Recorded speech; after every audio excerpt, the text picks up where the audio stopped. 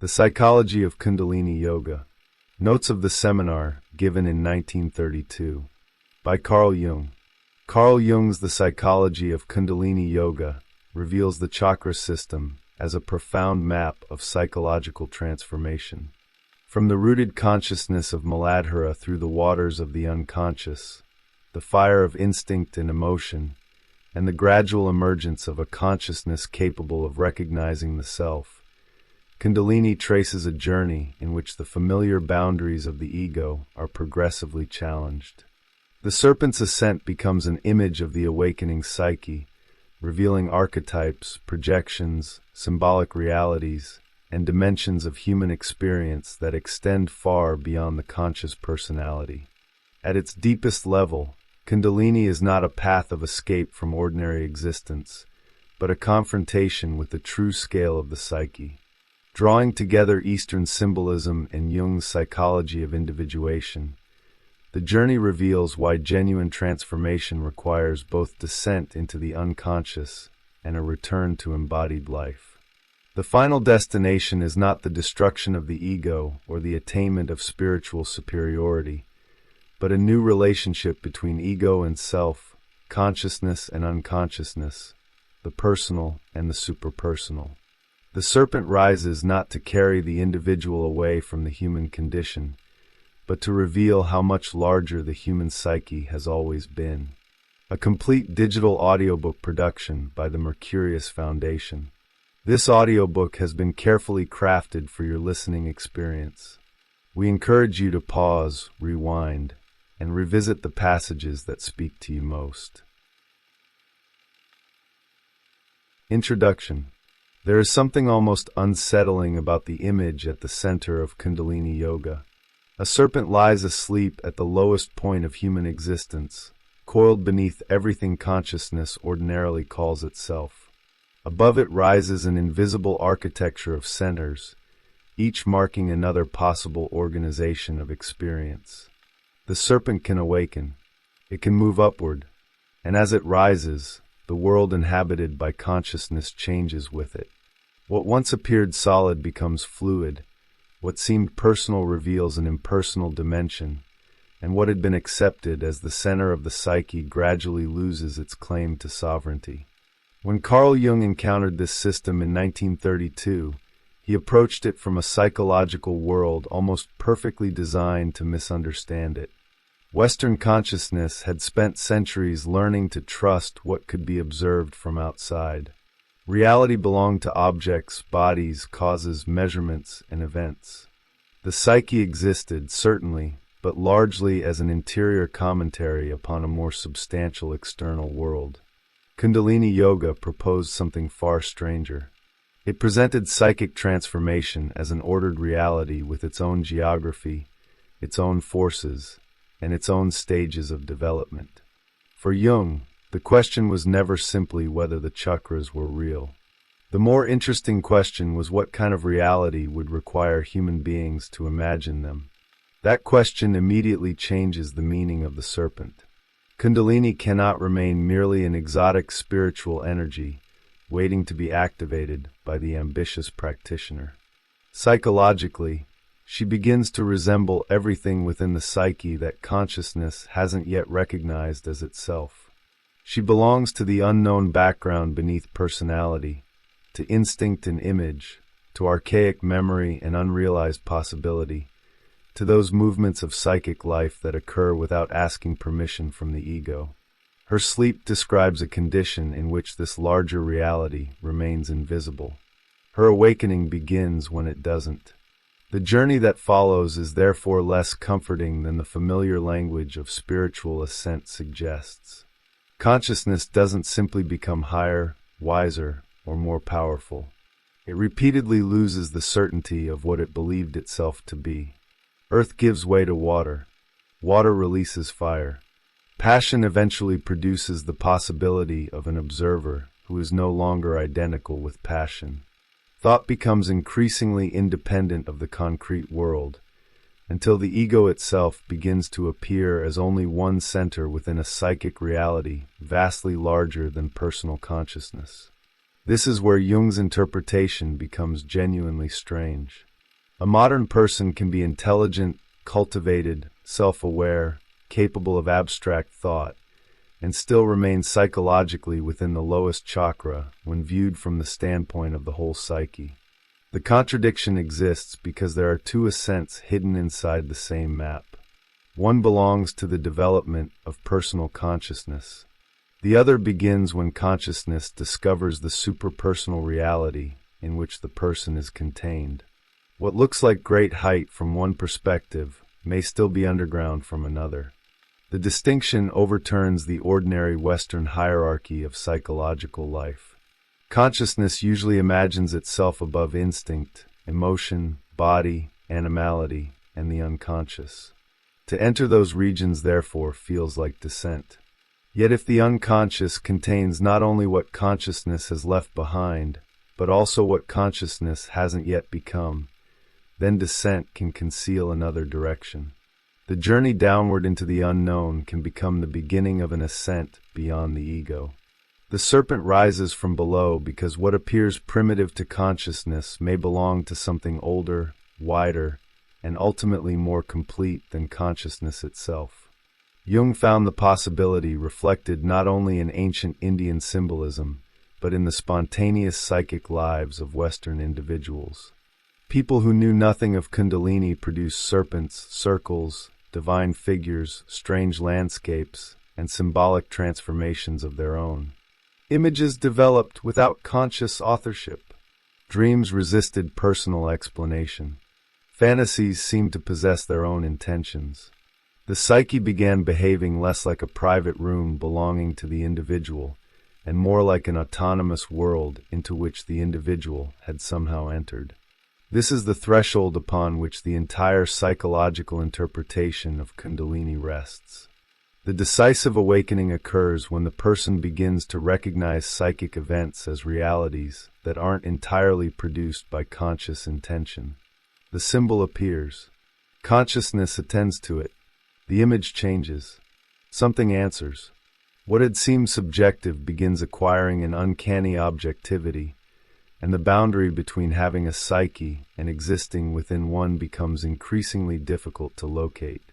The chakras can then be read as stages in a transformation far more radical than the acquisition of altered states.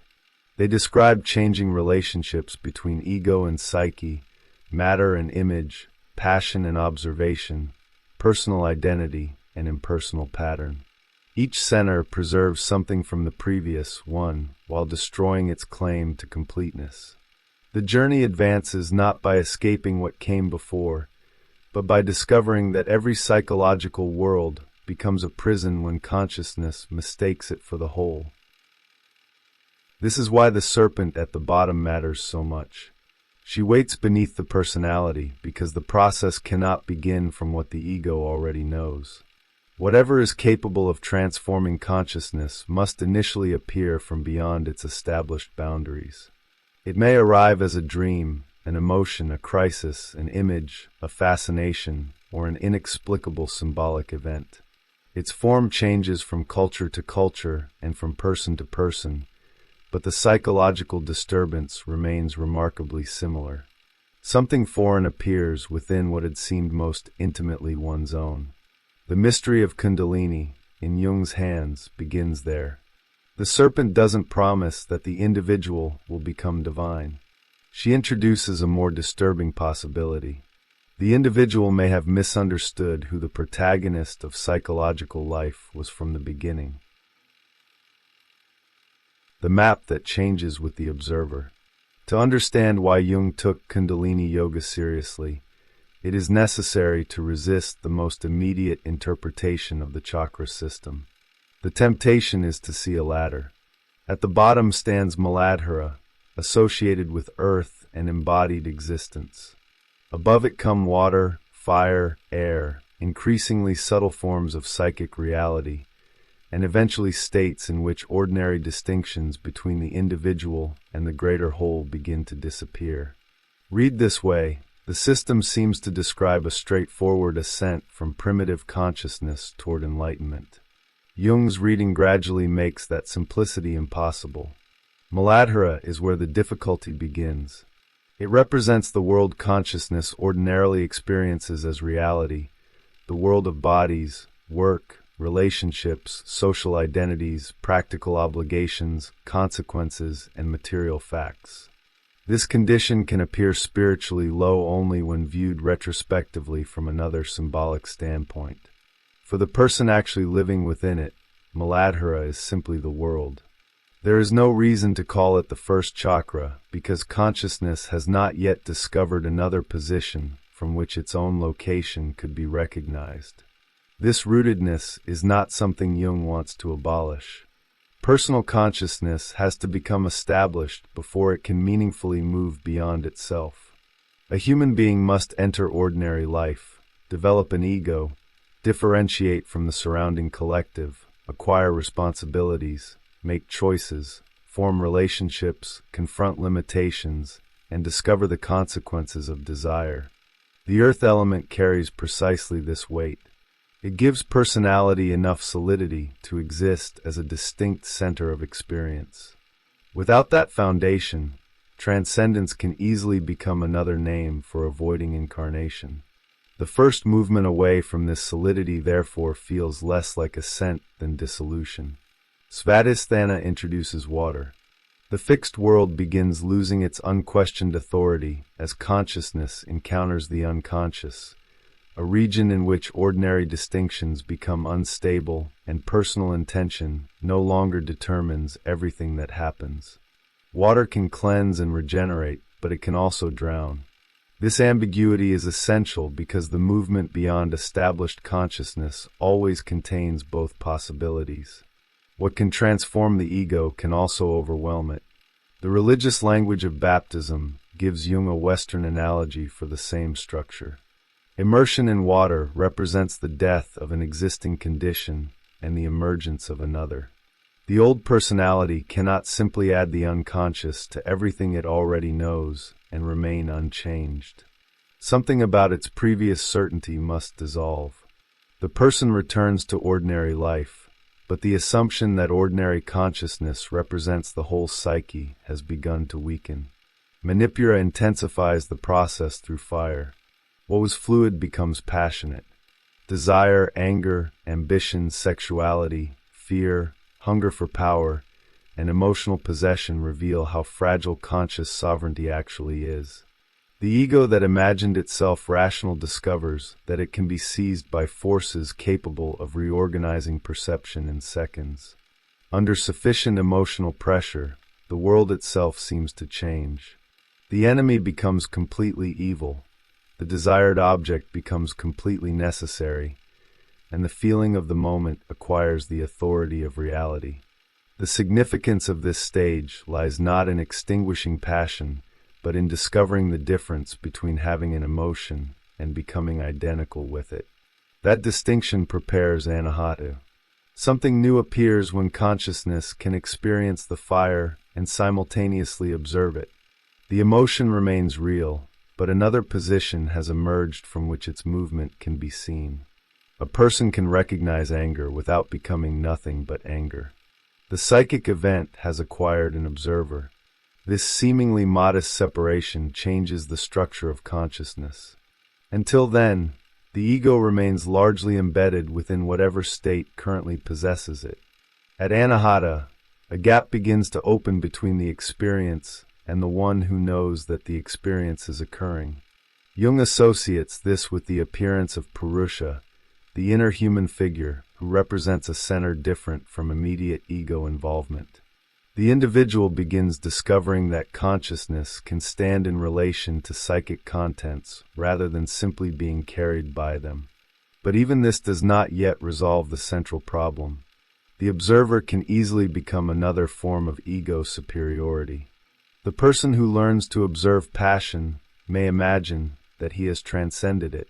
The intellect looks down upon instinct and congratulates itself for having risen above primitive life. Western consciousness is especially vulnerable to this interpretation because its historical development has repeatedly associated rational detachment with psychological height. Vishuddha begins destabilizing that hierarchy more radically. Here psychic reality starts demanding recognition independently of the material objects through which consciousness normally validates experience. An idea no longer matters only because it produces a visible consequence. An image doesn't become psychologically significant only after it causes measurable behavior. The psyche begins acquiring substance on its own terms. What cannot be touched may nevertheless be real enough to reorganize an entire life. For modern consciousness, this is a difficult threshold because the external world has acquired enormous epistemological authority. Matter seems objective while psychic experience seems subjective. A stone remains a stone regardless of opinion, while a dream appears to belong only to the dreamer. Yet Jung repeatedly encounters psychological events that complicate this division. A dream can change a decision. A fantasy can dominate decades of behavior.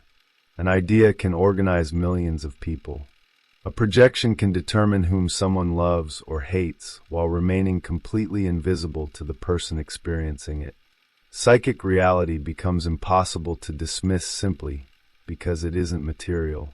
The invisible repeatedly demonstrates its reality through what it does. Ajna carries the transformation further because the distinction between the ego and the greater psychic center begins to lose the form it possessed at earlier stages. The symbolic architecture points toward a condition in which the non-ego is no longer merely encountered as an autonomous force standing opposite consciousness. The center itself has shifted. What appeared dormant at the beginning has become luminous, and the personality that once imagined itself as the container of psychic life begins appearing instead as something contained within it. Sahasrara pushes the map beyond the point Jung believes psychology can responsibly describe. Psychology requires distinctions. There must be some difference between observer and observed, ego and unconscious, experience and the consciousness capable of reflecting upon experience. When the symbolic system imagines a condition in which such oppositions disappear altogether, psychological language reaches its boundary. Jung can acknowledge the image without pretending that a Western psychological theory has therefore explained what it represents. This restraint matters because it reveals that the chakra sequence isn't being used to decorate analytical psychology with Eastern terminology. The symbols repeatedly force Jung's own concepts toward their limits. They provide images for psychological possibilities that cannot always be translated without remainder. The map remains larger than the interpretation. Yet another complication appears when Jung considers ordinary Western consciousness. If the chakras describe psychological stages, modern people seem obviously capable of functions associated with the higher centers. They think abstractly, produce philosophical systems, create art, formulate scientific theories, observe their own emotions, and organize experience through language.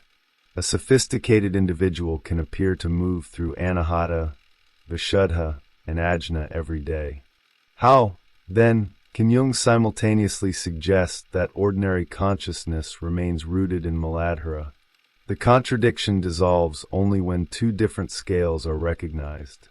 One concerns the development of the personal consciousness. The other concerns the position of that consciousness within the total psyche. A person may climb extraordinarily high within the personal scale, while remaining enclosed within a psychological world organized around the ego. The intellect can reach remarkable abstraction without the individual ever experiencing the psyche as a reality greater than personal consciousness. Jung captures the problem through the image of a building whose foundations descend through multiple levels. Someone can climb several stories and genuinely move upward while remaining beneath the surface of the earth. Personal development is real, but its scale can be mistaken for the whole. Personal ajna can still exist within what, from the larger perspective, remains Muladhara. This distinction introduces the contrast between the personal and superpersonal perspectives that becomes essential to Jung's reading. The first begins from the individual and asks how far consciousness can develop. The second begins from the totality and asks where the individual exists within a process vastly larger than personal life. The same chakra looks different depending upon which perspective is being used. Western consciousness naturally favors the first. It begins with the individual subject and moves outward toward general principles. Its extraordinary achievement has been differentiation. The ego separates itself from nature, collective identity, inherited authority, instinct, and eventually even its own immediate emotional states. The result is a consciousness capable of extraordinary independence. The cost of that independence is that everything outside the conscious standpoint begins to appear secondary. Instinct becomes lower. Animality becomes primitive. The unconscious becomes something beneath. Development is imagined as movement away from those regions and toward increasing conscious mastery. The superpersonal perspective reverses the direction. What appears beneath the ego may belong to something larger than the ego. The unconscious contains archaic material, but it also contains possibilities consciousness hasn't yet realized. Entering it can therefore look like regression, while simultaneously opening a wider psychic world. The movement downward from the standpoint of ego consciousness may be upward from the standpoint of the total psyche. Kundalini embodies this paradox perfectly. She appears as a serpent, an animal form associated with earth, instinct, danger, and everything civilized consciousness tends to place below itself. Yet this supposedly lower figure carries the entire transformative potential of the system. The highest possibility is concealed in the form that rational consciousness would be most inclined to call primitive. Her awakening, therefore, cannot simply mean that the ego activates a spiritual resource it secretly possesses. Jung gradually interprets her as belonging to the non-ego, to the larger psychic totality from which conscious personality has differentiated itself. The process becomes less about acquiring power than encountering an autonomous movement whose source cannot be reduced to conscious intention. This is where the ancient map begins converging with Jung's clinical experience. Patients produce images they didn't consciously design. Dreams introduce figures whose meanings exceed personal association. Fantasies continue according to their own logic. Mandala-like structures appear in people unfamiliar with the traditions that historically developed them. The unconscious begins behaving as though it contains patterns independent of the individual ego. The decisive shift is therefore not from one chakra to another. It is from one conception of the psyche to another. The person begins by assuming that psychological life belongs to him. Gradually, the evidence points toward a stranger possibility.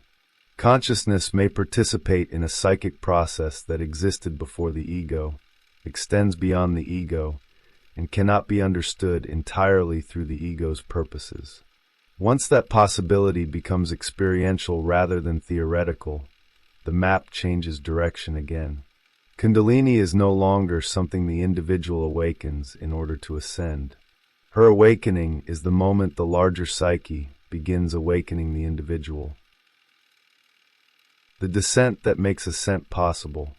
The paradox becomes sharper once Kundalini begins to move, because the first genuine expansion of consciousness doesn't resemble elevation at all. It resembles a loss of ground. Muladhara had provided the certainty that the ordinary world was simply reality. The individual knew where things belonged because the boundaries separating inner and outer, self and other, intention and event seemed sufficiently stable. The awakening of the unconscious disturbs precisely this arrangement. What had been experienced as a solid world begins revealing the invisible psychological forces through which that world was being perceived. This is why the movement into Svadhisthana is represented by water. Earth supports differentiation. Water weakens it. The individual entering the unconscious encounters memories, fantasies, projections, desires, fears, and symbolic images that don't respect the categories through which conscious identity has organized itself. The experience can feel regressive because consciousness loses some of the autonomy it had fought to establish. Yet the loss of certainty is also the condition through which another order of psychic reality becomes visible. The danger is obvious. Dissolution can become actual dissolution. There is nothing inherently transformative about being overwhelmed by unconscious material. The person who loses the capacity to distinguish fantasy from external fact has not necessarily entered a higher form of consciousness. This is why Jung never treats the weakening of the ego as an achievement in itself. The ego has to be sufficiently differentiated to enter the unconscious and return from it with something that can be integrated. The structure resembles initiation because initiation always places an established identity in danger. Something enters a threshold, undergoes symbolic death, and emerges reorganized. The Christian image of baptism carries the same logic. The old human being enters the water and another is born. The continuity of the body conceals a discontinuity of psychological position. The individual returns to the same world, but the world can no longer be experienced with exactly the same innocence. Manipura reveals what the water releases. The unconscious isn't a quiet repository waiting to be observed. It contains effect, and effect possesses heat. Anger changes perception. Desire reorganizes value. Fear narrows reality. Sexual attraction invests an object with significance that seems to come from the object itself. Ambition can transform an ordinary obstacle into an existential enemy. Consciousness discovers that its supposedly objective world is continuously being colored by forces it does not fully command. This is where projection becomes unavoidable. The individual initially experiences psychic qualities as though they belonged entirely to the people and situations that provoke them. The hated person appears to contain all the hatred. The desired person seems to possess the irresistible quality consciousness experiences in their presence. The world becomes populated by psychological contents whose origin remains invisible because consciousness encounters them outside itself. The fire of Manipura therefore exposes an uncomfortable truth. The ego doesn't merely observe reality. It participates in constructing the reality it experiences. This doesn't mean that the external world is imaginary. It means that the psychological world, through which external reality acquires emotional meaning, is never produced by the object alone.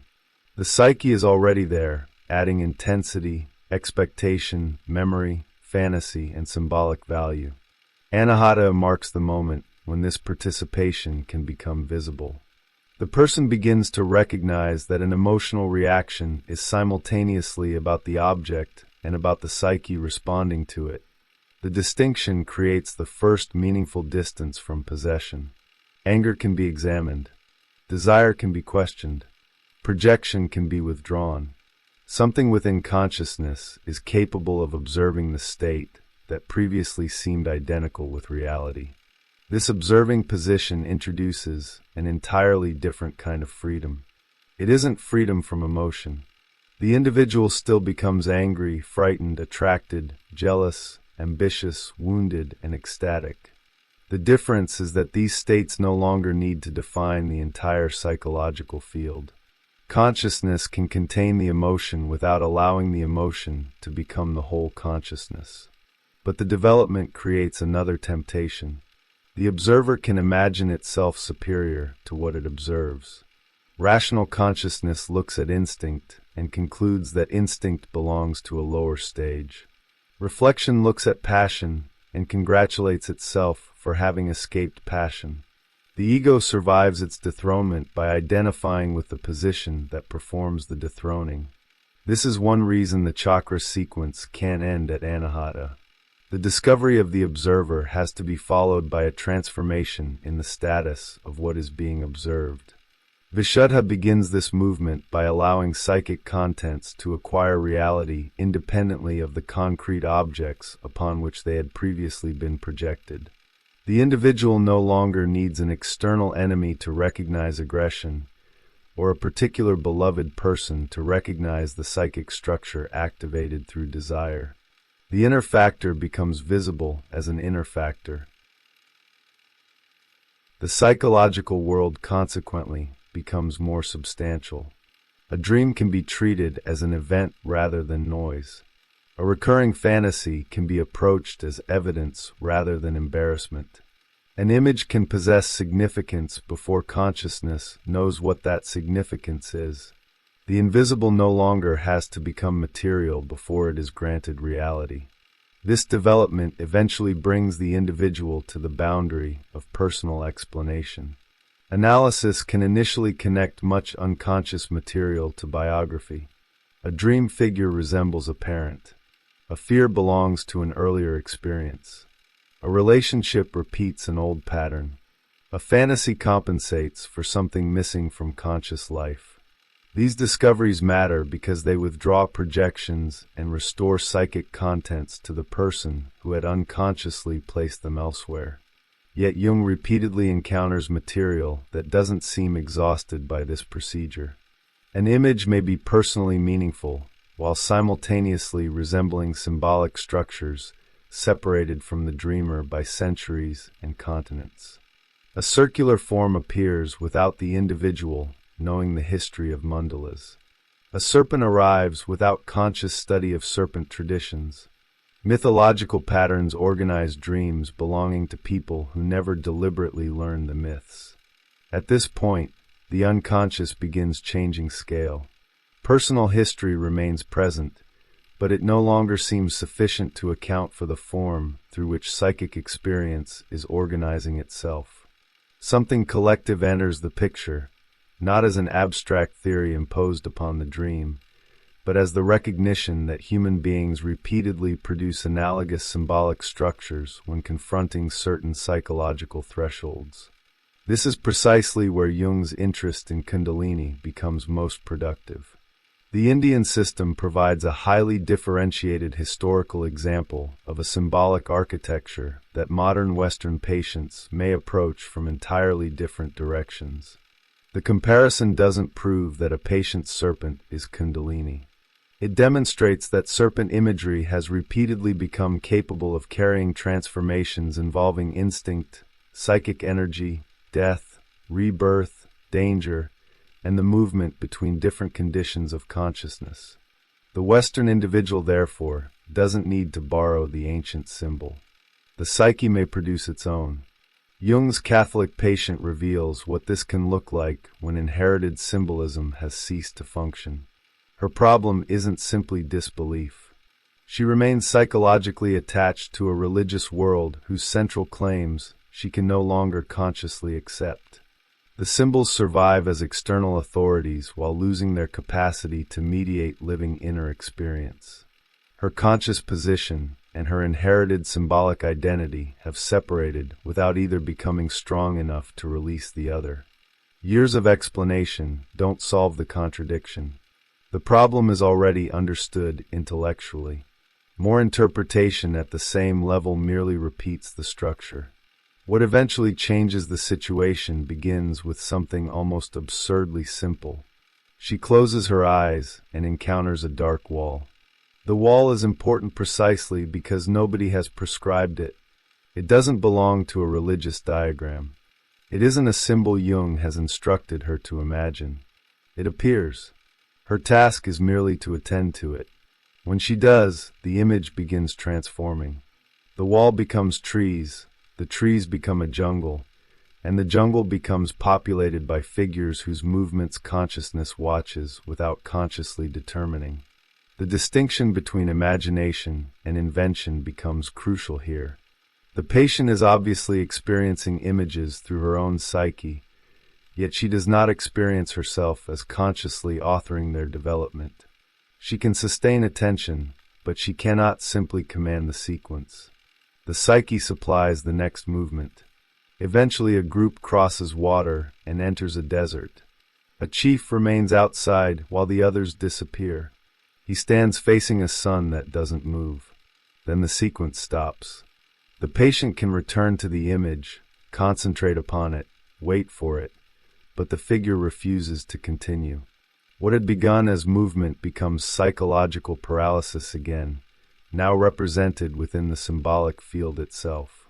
The scene acquires its force because it recreates the structure of her conscious problem without merely illustrating it. Something has traveled away from the familiar world and reached a barren place where movement becomes impossible. The image contains the impasse while also making the impasse visible. Consciousness can now stand before something that had previously existed only as an invisible condition. This is one of the remarkable functions of symbolic experience. The psyche can turn a structure into an image. Once represented, the problem becomes an object of relationship. The individual doesn't immediately solve it, but the condition that had unconsciously organized life can now be encountered. For a long time, nothing changes. That waiting matters because it prevents conscious will from appropriating the process. The ego cannot demand revelation according to schedule. The image develops when the psychological conditions that sustain it begin to change. Eventually, moisture enters the desert. The atmosphere shifts. The motionless figure disappears, and a white feathered serpent emerges. The resemblance to mythological serpent imagery becomes impossible for Jung to ignore, but the psychological order remains essential. The patient doesn't see a serpent because she has been taught that serpents symbolize transformation. The symbol appears first. Historical comparison comes afterward. The ancient material becomes a way of discovering how much meaning an apparently private image may contain.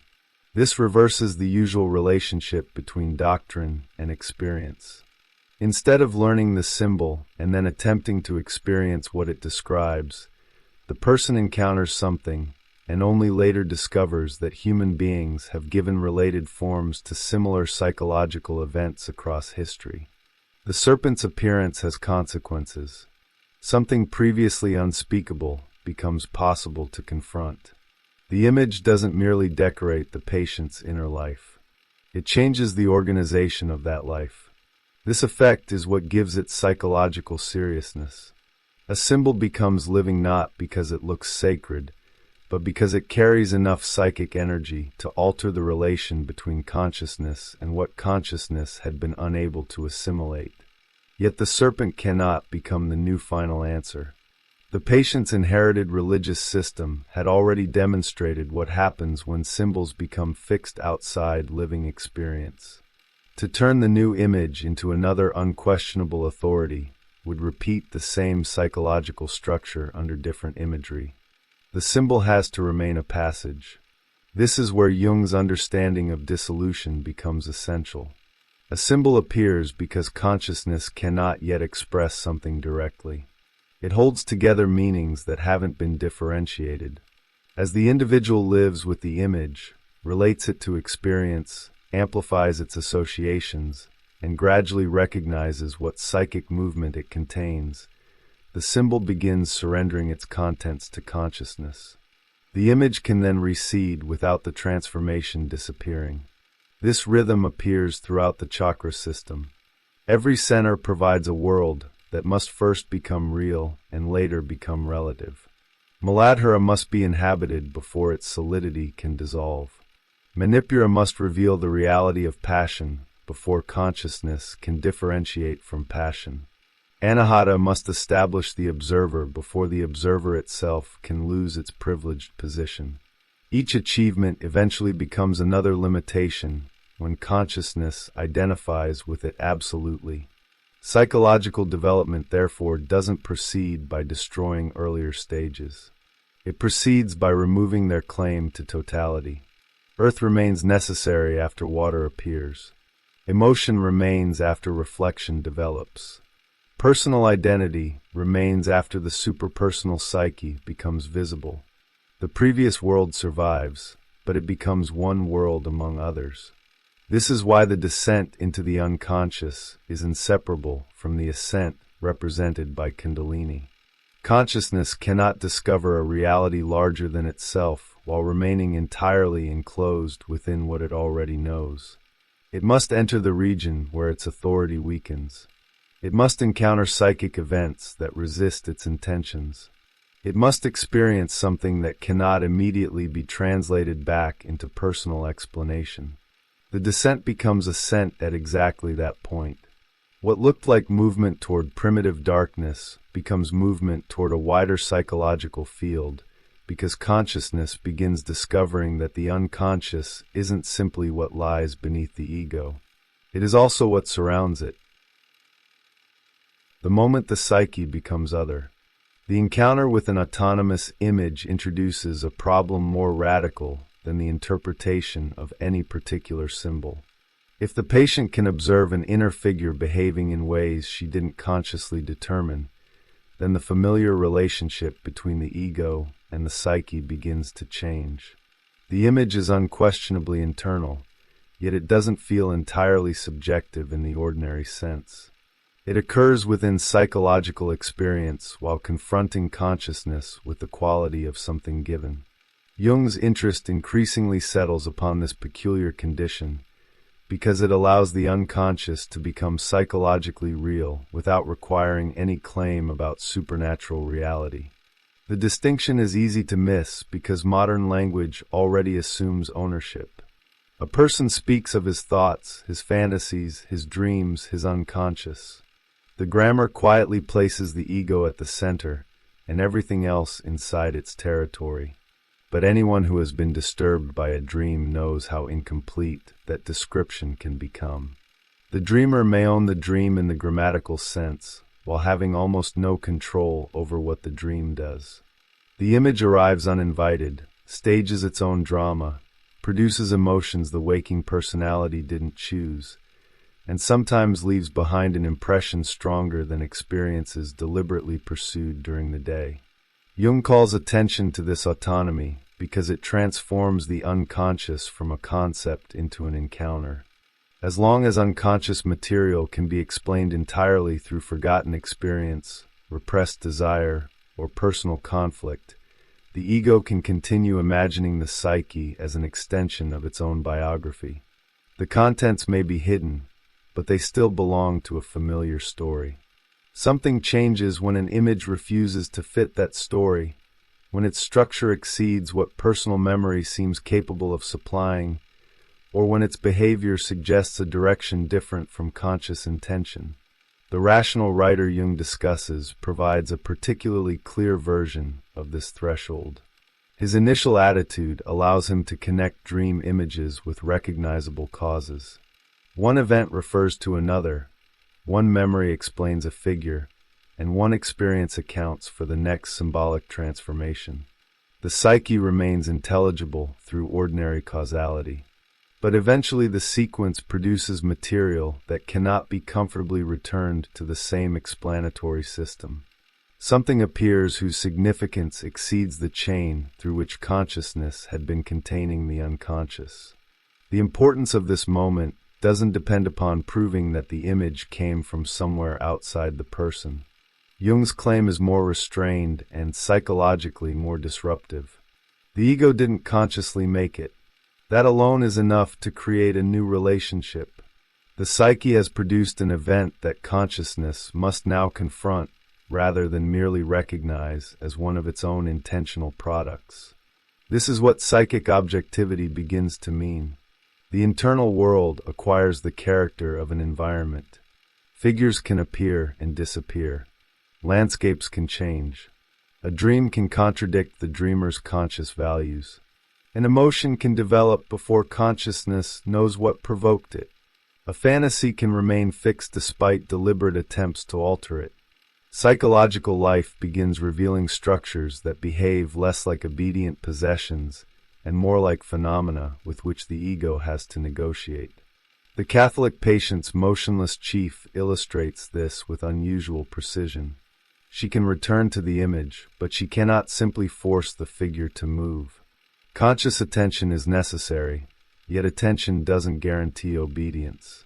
The situation remains suspended until the symbolic field changes according to a rhythm that seems to belong to the process itself. The eventual appearance of the feathered serpent, therefore, carries a very different significance from a deliberately selected visualization. Its value lies partly in the fact that consciousness had to wait for it. That waiting introduces humility into the psychological relationship. The ego can observe, question, remember, compare, and attempt to understand. It cannot decide in advance what the unconscious must reveal. The difference is profound because it replaces mastery with dialogue. Consciousness no longer stands over psychic material as the unquestioned authority interpreting passive contents. It becomes one participant in an exchange whose other side remains partly unknown. This is where Jung's psychological comparison with meditation becomes especially precise. Concentration can create the conditions under which an image develops, but the purpose isn't to manufacture a predetermined result. Attention functions more like sustained contact. The image is held long enough for its internal possibilities to unfold. Consciousness contributes continuity, while the unconscious contributes what consciousness couldn't consciously foresee. The method contains an obvious risk. Once an inner figure begins behaving autonomously, it can acquire extraordinary authority. The very experience that frees consciousness from the assumption that the ego controls everything can swing toward the opposite extreme, where the ego submits completely to whatever emerges. A dream becomes an order. An image becomes revelation. A powerful emotional intuition becomes destiny. Psychic objectivity turns into psychic possession. Jung's response is not to retreat into rational dismissal. The autonomous image must be taken seriously precisely because dismissing it would restore the old monopoly of consciousness. But seriousness doesn't require obedience. The image can possess psychological reality without possessing absolute authority. The ego has to develop enough discrimination to remain in relationship with the unconscious, rather than becoming either its dictator or its servant. Ancient initiatory traditions had cultural structures for managing this danger. Within ritual, an individual could temporarily enter an identity larger than ordinary personality. He could embody a divine figure, participate in a sacred drama, become associated with an animal or ancestral power, and experience a temporary transformation of personal identity. Yet the ritual itself established a boundary. The ceremony began, the identification acquired meaning within a shared symbolic structure, and eventually the ceremony ended.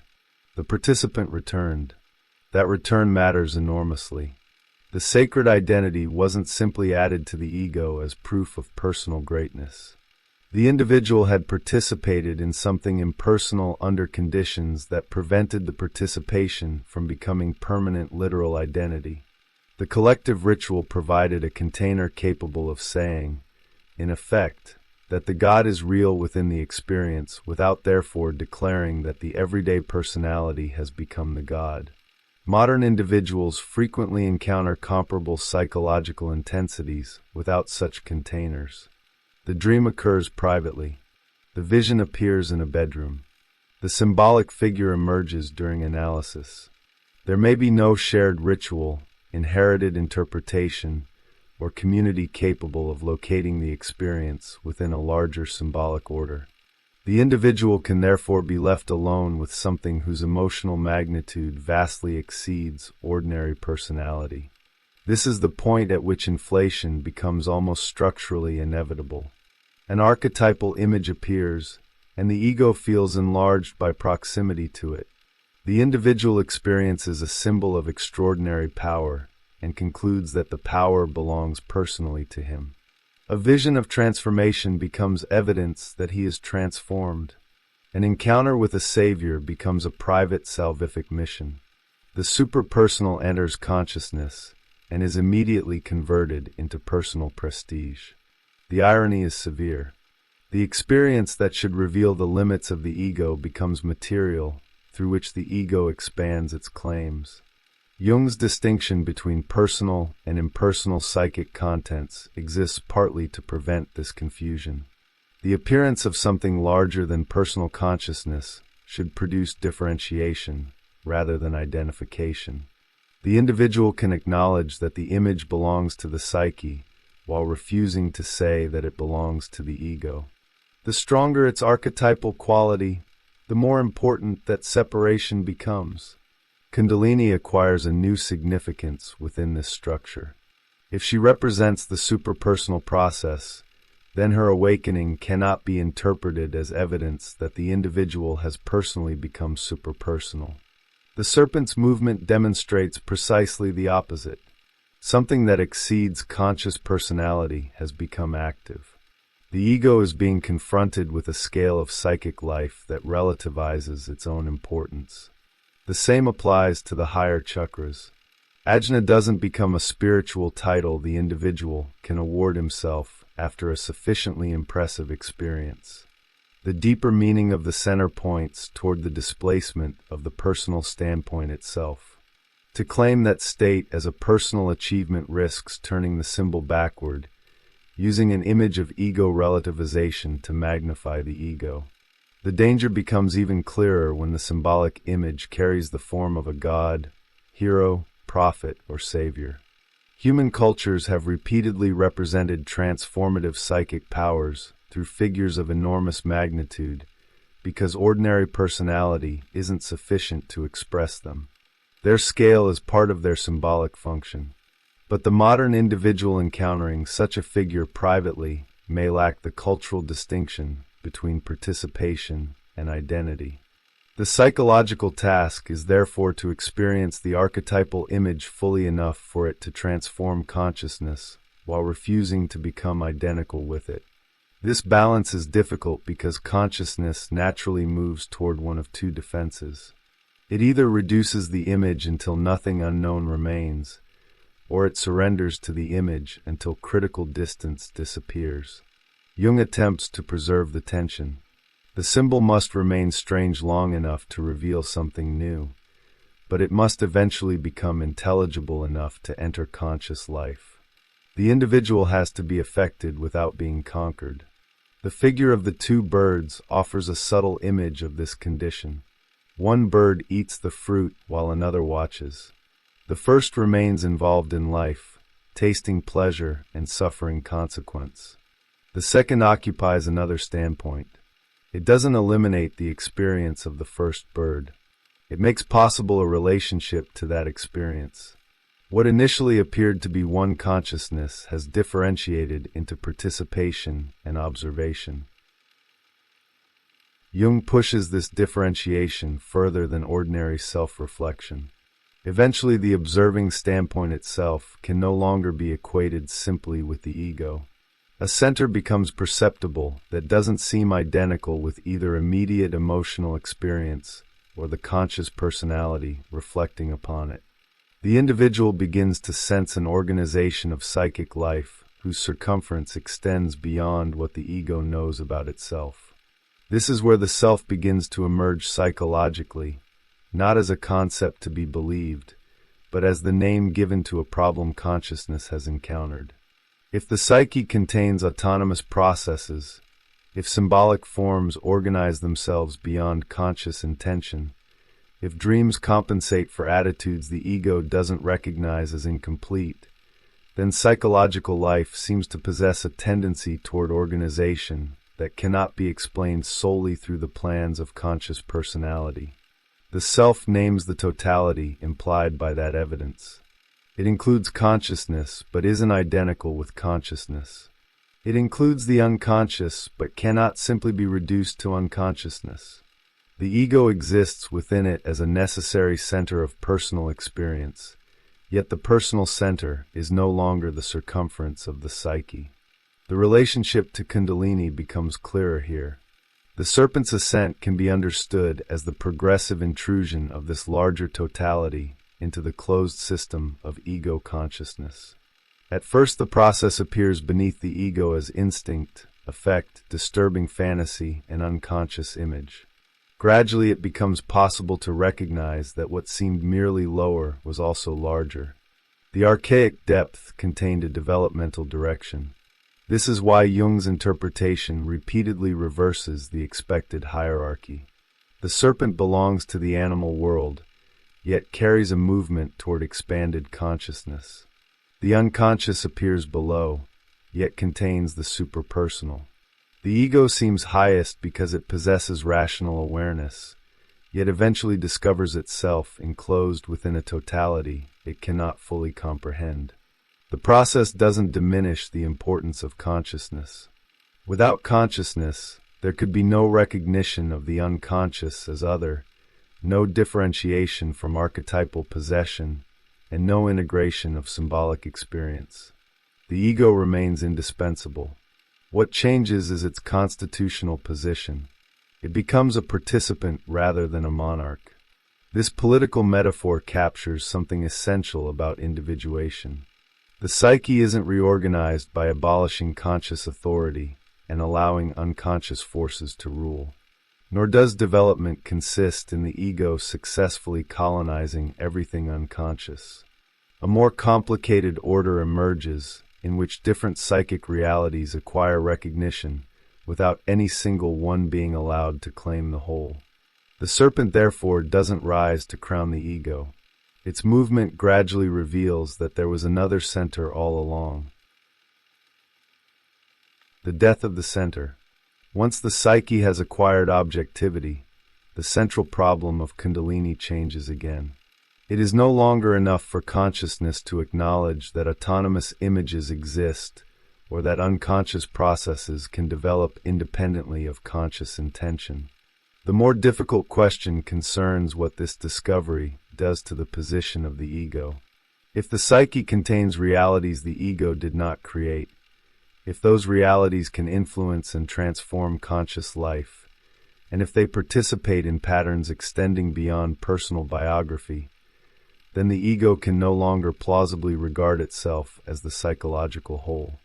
This is where Jung's interpretation of Kundalini begins converging with individuation.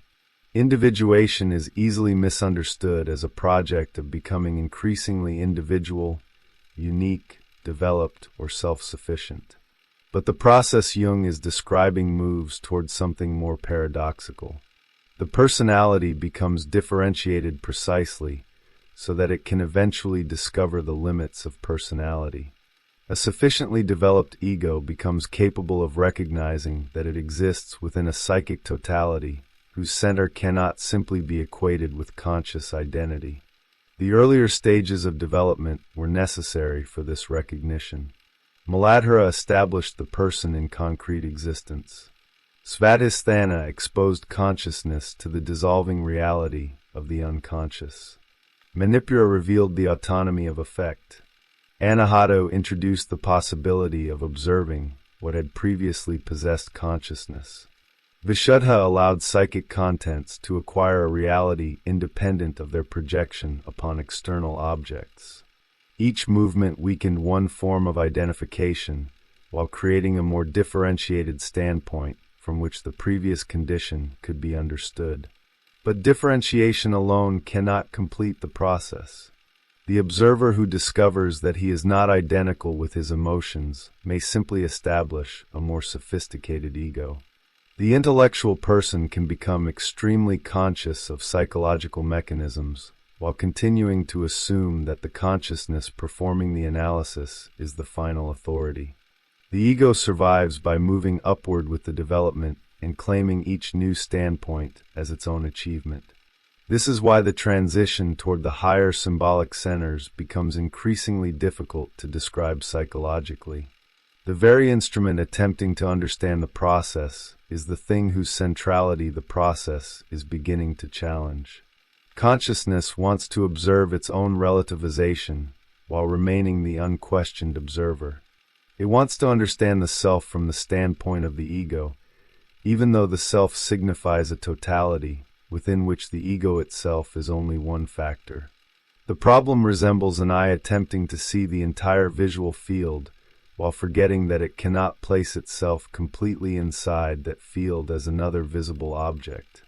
The ego can examine its thoughts, emotions, memories, fantasies, projections, and behaviors. It can even develop concepts about the unconscious. But the total psyche cannot become completely contained within conscious observation because the consciousness doing the observing belongs to the totality it is attempting to comprehend. The self therefore appears symbolically before it can ever become conceptually exhausted. Mandalas, divine figures, circles, quaternities, sacred centers, and other images of totality emerge because consciousness requires a symbolic representation for something whose full reality exceeds its standpoint. The symbol doesn't provide a photograph of the self. It expresses the experience of a psychic order larger than the ego. This is one reason Jung becomes so interested in spontaneous mandala imagery. The appearance of an organized center within unconscious material can indicate that psychic life is attempting to establish an order not identical with conscious intention. The individual may experience fragmentation, conflict, or disorientation, while the unconscious produces images structured around a center.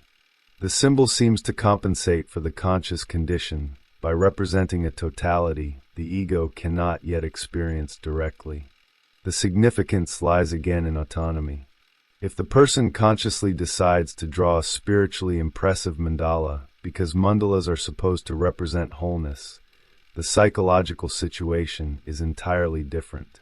Jung's strongest evidence comes when such structures appear spontaneously, particularly when the individual lacks sufficient historical knowledge to have deliberately reproduced them.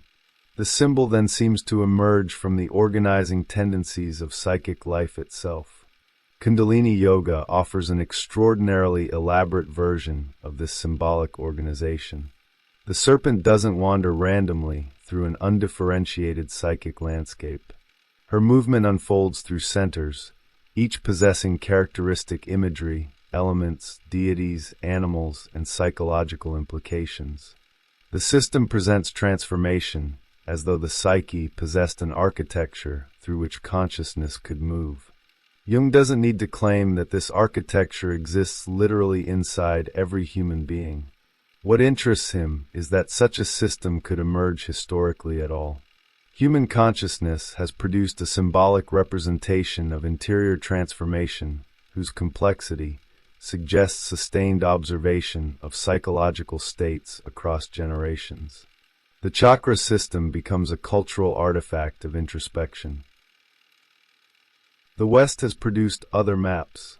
Christian mysticism, alchemy, Gnosticism, mystery traditions, and mythology all contain symbolic sequences involving death, purification, transformation, conjunction, rebirth, and encounters with divine or demonic figures. Their languages differ dramatically, but Jung repeatedly finds structures that can be compared without being declared identical. The comparative method becomes necessary because no single symbol can exhaust the psychic reality toward which these systems point. If the self could be adequately defined by one image, that image would cease to function symbolically and become a sign.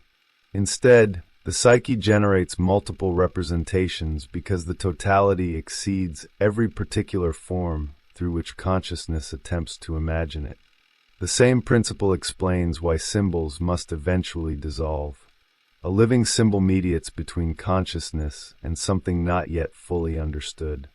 But if consciousness becomes attached to the form, the mediator becomes an obstacle. The serpent that once opened psychic development can become another idol. The mandala that represented an emerging center can become a badge of spiritual identity. The language of chakras can become another hierarchy through which the ego measures its supposed advancement. Jung's use of Leia therefore carries a profound psychological implication. Dissolution isn't merely the destruction of an image. It is the release of consciousness from identification with the symbolic form after the form has communicated what it was capable of carrying. The symbol has to become transparent enough that psychological movement can continue through it. This is also why the religious symbol can die culturally, while the psychological process it once represented continues. A civilization may lose belief in a particular divine image without eliminating the psychic realities that produced such imagery. The old symbol becomes opaque.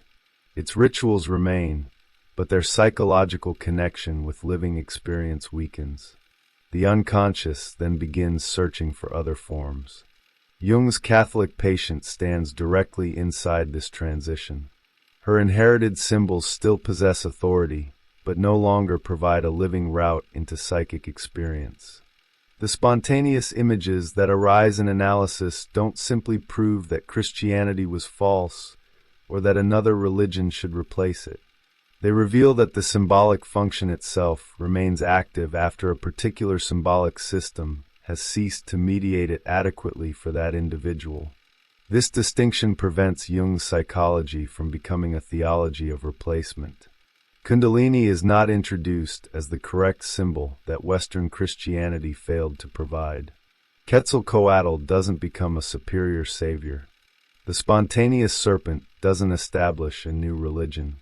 Each image is psychologically valuable to the extent that it carries an actual transformation occurring between consciousness and the unconscious. The transformation eventually reaches the ego itself. Earlier symbolic work allowed consciousness to withdraw projections from external objects. Now a more subtle projection has to be withdrawn. The assumption that the ego's standpoint represents the center of psychic reality. The person discovers that the sense of being the author of psychological life was itself partly an illusion produced by the limited field of consciousness. This discovery can initially feel like diminishment. The ego loses the fantasy of sovereignty. Thoughts arise without permission. Emotions possess their own histories. Dreams compensate conscious attitudes. Archetypal patterns organize experiences the individual believed were entirely personal. Psychological development begins looking less like self-construction and more like participation in a process already underway. Yet this relativization doesn't make the individual passive. On the contrary, responsibility becomes more complex. If the ego isn't the whole psyche, it cannot simply dictate what the psyche should become. But neither can it surrender responsibility to the unconscious. Consciousness remains responsible for how it responds to what emerges. A dream may reveal aggression, but it doesn't command the individual to act aggressively. A symbolic figure may carry enormous authority, but its appearance doesn't suspend ethical judgment. An archetypal experience may feel destined, but feeling destined doesn't remove the consequences of conscious decisions. Relationship with the unconscious requires more responsibility, not less, because the individual must mediate between multiple psychological realities without collapsing into any one of them. This distinguishes individuation from surrender. The ego is relativized but not destroyed. Its task changes. Instead of ruling the psyche, it becomes capable of negotiating with what it doesn't control. Instead of claiming symbolic power, it attempts to understand its meaning. Instead of interpreting every unconscious movement as a threat to identity, it becomes capable of allowing identity itself to change. The ancient language of death and rebirth becomes appropriate because such changes cannot be experienced merely as additions. An identity organized around one center cannot simply absorb the discovery of another center while remaining structurally identical. Something has to die, though the biological individual continues. What dies is a psychological claim. The person can remain the same person socially, carry the same name, inhabit the same body, maintain many of the same relationships, and still undergo a profound displacement in the organization of identity. The ego remains necessary, but it is no longer metaphysically alone. Conscious life continues, but consciousness knows itself to be surrounded by something it cannot fully illuminate. This is where the symbolism of initiation returns. Baptism, descent into the underworld, dismemberment, sacrifice, death, resurrection, and rebirth repeatedly appear in religious traditions because transformation involves discontinuity. The old standpoint cannot fully understand the new one from inside itself. The threshold has to be crossed before the previous condition becomes visible as a previous condition. Kundalini expresses the same problem through ascent. Every chakra establishes a standpoint from which the world is organized differently. The individual doesn't simply collect the properties of each center. The relationship between consciousness and reality changes. What appeared unquestionably real at one level becomes symbolic from another. The most radical transformation, therefore, concerns not what consciousness sees, but the position from which seeing occurs. At first, the ego observes objects. Later, it observes emotions. Eventually, it observes its own projections and psychological mechanisms. But individuation pushes the movement further until the ego itself becomes something that can be seen from the standpoint of a larger psychic organization. At that point, the familiar subject has become partly object. The center that spent a lifetime looking outward discovers that it, too, is being observed from within the psyche. And the ascent of Kundalini becomes inseparable from the death of the illusion that there was ever only one center.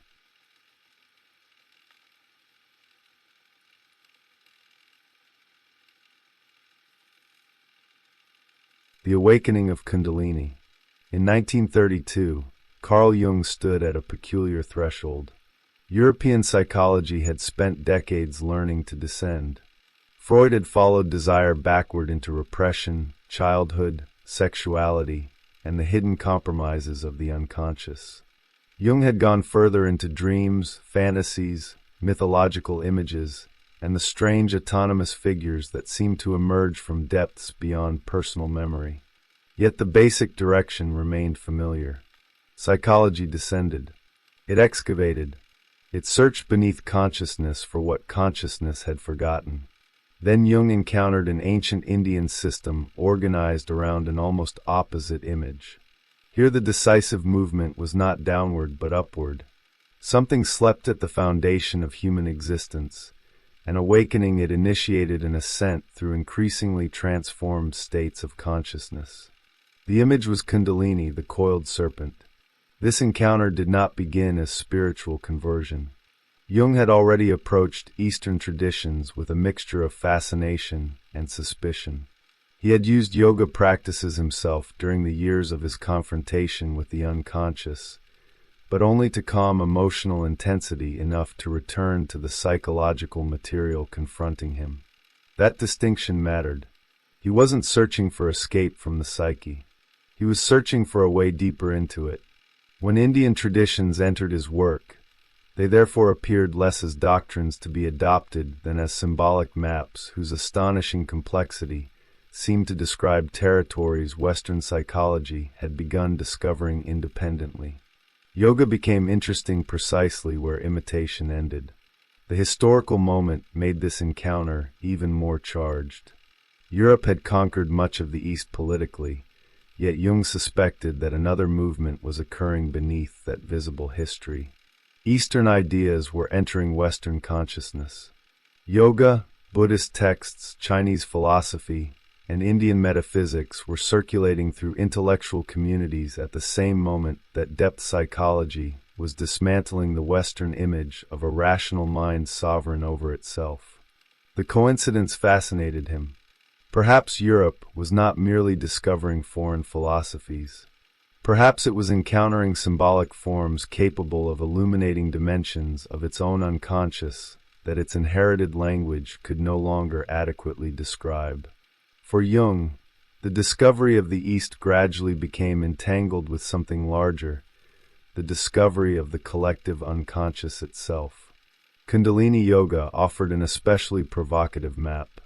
Its chakras represented different centers of consciousness arranged through a subtle body, while Kundalini remained dormant at the lowest center until awakened.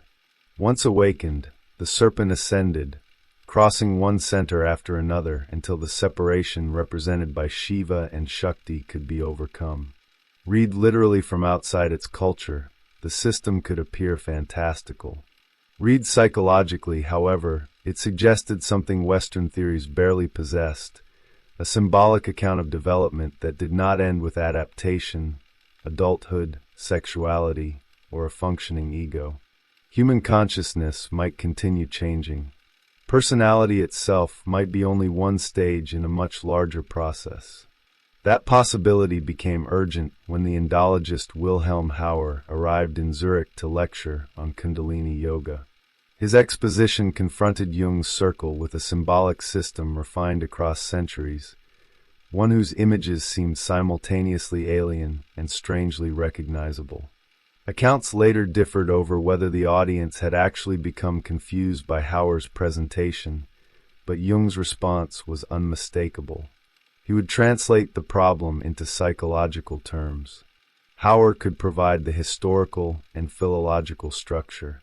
Jung would ask what these images meant when approached through experiences already appearing in dreams, fantasies, mandalas, neuroses, and the process he understood as individuation. When Jung opened his seminar on October 12th, he therefore wasn't beginning an abstract lecture about an exotic religion. His previous seminars had already followed spontaneous visions toward mandala imagery remarkably close to tantric symbolism.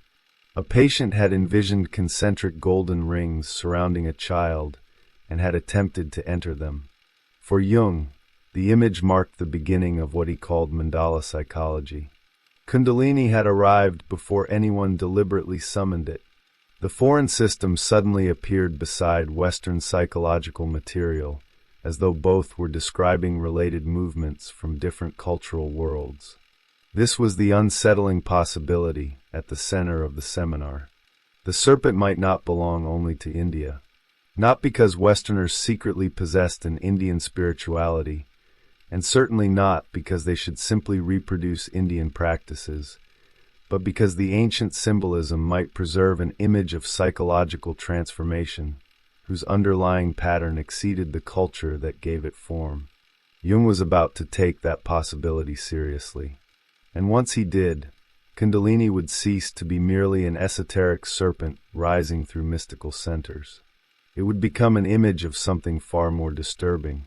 The moment when consciousness discovers that the ego is not the final form of the human being. The hidden architecture of consciousness. To understand why Kundalini Yoga became so important to Jung, it is necessary to understand what he believed Western psychology was missing. Psychology had become remarkably sophisticated in describing how a personality was formed, injured, defended, and divided. It could trace symptoms backward into forgotten experiences. It could expose the disguises of desire and reveal the conflicts concealed beneath apparently rational behavior. Yet its image of development remained strangely narrow. The individual could become better adapted, more conscious of childhood determinants, perhaps less dominated by neurosis, but psychology possessed comparatively little language for describing what might happen when development continued beyond the establishment of the ordinary personality. Kundalini Yoga confronted Jung with precisely such a language. It presented consciousness not as a finished structure, but as something capable of passing through qualitatively different states. This is where the chakra system became psychologically provocative. The chakras were not simply anatomical locations arranged along the spine. The tradition itself did not require them to correspond to organs in the modern physiological sense. They belonged to what could be described as a subtle body, an imagined architecture through which different dimensions of existence could be organized and contemplated. Each center accumulated layers of symbolic meaning. Elements, deities, animals, sounds, masculine and feminine principles, cosmic structures, and states of consciousness converged within them. The human body became a microcosm. What appeared externally as a universe populated by gods, forces, landscapes, and opposing powers could also be represented internally as an ordered field of transformation. For Jung, this immediately opened a psychological possibility. The chakras could be approached as representations of different conditions of consciousness. They could describe how the same human being inhabits reality differently, depending on the psychological level from which life is experienced. A person dominated by instinct, necessity, possession, sexuality, power, emotion, imagination, or abstraction doesn't merely possess different thoughts. The world itself appears different from each position. Certain things become overwhelmingly real, while others almost disappear. What changes is not simply content within consciousness. The structure through which experience becomes meaningful changes with it. Kundalini introduced movement into this architecture. At the lowest center, the serpent sleeps. Its dormant condition implies that transformation cannot simply be commanded by the conscious personality. Something must awaken that was already present before the ego recognized it. This distinction became essential to Jung's interpretation because it mirrored his broader experience of the unconscious. Psychological development rarely begins because the ego calmly decides to become more complete. More often, something disturbs the existing arrangement. A dream becomes impossible to forget. A fascination appears without explanation. A symptom persists despite every attempt to eliminate it. A relationship activates emotions disproportionate to the situation. A previously successful identity begins to feel strangely lifeless. What appears at first as disruption may contain the pressure of another psychological possibility. Jung had encountered precisely this ambiguity in clinical work. Experiences that conventional psychiatry could classify merely as symptoms sometimes seem to contain an internal symbolic organization.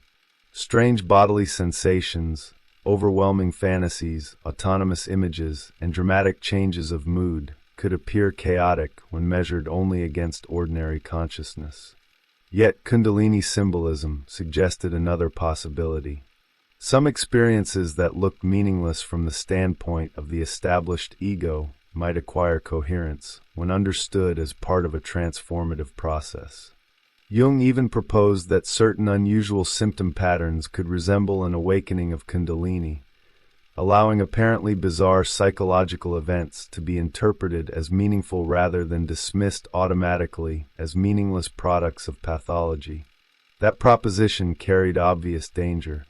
It could romanticize disturbance, confuse symbolic interpretation with diagnosis, or encourage Western observers to impose an Indian framework upon experiences produced within entirely different cultural conditions. Jung's position was more cautious than later popular appropriations of his work sometimes suggest. He repeatedly resisted the idea that Europeans should simply become practitioners of Eastern systems. The symbolic forms fascinated him precisely because he believed the underlying psychological processes might be universal, while the methods developed around them remained culturally specific. What India had systematized over centuries could not simply be transplanted into a European psyche without distortion. The image could travel more easily than the discipline that had produced it. This tension shaped the entire seminar. Jung was neither presenting himself as a teacher of Kundalini Yoga nor attempting to reproduce an Indian understanding of it. That task belonged more properly to scholars such as Hauer, whose knowledge of Sanskrit and Indian traditions gave him access Jung did not possess. Their collaboration depended upon this difference. Hauer could reconstruct the historical, philosophical, and linguistic system. Jung could ask another question. What happens when these symbols are placed beside the spontaneous products of Western unconscious life? What becomes visible when a chakra is treated not primarily as metaphysical doctrine, but as an image capable of describing psychological experience? The distinction matters because Jung knew that the material reaching him had already passed through several layers of interpretation. The tantric texts had been translated and commented upon by Sir John Woodroffe, whose work had helped introduce Kundalini traditions to Western readers. Hauer then interpreted the system through his own scholarly and religious concerns. Jung received it through both of them and transformed it again through analytical psychology. The Kundalini discussed in Zurich was therefore never an untouched artifact transported intact from India. It was already moving between languages, disciplines, historical assumptions, and radically different conceptions of the human being. Yet Jung considered that instability productive rather than fatal.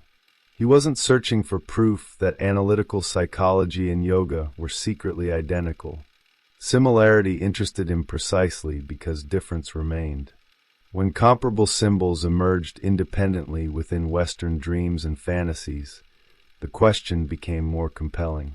The Indian system could function as comparative material, not because Western experience should be forced into its categories, but because the resemblance suggested that human beings separated by culture and history might nevertheless encounter recurring symbolic structures when consciousness turns toward its own depths.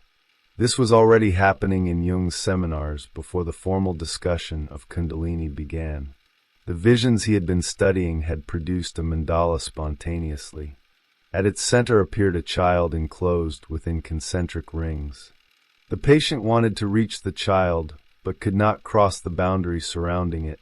The image was psychologically dense because the center existed and called to consciousness, yet remained inaccessible. Something valuable had appeared beyond the ordinary position of the ego. The problem was no longer merely to interpret an image from outside. The movement demanded entrance. For Jung, this was where mandala psychology began, and it created a natural bridge toward tantric symbolism. The bridge also clarified what he meant by psychological development. The ego could no longer be treated as the unquestioned center of the entire psyche. It was a center of consciousness, necessary and powerful, but surrounded by processes it neither created nor controlled. The appearance of another symbolic center, therefore, introduced a fundamental tension. The individual experiences life from the ego, yet psychological images repeatedly suggest an organizing totality extending beyond it. Transformation begins when those two facts can no longer remain comfortably separated. Kundalini gave that tension a dramatic form. The serpent lies below ordinary consciousness, carrying a potential that cannot be reduced to conscious intention. Its awakening destabilizes the level at which identity has previously been organized. The ascent through the chakras can therefore be read as a progressive displacement of the assumption that the current form of consciousness is final. Each movement reveals another perspective from which the previous one appears partial. The individual doesn't merely accumulate knowledge. The position of the knower changes. This is why the symbolism could not be reduced to a decorative map of spiritual advancement. For Jung, its psychological force depended upon conflict. Consciousness becomes attached to the world it knows. Identity forms through distinctions, preferences, aversions, loyalties, and boundaries. To become someone means separating one possibility from another. In the opening discussion of the seminar, a question concerning personality and individuality led directly toward this problem. Differentiation creates the ego, but differentiation also creates opposition. To say this is what I am inevitably establishes what I am not. Every coherent identity therefore produces an outside. The problem becomes deeper because the excluded side does not simply disappear. It remains psychologically active. The more rigidly consciousness identifies with one position, the more alien its opposite can appear. What has been rejected internally may then return through projection, fascination, hostility, fantasy, or symptom. Development consequently cannot consist only in strengthening the identity that already exists. At some point, the very structure that made consciousness possible becomes the structure transformation must exceed. Kundalini symbolized the force capable of beginning that movement, but Jung refused to identify it with ordinary willpower. This would become one of the most consequential ideas of his first lecture. The serpent awakens when something greater than conscious preference begins exerting pressure upon the personality. The individual may experience it as fascination, fear, neurosis, necessity, or an inexplicable sense that life can no longer continue within its previous boundaries. The form varies. The psychological signature remains recognizable. Something has acquired authority without first requesting permission from the ego. This makes the beginning of transformation profoundly ambiguous. From the perspective of the established personality, the new movement may initially look like a problem. It interrupts adaptation. It threatens familiar certainties. It may even appear irrational. Yet from another perspective, the disturbance reveals that consciousness has encountered a limit in its present organization. The very experience that seems to obstruct life may become the force preventing the personality from remaining permanently confined to a form it has outgrown. Jung's encounter with Kundalini therefore transformed an ancient image into a psychological question that reaches far beyond yoga. What happens when the force directing development no longer coincides with what the conscious personality wants? What happens when the next stage of life appears first as disturbance rather than solution? And what happens when consciousness discovers that the obstacle before it cannot be removed without changing the consciousness that experiences the obstacle? The first chakra would give Jung the ground from which to approach these questions. Muladhara represented the world in which ordinary consciousness believes itself most secure, the world of concrete existence, social identity, bodily reality, and the apparently self-evident conditions of everyday life. From within it, the world above remains almost unimaginable. Yet the serpent is already there, sleeping beneath the structure of the life that appears complete. Everything, therefore, depends upon awakening it. And awakening it means discovering that the world consciousness takes for reality may be only the first level of the journey. The birth of the individual. The first movement in Jung's reading of Kundalini does not begin with transcendence. It begins with separation. Before consciousness can rise beyond the ordinary personality, something more elementary has to occur. A person must first become a person. This sounds almost obvious until Jung follows the idea into its psychological consequences. Individual existence requires distinction.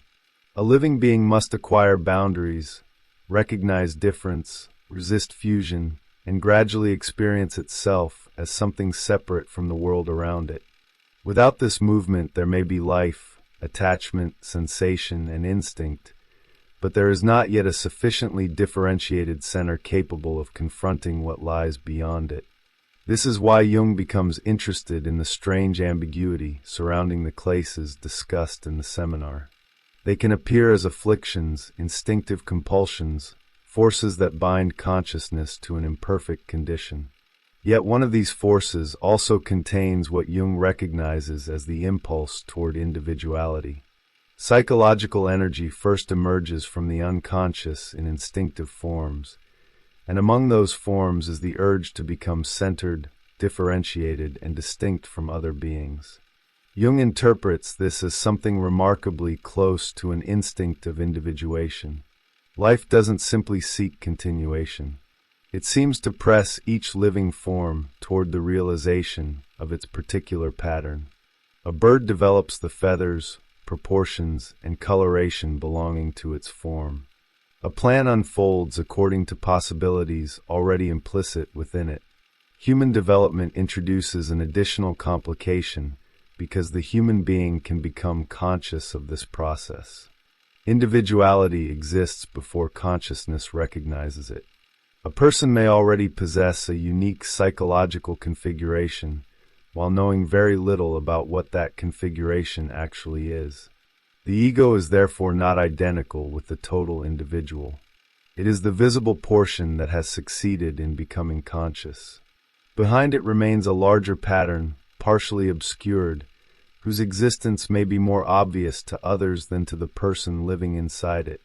For Jung, individuation begins in the fuller sense only when this hidden individuality itself begins entering consciousness.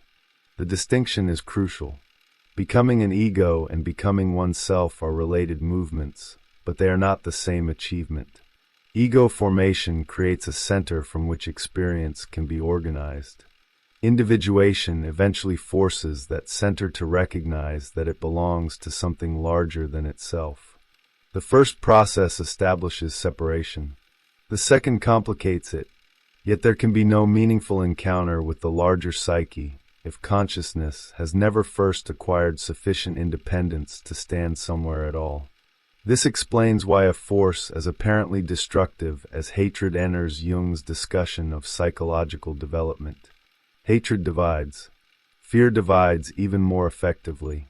Both produce distance where unconscious identification has made distance difficult. Jung turns toward relationships to illustrate the mechanism. Two people may initially experience intense love as a condition of near identity. Their boundaries soften. Each begins to live partly through the other. What appears as extraordinary intimacy may contain something psychologically older and less differentiated, a state in which the distinction between self and other becomes uncertain. Jung describes this through participation mystique, the condition in which the individual spreads psychologically into another person and experiences that other almost as an extension of the self. Then resistance appears. Arguments become repetitive. Irritation grows around trivial differences. The qualities that once seemed attractive become unbearable.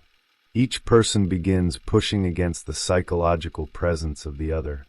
From the surface, the relationship appears to be deteriorating. Yet Jung sees another process underneath the conflict. The psyche is attempting to restore boundaries. Hatred becomes the coarse expression of a deeper demand for differentiation. Something that looks merely destructive may be serving the creation of two individuals where previously there existed an unstable psychological fusion. This does not make hatred virtuous. It changes the level at which it is interpreted. Jung repeatedly distinguishes between the visible form of a psychological event and the subtler process operating through it. At the visible level, hostility remains hostility. People wound one another, resist one another, and become trapped in scenes that appear senseless. At another level, however, the same resistance can reveal an unconscious struggle for individuality. The conflict persists because something that should have been differentiated has remained fused. The distinction between these levels becomes one of the foundations of Jung's approach to Kundalini. The same event can mean radically different things depending upon the level from which it is observed. What appears pathological from one position may become intelligible from another. What appears desirable on the surface may conceal a deeper problem. Love can become possession. Unity can conceal unconsciousness. Conflict can sometimes indicate differentiation. Psychological meaning, therefore, cannot be read directly from appearances. This is already an enormous shift in perspective because it makes contradiction unavoidable. Consciousness naturally wants clear categories. Love should be good. Hatred should be bad. Unity should represent progress. Separation should represent failure. Jung refuses the simplicity of this arrangement. Psychological development frequently uses one force to correct the excess of another. When identification becomes too complete, resistance appears. When attachment threatens individuality, separation becomes necessary. What disturbs conscious ideals may be performing a function those ideals cannot understand. The seminar therefore begins by undermining the fantasy that psychological wholeness means permanent internal harmony. Jung observes that human beings want to imagine themselves as unified, consistent, and capable of maintaining perfectly clear situations. But the psyche isn't constructed according to that preference. Opposites persist because consciousness itself depends upon differentiation. To become aware of one position is to encounter another position that has been excluded.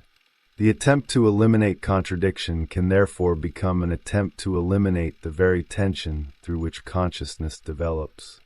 Kundalini Yoga makes this tension visible through symbolic architecture.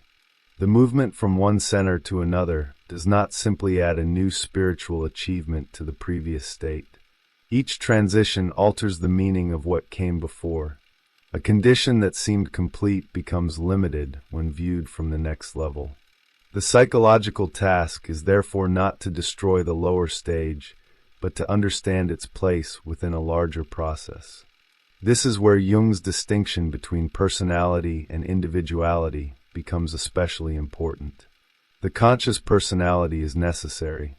It organizes social existence, establishes continuity, and enables the person to say that certain experiences belong to a recognizable self.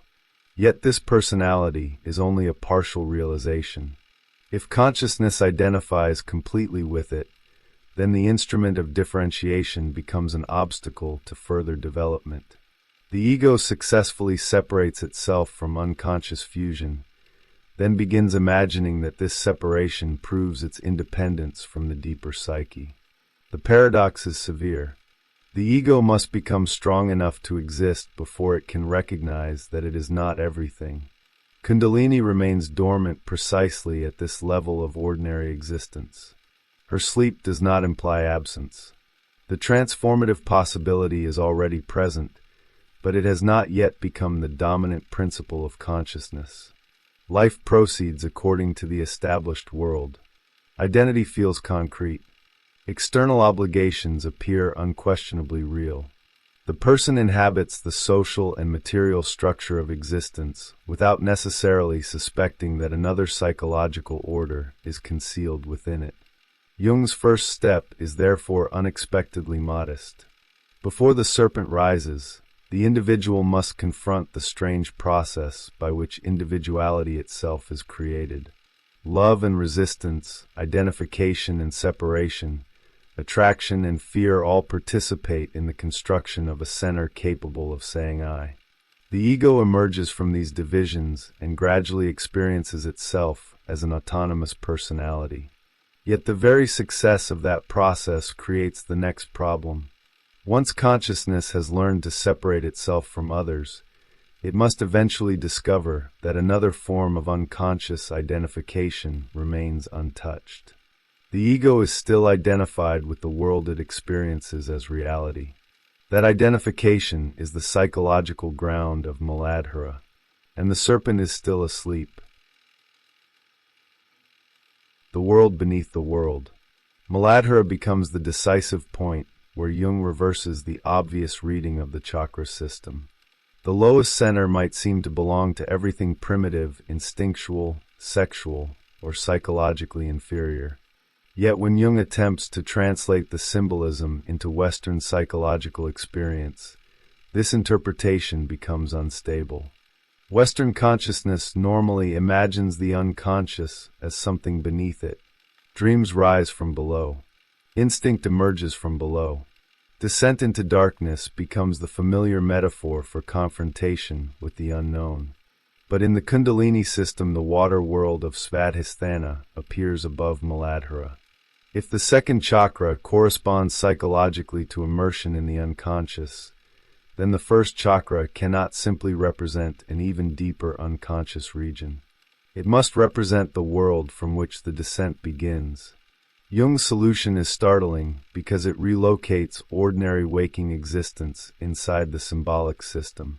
Muladhara becomes the world of concrete reality, the world in which people keep appointments, fulfill duties, earn money, maintain relationships, follow social expectations, and recognize themselves as respectable members of an organized community. It is the world that feels unquestionably real because consciousness has adapted itself to its demands. A person buys a ticket, pays a waiter, goes to work, answers obligations, and experiences these activities as reality itself. Psychologically, this is root support. Consciousness is planted in the visible world and sustained by it. The ego is awake, functioning, and socially oriented, while the deeper self remains asleep. This transforms the meaning of spiritual ascent.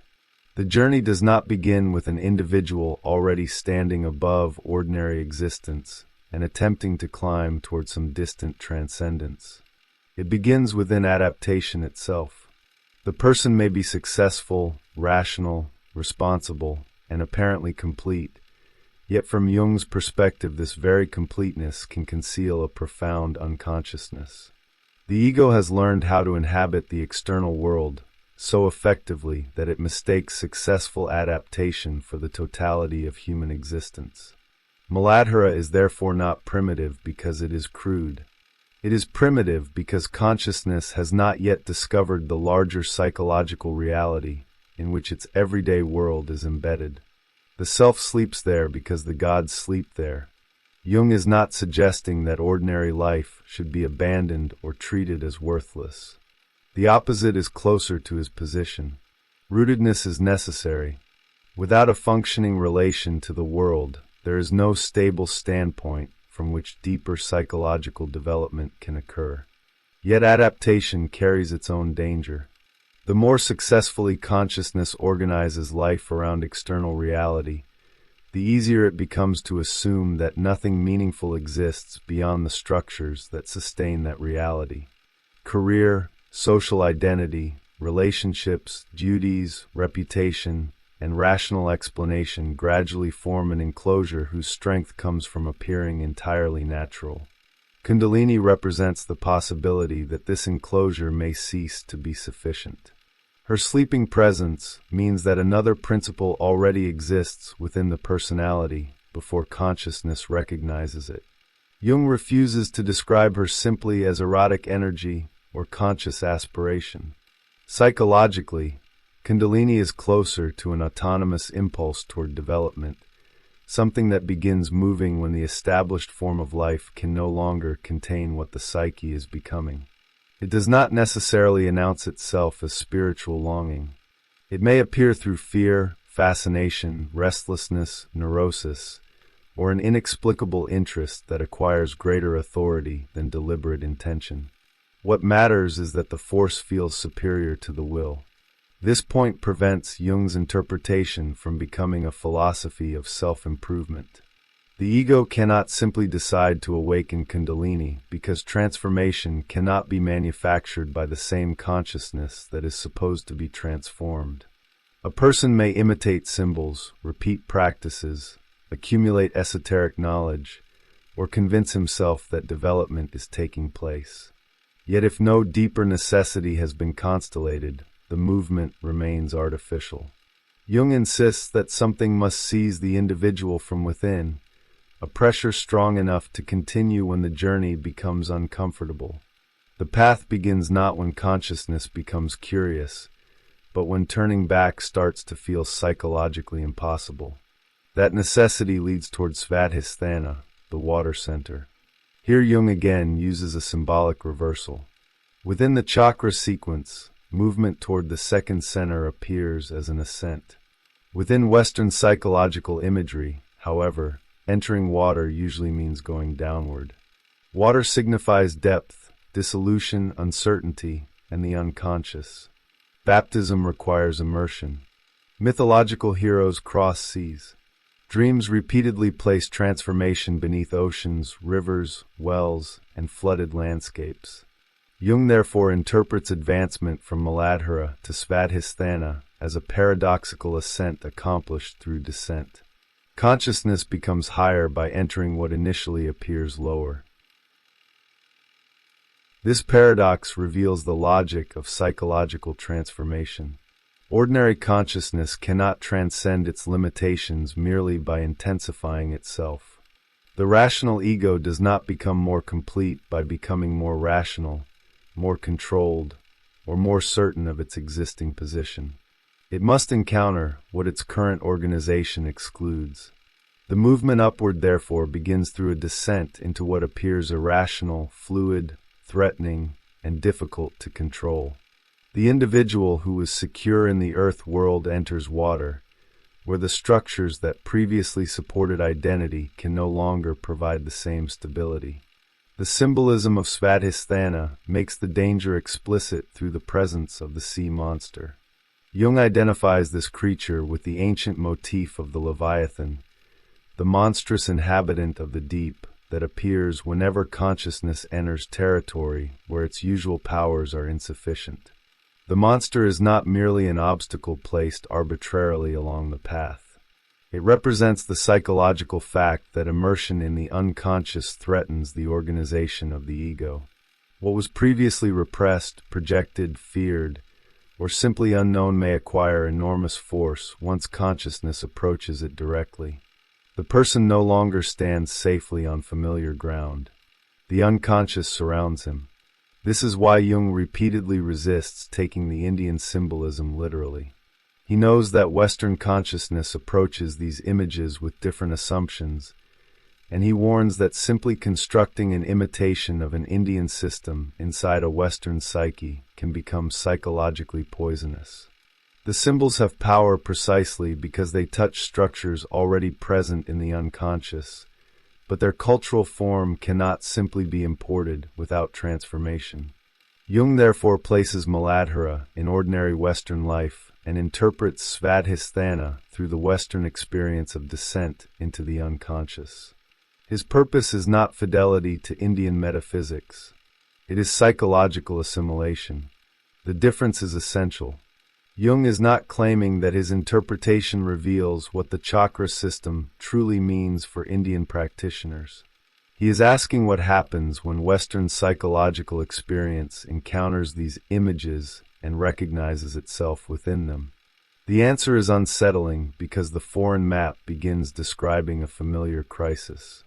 A person lives securely inside an adapted identity until something arises that cannot be explained within it. The disturbance draws consciousness toward material it would rather avoid. Fear increases because the movement threatens the world from which identity derived its stability. Yet the same fear may indicate that the threshold is real. Jung illustrates this through the medieval hypnerotomachia. Its protagonist enters an unknown forest, loses his way, follows a wolf toward water, reaches strange ruins filled with symbolic images, and eventually attempts to retreat when the atmosphere becomes uncanny. Then a dragon blocks the path behind him. The symbolism fascinates Jung because retreat has become impossible. The monster is not simply waiting ahead as an enemy to defeat. It closes the return route. Jung identifies this force with Kundalini. Once the deeper psychological journey has genuinely begun, the old life cannot simply be resumed as though nothing happened. The serpent therefore acquires a meaning more severe than awakening. Kundalini is the force that removes the possibility of unconscious return. It drives consciousness toward the unknown not because the ego has mastered fear, but because remaining where it was has become even less possible than moving forward. The neurotic symptom, the fascination, the disturbing dream, the inexplicable dissatisfaction may all become forms through which this pressure announces itself. What first appeared to threaten the stability of life may actually be exposing the limits of the life that had been considered stable. Muladhara had seemed like reality because the ego was adapted to it. Svadhisthana reveals that another reality existed beneath that certainty all along. The movement into the unconscious therefore changes more than the person's knowledge. It changes the scale by which reality itself is judged. What had seemed complete becomes merely foundational. What had seemed irrational begins acquiring symbolic coherence.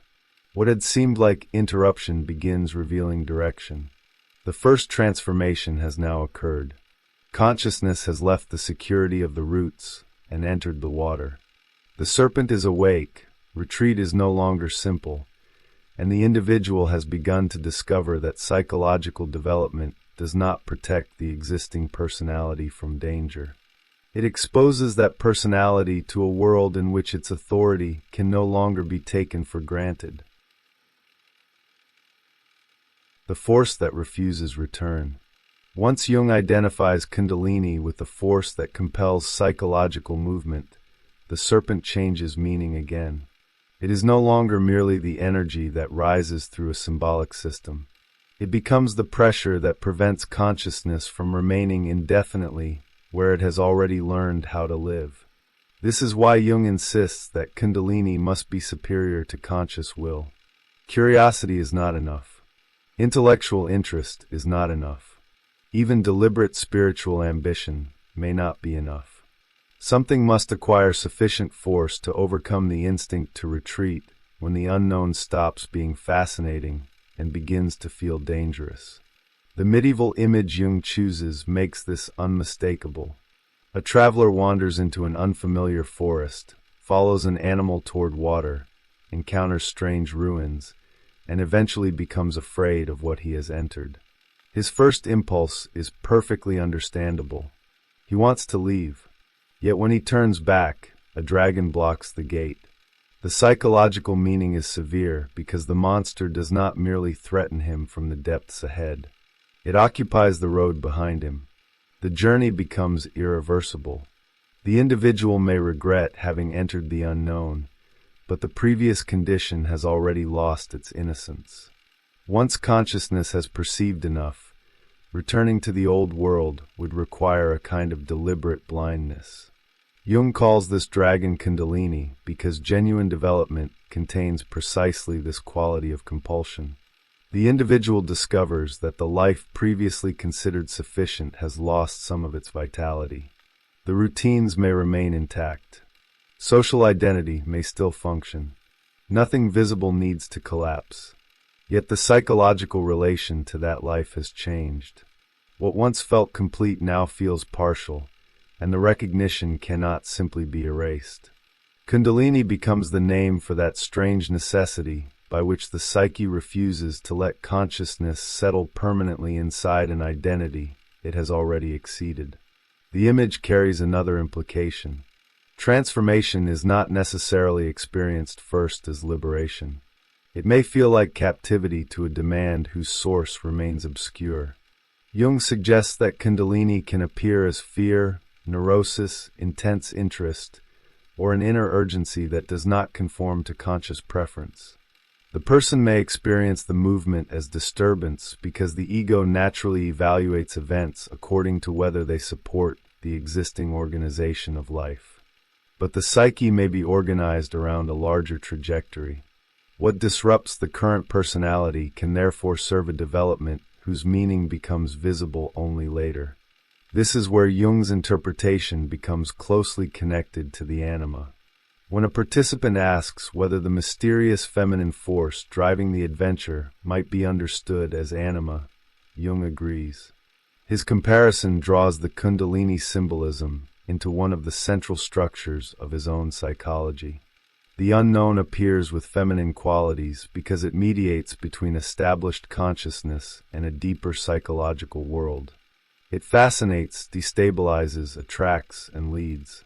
The traveler follows something he does not control toward a reality his conscious personality could not have designed in advance. The symbolism of water intensifies this feminine dimension. Jung reads the second chakra as a womb of transformation, a place of immersion and rebirth. The person who leaves Muladhara does not simply climb upward into greater clarity. Consciousness enters a fluid condition in which its established boundaries are exposed to dissolution. Baptism becomes a useful parallel because its symbolic logic also depends upon descent into water followed by emergence in another condition. The old structure must enter something larger than itself before a new relation to life can appear. The moon within the symbolism of the second chakra reinforces this pattern. Jung connects it with receptivity, death, gestation, and rebirth. The moon receives what has completed one form of existence and prepares it for another. Psychologically, this means the unconscious cannot be reduced to a storage place containing what consciousness has rejected. It becomes a transformative field. Conscious material enters it and may return altered. Identity descends into a region where its familiar distinctions lose their absolute authority, then emerges capable of being reorganized around a wider center. This helps explain why Jung repeatedly treats the chakras as entire worlds rather than isolated psychological functions. Each center represents a condition in which reality itself is experienced according to another organizing principle. Muladhara is not simply one aspect of the personality, sitting beside other aspects. It is the world as experienced through rooted, adapted consciousness. Svadhisthana is not merely emotion or sexuality. It is the world encountered after consciousness has entered the waters of the unconscious. The movement between chakras, therefore, resembles a transformation of perspective more than the activation of separate compartments. That distinction also protects the symbolism from becoming mechanically literal. Jung is openly wary of reproducing an Indian cosmology inside a Western mind. He recognizes that the categories through which Eastern traditions understand consciousness do not simply coincide with Western psychological concepts. The translation therefore requires distortion, experimentation, and even error. Yet he considers the attempt necessary because comparable symbolic structures emerge spontaneously in Western unconscious material. The task is not to pretend that the cultural systems are identical. It is to discover what psychological process makes the resemblance possible. The answer beginning to emerge is that consciousness develops through repeated confrontations with realities it initially experiences as other. First, the individual must separate from unconscious identification sufficiently to become an ego. Then the ego must discover that its apparent independence is itself partial. The unconscious appears as an alien world, populated by images, effects, and forces that seem to oppose conscious intention. But the deeper movement is toward a relationship in which neither side can simply abolish the other. Kundalini becomes the engine of that relationship. She is what draws consciousness beyond adaptation, what forces the encounter with the water, what prevents fear from becoming the final authority, and what keeps the process moving when the ego would prefer to restore the previous arrangement. This does not make the journey smooth. It makes the conflict meaningful. By the end of this first movement, Jung has radically altered the spiritual image he inherited. The serpent is no longer merely an occult power sleeping somewhere within a mystical body. It has become a symbol for the autonomous tendency of the psyche to pursue transformation beyond the limits of conscious intention. The roots, the water, the monster, the moon, and the dragon now describe a single psychological sequence. Consciousness establishes itself in the world, discovers the limits of that world, enters the unconscious, encounters fear, and finds that the force which led it there has already closed the path of simple return. The East as a mirror of the Western psyche. The cultural meaning of Jung's engagement with Kundalini cannot be separated from the historical moment in which it occurred. Depth psychology was emerging in Europe at roughly the same time that translations of Indian philosophical and yogic texts were becoming increasingly available to Western readers. Both movements challenged the confidence of conventional Western thought. Psychotherapy proposed that consciousness did not fully understand its own motives, while yoga presented disciplined traditions built around transformations of consciousness that Western psychology had barely begun to conceptualize. Their encounter was therefore more than an intellectual curiosity. It exposed two civilizations attempting to speak about interior experience through structures that had developed almost independently of one another. For Jung, the attraction of Eastern thought lay partly in this independence. Indian systems had developed complex symbolic maps of psychic transformation without relying upon the categories that governed European psychology. This made them extraordinarily valuable as comparative material. If similar patterns could appear in Western dreams, fantasies, mandalas, myths, and religious imagery, then their recurrence suggested that psychology might be dealing with structures deeper than cultural convention. Kundalini Yoga therefore became significant not because Jung believed India had discovered a doctrine that Europe needed to copy, but because its symbolic architecture seemed to illuminate patterns that Western consciousness was encountering through different historical forms. This distinction places Jung in an unusual position. He was one of the Western thinkers who helped make Eastern traditions psychologically compelling to 20th century audiences, yet he was simultaneously suspicious of the Western desire to appropriate them. He repeatedly warned that symbols formed through centuries of Indian religious practice could not simply be transplanted into another psychological environment. To imitate the external form without undergoing the historical development that gave it meaning could produce confusion rather than transformation. He therefore promoted the study of yoga, while resisting the fantasy that a European could simply become Indian through technique. The warning reflects something deeper than cultural conservatism. Jung understood psychological symbols as living formations embedded within collective histories. A symbol acquires force not merely because an individual chooses to believe in it, but because generations have organized experience around it.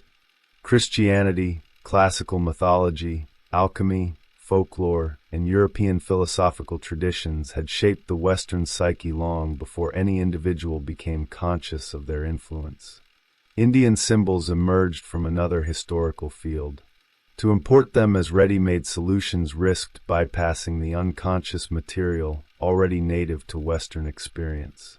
Jung's cultural project, therefore, depended upon translation without imitation. The East could function as mirror, comparison, provocation, and symbolic amplification. It could reveal possibilities that Western psychology had neglected. But the Western psyche still had to discover its own route toward those possibilities. This is why Jung imagined that the West might eventually develop something analogous to yoga from within its own religious and psychological history.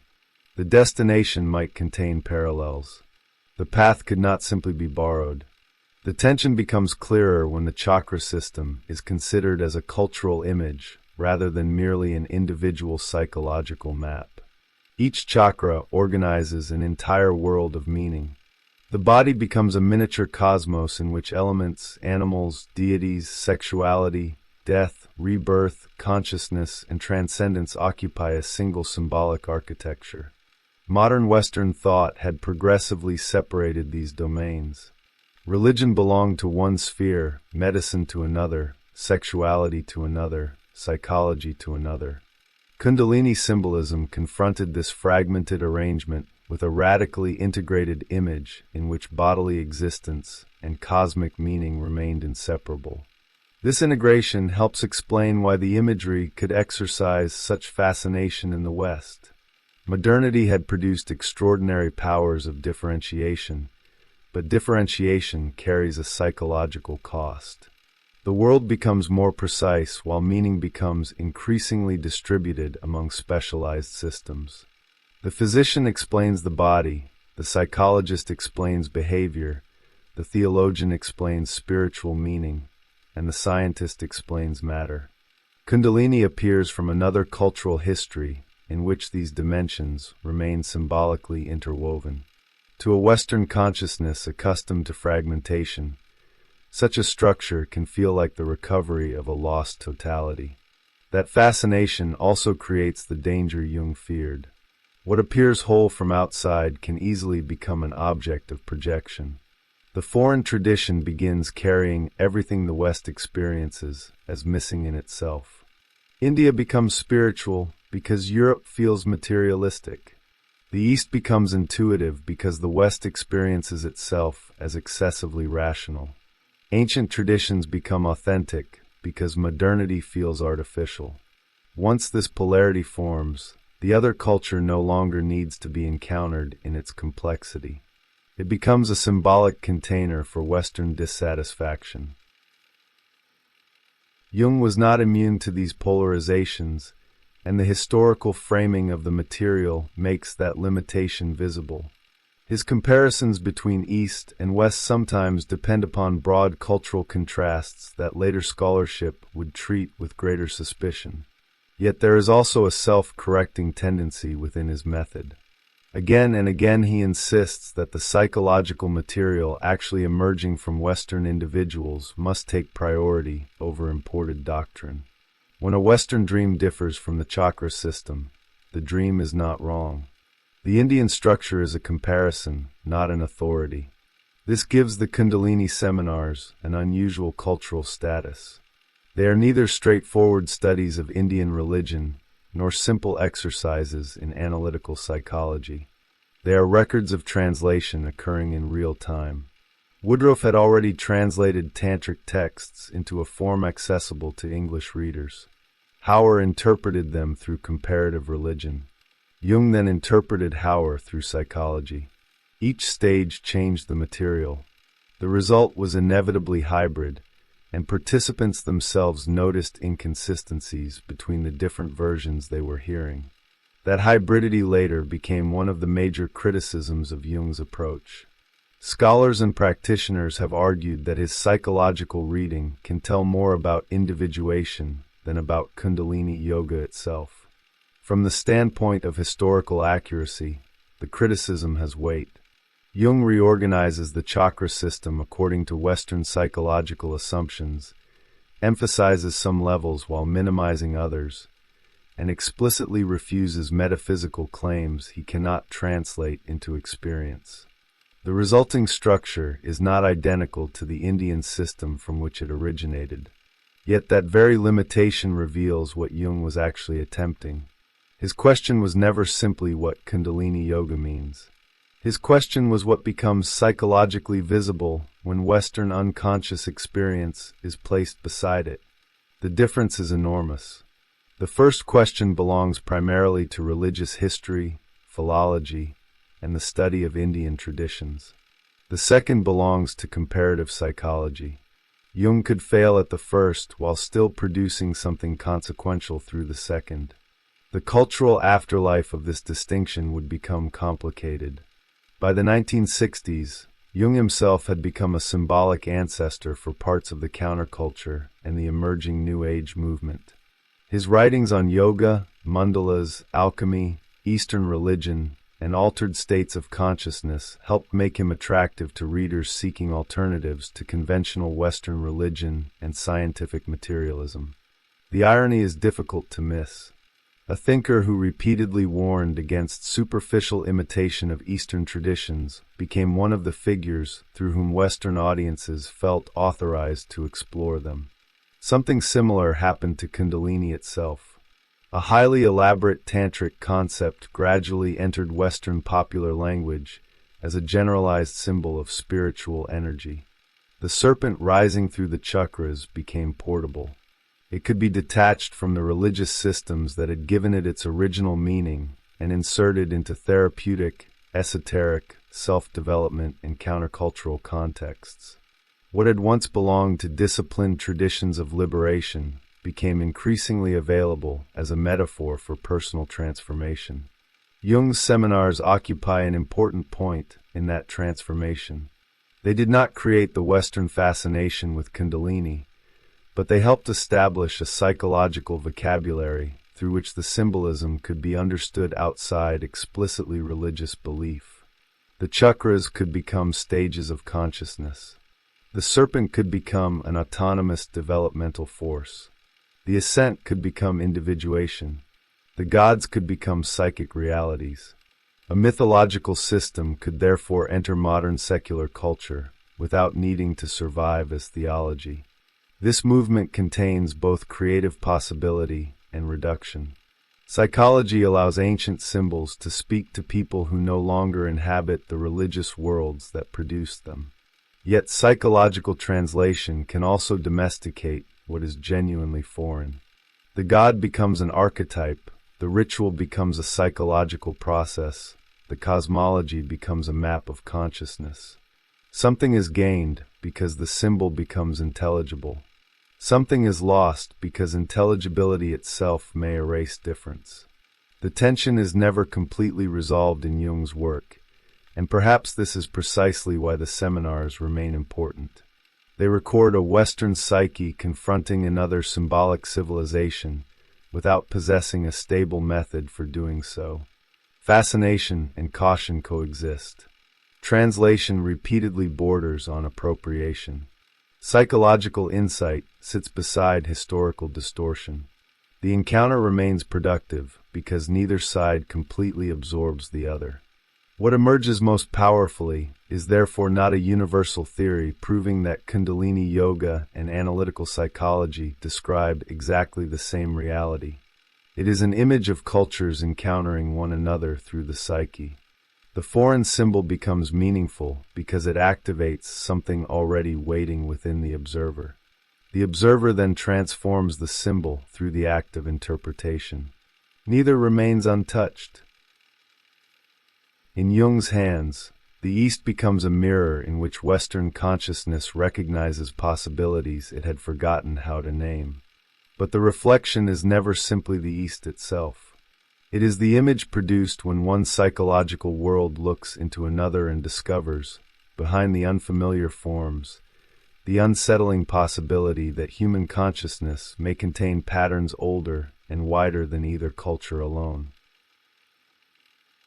What awakening really changes? By the end of the first seminar, Kundalini has become something very different from the image with which the discussion began. The serpent is no longer merely an exotic symbol carried into European psychology from an Indian religious tradition. It now represents a problem within consciousness itself. Human beings build identities, establish boundaries, adapt to the world, and gradually learn to regard this successful adaptation as reality. Yet somewhere within that achievement remains a possibility that does not belong entirely to the ego. Kundalini names the force through which that dormant possibility begins to insist upon development. This is why Jung's interpretation of Muladhara is so decisive. Ordinary life is not dismissed as false. It is recognized as incomplete. The individual rooted in responsibilities, social expectations, relationships, work, and material reality inhabits a necessary psychological world. The ego must first become capable of standing within that world before it can meaningfully encounter anything beyond it. Yet precisely because this world is functional, it becomes easy to mistake it for the whole of existence. The self remains asleep while the ego conducts the business of being a recognizable person. The awakening of Kundalini begins when that arrangement can no longer contain the entire psychological life of the individual. Something interrupts the apparent completeness of adaptation. The form this interruption takes is unpredictable. It may arrive as an obsession, a fear, a dream, a conflict, a fascination, or a disturbance that consciousness would rather eliminate. Jung's point is not that every difficulty conceals spiritual progress.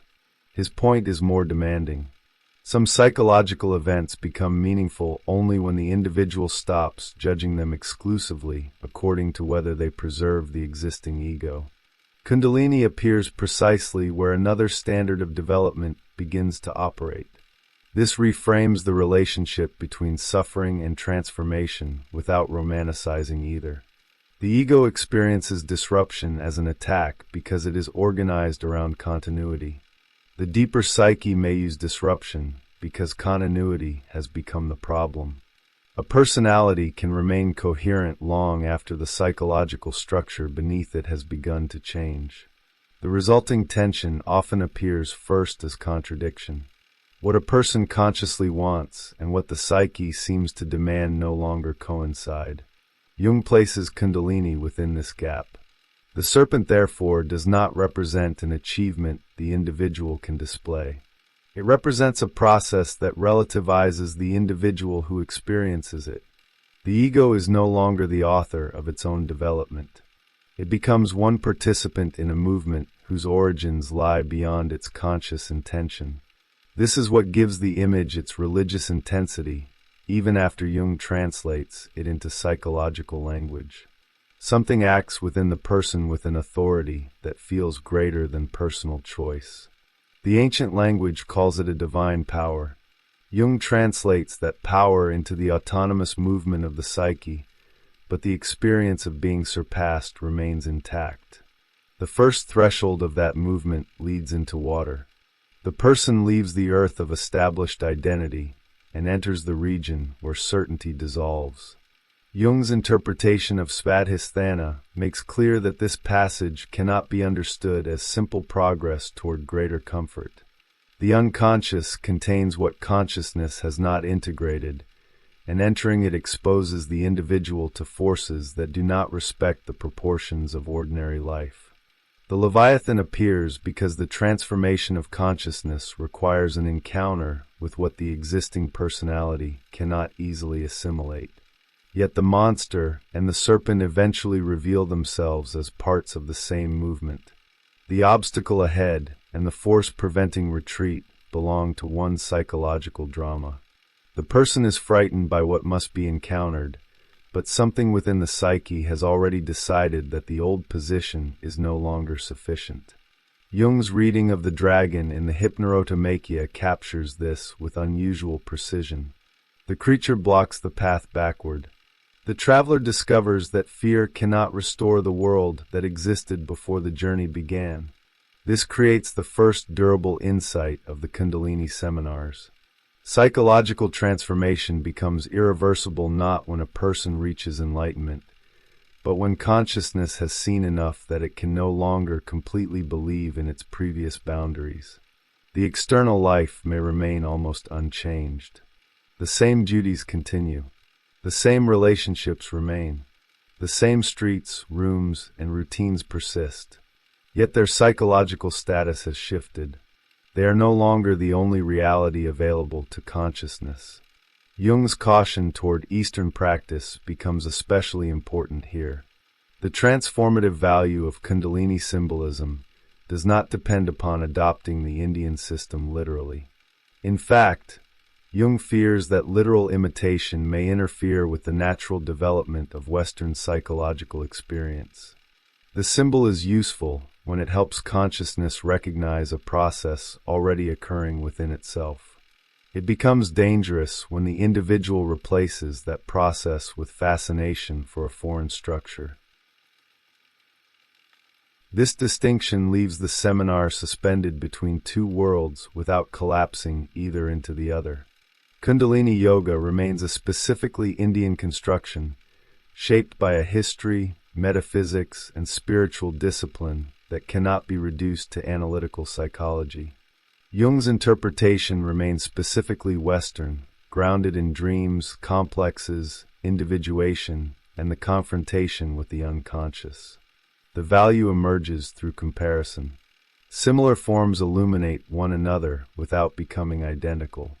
What fascinated Jung was that the comparison seemed possible at all. Western patients who had never studied tantric yoga could produce mandalas and symbolic structures that echoed forms elaborated elsewhere across centuries. For him, this was evidence that the encounter with the East was revealing something larger than cultural borrowing. The symbols were different, yet the psychological pressures beneath them appeared capable of converging. The foreign image became recognizable because consciousness had already begun moving toward a similar pattern through its own unconscious material. The first part of the journey, therefore, ends without reaching any final chakra. It ends with a more fundamental discovery. Human consciousness is not static. The ego is not the final center of psychological life. Adaptation is not the same as completion. Conflict may conceal differentiation. Dissent may become ascent. Fear may mark the boundary of a transformation that conscious intention did not choose. And what appears to be an intrusion from another culture may become meaningful because it activates possibilities that were already latent within the psyche. The serpent remains the central image because it gathers all of these contradictions into a single movement. It sleeps while ordinary life appears sufficient. It awakens when another development becomes necessary. It leads consciousness away from the security of the roots and toward a region where the old identity can no longer remain unquestioned. By the time Jung finishes this first confrontation with Kundalini, the ancient image has become a psychological principle of irreversible transformation. The journey has only begun. But the world in which the ego once believed itself complete has already disappeared.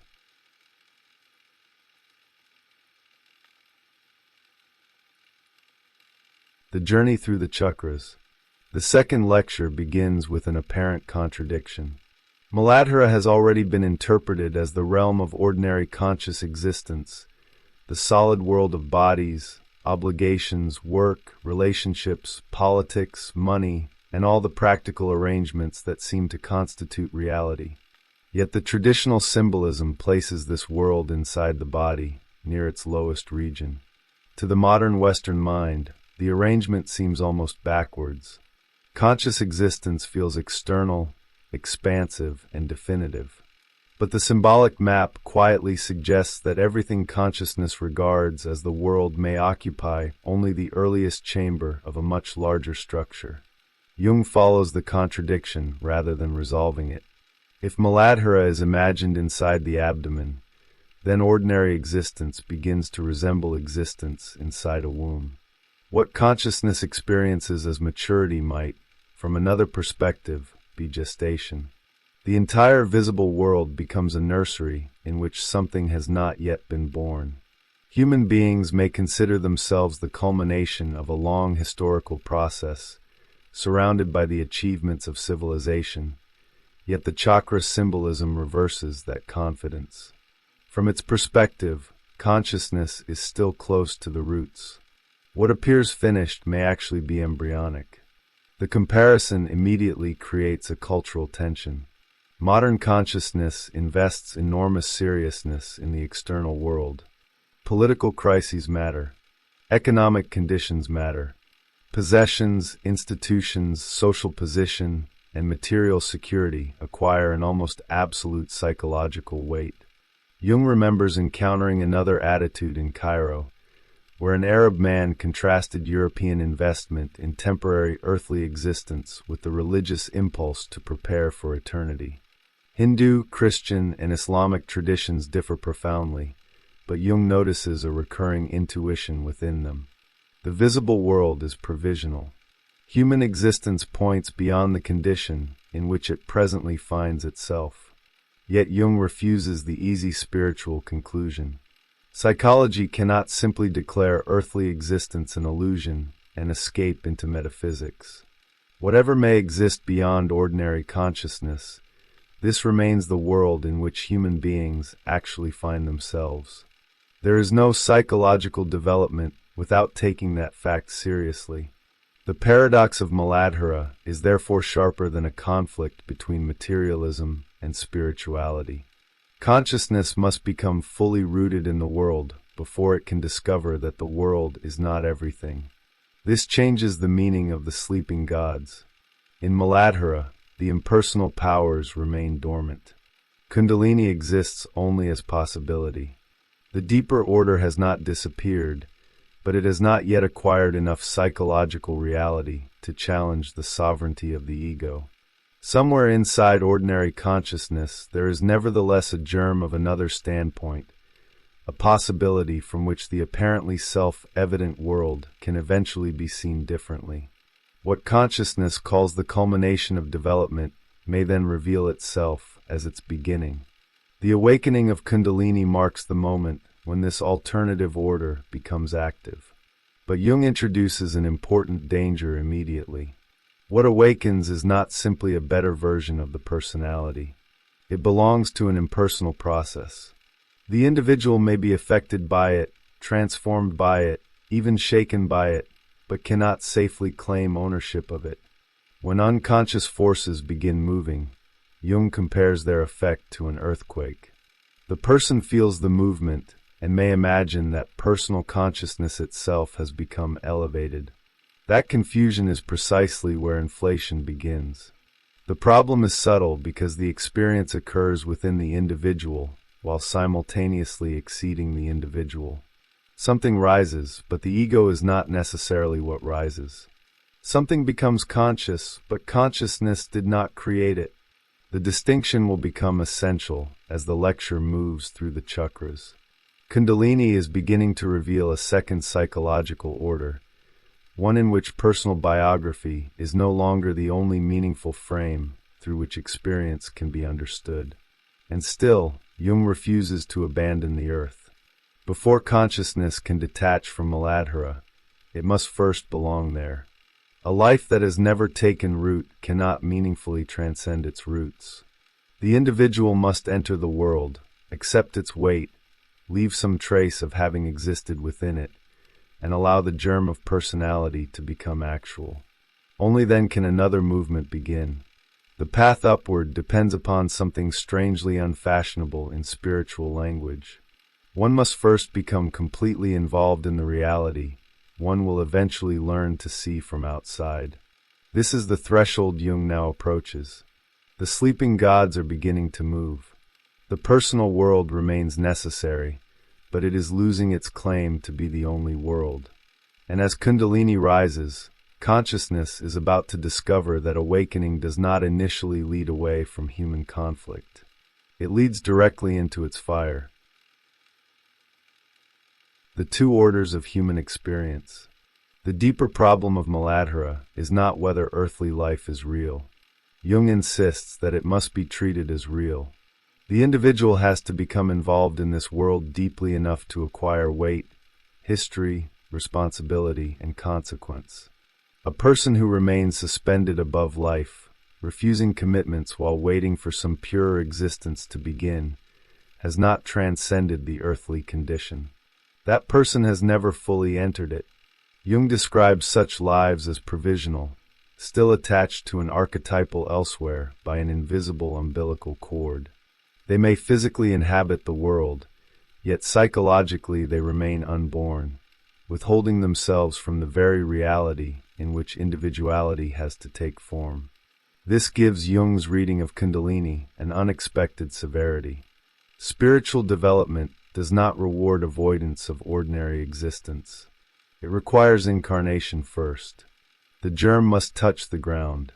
Something of the person must become actual enough to leave a trace through work, relationship, responsibility, creation, conflict, or participation in the world. Only after that contact has occurred can genuine detachment become possible. Otherwise, what appears to be transcendence is merely another form of non-participation. A personality that has never become rooted cannot rise from its roots because there is nothing substantial yet to rise. This point reorganizes the entire symbolic sequence. Muladhara is no longer simply the lowest stage that should be escaped as quickly as possible. It is the condition that must first be completed. The earth has to be inhabited before the air can mean freedom from it.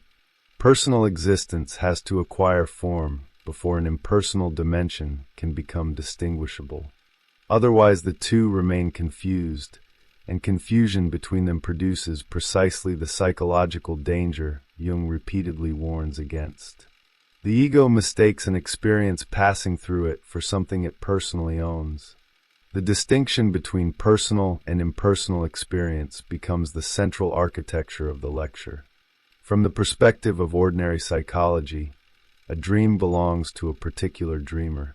A fantasy is interpreted through biography. An emotion refers back to personal history, desire, conflict, or memory. Jung does not deny that level. He argues that another level may appear in which the same material exceeds the individual who carries it.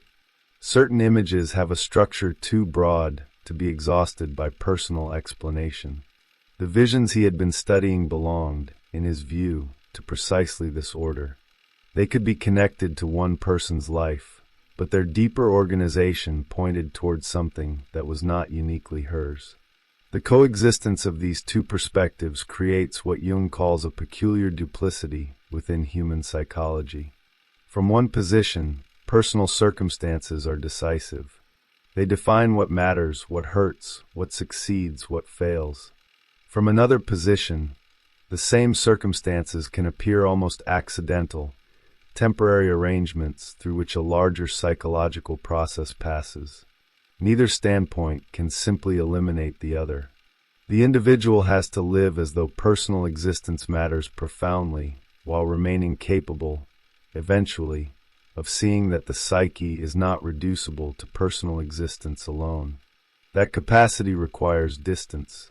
Jung notices that consciousness cannot understand something while remaining completely identical with it. Comparison demands another standpoint. The person swallowed by an emotion cannot yet observe the emotion. The person entirely identified with a social role cannot examine the role. The person fused with an inherited worldview experiences it simply as reality. Conflict becomes psychologically productive because competing positions create the distance from which recognition becomes possible. A divided person may suffer precisely because several perspectives have become active at once, but that division also creates the possibility of insight. Kundalini intensifies this division because her awakening introduces a second order into a consciousness accustomed to only one. The ego suddenly encounters images, effects, intuitions, or forces whose authority feels greater than ordinary preference. The experience can be overwhelming. Jung's earthquake metaphor captures the instability. The gods have been dormant within the foundation of personality, and when they begin to move, the entire psychological structure trembles. The mistake is to conclude that because the house is shaking, the house itself has become divine. This is the origin of inflation. The impersonal force enters consciousness, and the ego claims its magnitude as personal achievement.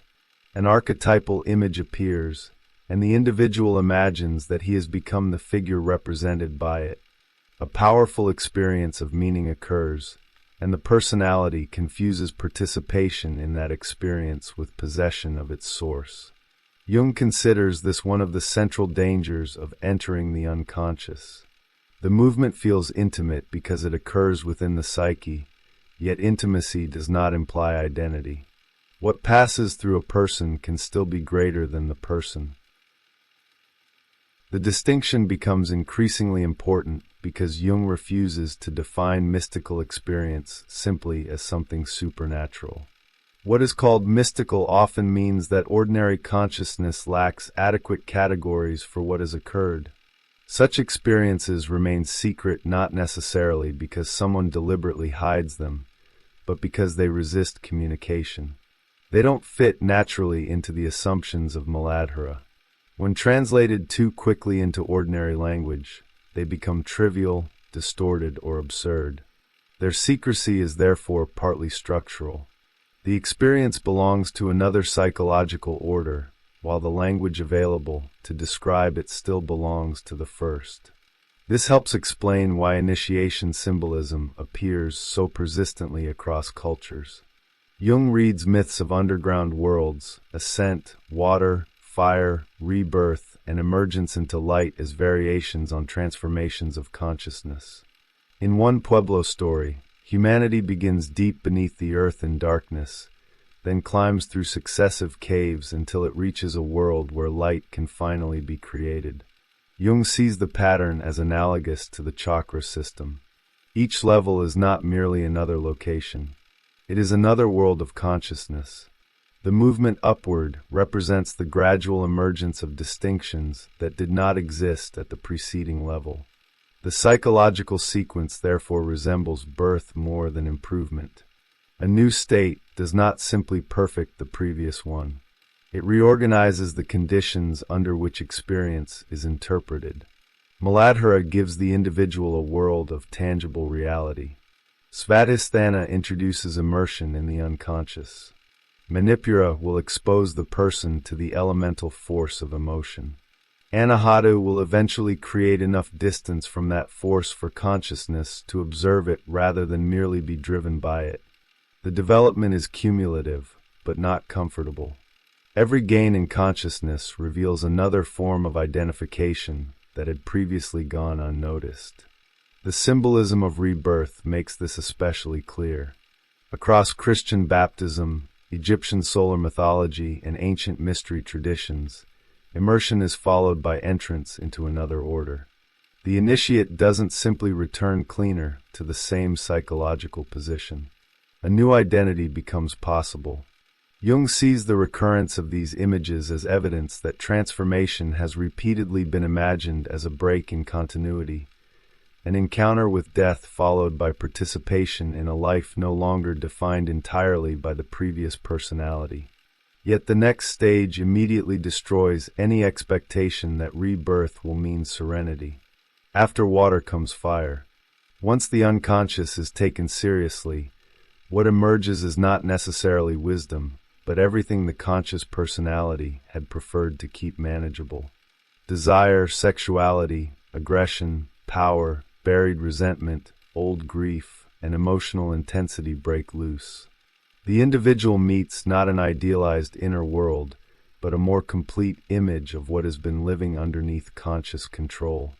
Jung considers the impulse to reduce these forces to harmless abstractions a defense against their actual heat.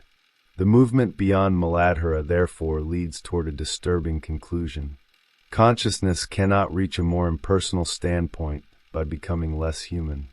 It reaches it only after passing more deeply through what human beings ordinarily struggle to contain. The individual must first become rooted enough to exist, then descend deeply enough to discover what that existence has excluded. Only through that confrontation can another standpoint emerge. The sleeping gods do not awaken by removing the person from life. They awaken inside a life that has become real enough to be transformed. And the first unmistakable sign of that transformation is not peace. It is heat. The fire that was buried alive. The movement into Manipura destroys any comforting idea that greater consciousness should immediately produce greater tranquility. Jung approaches the third chakra through the symbolism of fire, but he refuses to leave that fire at the level of mythology. If Svadhisthana represents immersion in the unconscious, then psychology has to ask what actually happens when a person emerges from that encounter. His answer is intensely concrete. Desire, sexuality, aggression, ambition, fear, resentment, grief, and other emotional forces that had remained partially buried can suddenly acquire extraordinary vitality. The unconscious does not initially reveal itself as an abstract philosophical truth. It becomes something that burns. Manipura is therefore the emotional world experienced in its elemental condition. Jung locates it psychologically around the solar plexus, drawing attention to the way intense affect is experienced through the body. Fear affects the stomach. Anger changes breathing and digestion. Anxiety contracts the abdomen. Emotional shocks are not merely thoughts occurring somewhere inside the head. They seize the organism. The chakra symbolism gives Jung a language for describing a level of psychic life where the distinction between psychological and bodily experience remains far less pronounced than modern consciousness often assumes. At this level, emotion is not something the ego simply possesses. Emotion possesses the ego. A person says that he is angry rather than that anger is occurring within him because, during the experience, the distinction can virtually disappear. The entire field of consciousness becomes organized by the effect. The world itself changes according to the emotion occupying it.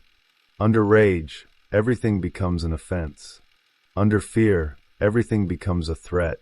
Under desire, everything becomes organized around the desired object.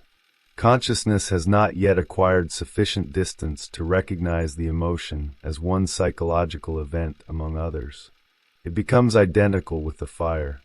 This is why Jung describes Manipura as a kind of hell. The term does not mean that emotion is evil. It describes the condition of being caught inside forces whose intensity overwhelms reflective consciousness. The individual is burned by desires, wishes, fantasies, conflicts, and passions because there is not yet enough psychological distance to observe what is happening. The person suffers the emotion as fate. Manipura is the world in which psychological energy becomes undeniable, but has not yet become sufficiently differentiated from the individual experiencing it. Yet Jung immediately introduces the paradox that prevents this fire from becoming merely destructive. Manipura is also the fullness of jewels. The same passions capable of consuming a personality contain an immense reservoir of psychic energy. A person without fire may appear controlled and reasonable, but Jung considers such a condition psychologically impoverished if it has been achieved simply by suppressing vitality. The problem is not that human beings possess passions. The problem is whether consciousness can enter into relationship with their energy without either extinguishing it or being destroyed by it. This is one of the most consequential reversals in the lecture. What consciousness often experiences as its most embarrassing or disruptive material may contain precisely the energy required for development. Desire becomes dangerous when it controls the personality, but a personality entirely disconnected from desire becomes lifeless. Aggression can destroy relationships, But the energy within aggression may also sustain differentiation, resistance, and decisive action. Emotional intensity can produce chaos, but without intensity there may be no force capable of carrying transformation beyond intellectual understanding. Jung, therefore, does not propose escaping manipura. The fire has to be encountered. If a person has detached prematurely from emotional life, the unconscious may eventually force a return. This is why people entering analysis can suddenly experience emotions connected to events that occurred decades earlier. They may cry over losses they believed forgotten, become furious about injuries they thought resolved, or discover desires they had spent years considering irrelevant. Jung compares these emotions to embers buried beneath ashes. The visible fire disappeared long ago, but the heat remained. Contact with the unconscious removes the ashes. The image challenges the ordinary chronology of psychological life. Consciousness assumes that because an event belongs to the past, the emotion associated with it should also be past. The unconscious does not necessarily obey that chronology. What has not been experienced sufficiently remains psychologically present. 40 years may pass without extinguishing an effect that consciousness simply abandoned rather than integrated. Manipura is therefore not only the fire of current passion. It is also the accumulated heat of everything the personality once survived by leaving unfinished. Analysis can consequently resemble regression before it resembles development. A composed adult may suddenly encounter the rage of a child, the humiliation of adolescence, the jealousy of an abandoned lover, or fears that seem entirely disproportionate to present circumstances. From the standpoint of social adaptation, this can look like deterioration. From Jung's symbolic perspective, however, the person may finally be entering a layer of psychological life from which consciousness had detached too early. Development requires recovering the energy trapped there. The temptation at this point is abstraction. Jung notices how quickly people begin speaking theoretically when psychological material becomes too hot. Instead of confronting hatred, desire, sexuality, envy, or power directly, consciousness creates sophisticated terminology. The emotional reality becomes a concept. This intellectual maneuver can look like understanding while functioning as protection from experience. Jung jokes that scientific terminology can act almost like an apotropaic device, a magical shield that allows consciousness to name dangerous forces without actually approaching them. The distinction between knowing something and experiencing it becomes fundamental. A person may possess an elegant psychological explanation of anger, while remaining completely incapable of recognizing anger as it rises within the body. Another may understand intellectually why a relationship activates abandonment anxiety, while continuing to behave as though every activation proves actual abandonment. Psychological knowledge has not yet become psychological differentiation. The person knows about the fire but remains inside it. Jung illustrates this distance through the symbolic geography of the body. Something can be understood in the head for decades without ever being known in the heart. Likewise, something may be recognized emotionally without consciousness reaching the deeper visceral level where it becomes overwhelming. The distance between these centers is not measured anatomically. It is measured by transformation. An idea can remain intellectually correct for an entire lifetime without changing the person who holds it. Manipura represents the point at which such abstraction becomes difficult because the psychological material has entered the body of experience. The person is no longer merely discussing desire. Desire has become immediate. The person is no longer theorizing about aggression. Rage is occurring. This is why the stage is simultaneously dangerous and necessary. Consciousness discovers how little authority it actually possesses when confronted with sufficiently powerful effect. The fire also reveals something about the previous chakra. Svadhisthana had represented immersion, baptism, entry into the unconscious. But baptism is not the end of transformation. Jung emphasizes the enantiodromia that follows it. Water gives way to fire. The person who imagined that entering the unconscious would produce purification may instead discover everything that purification has exposed. Once the protective structures of ordinary consciousness weaken, the forces beneath them become visible. What follows symbolic cleansing may therefore be psychological combustion. This sequence prevents the journey from becoming a fantasy of linear spiritual elevation. Each apparent advance exposes a deeper complication. Awakening Kundalini does not steadily remove conflict. It reveals the psychological structures through which conflict has been contained. The individual first discovers that ordinary reality is only one standpoint. Then the unconscious opens. Then the emotional energies released by that opening threaten to overwhelm the consciousness that sought transformation in the first place. The question now becomes whether the individual can remain in contact with the fire without remaining identical with it. This is the threshold between manipura and anahata.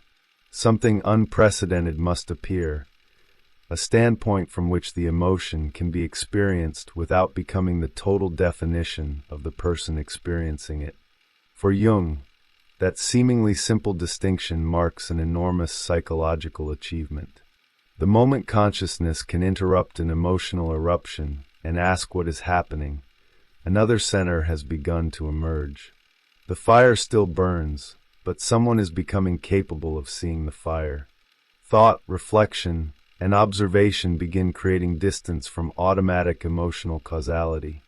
The individual does not cease to feel. The individual begins to discover that feeling and identity are not identical. This is the first movement toward anahata.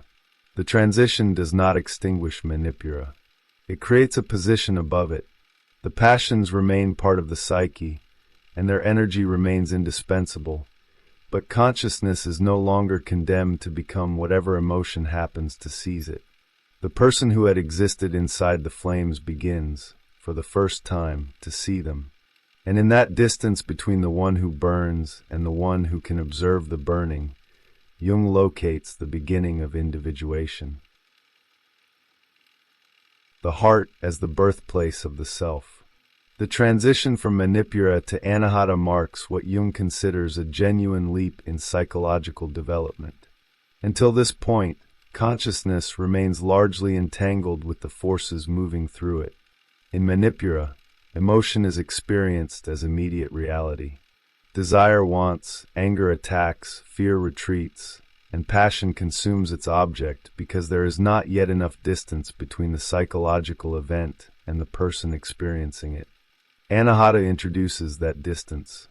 Something within consciousness becomes capable of witnessing the emotion without being completely identical with it. Jung expresses this change through the symbolism of the diaphragm. Manipura lies beneath it, while anahata is associated with the heart and lungs above it.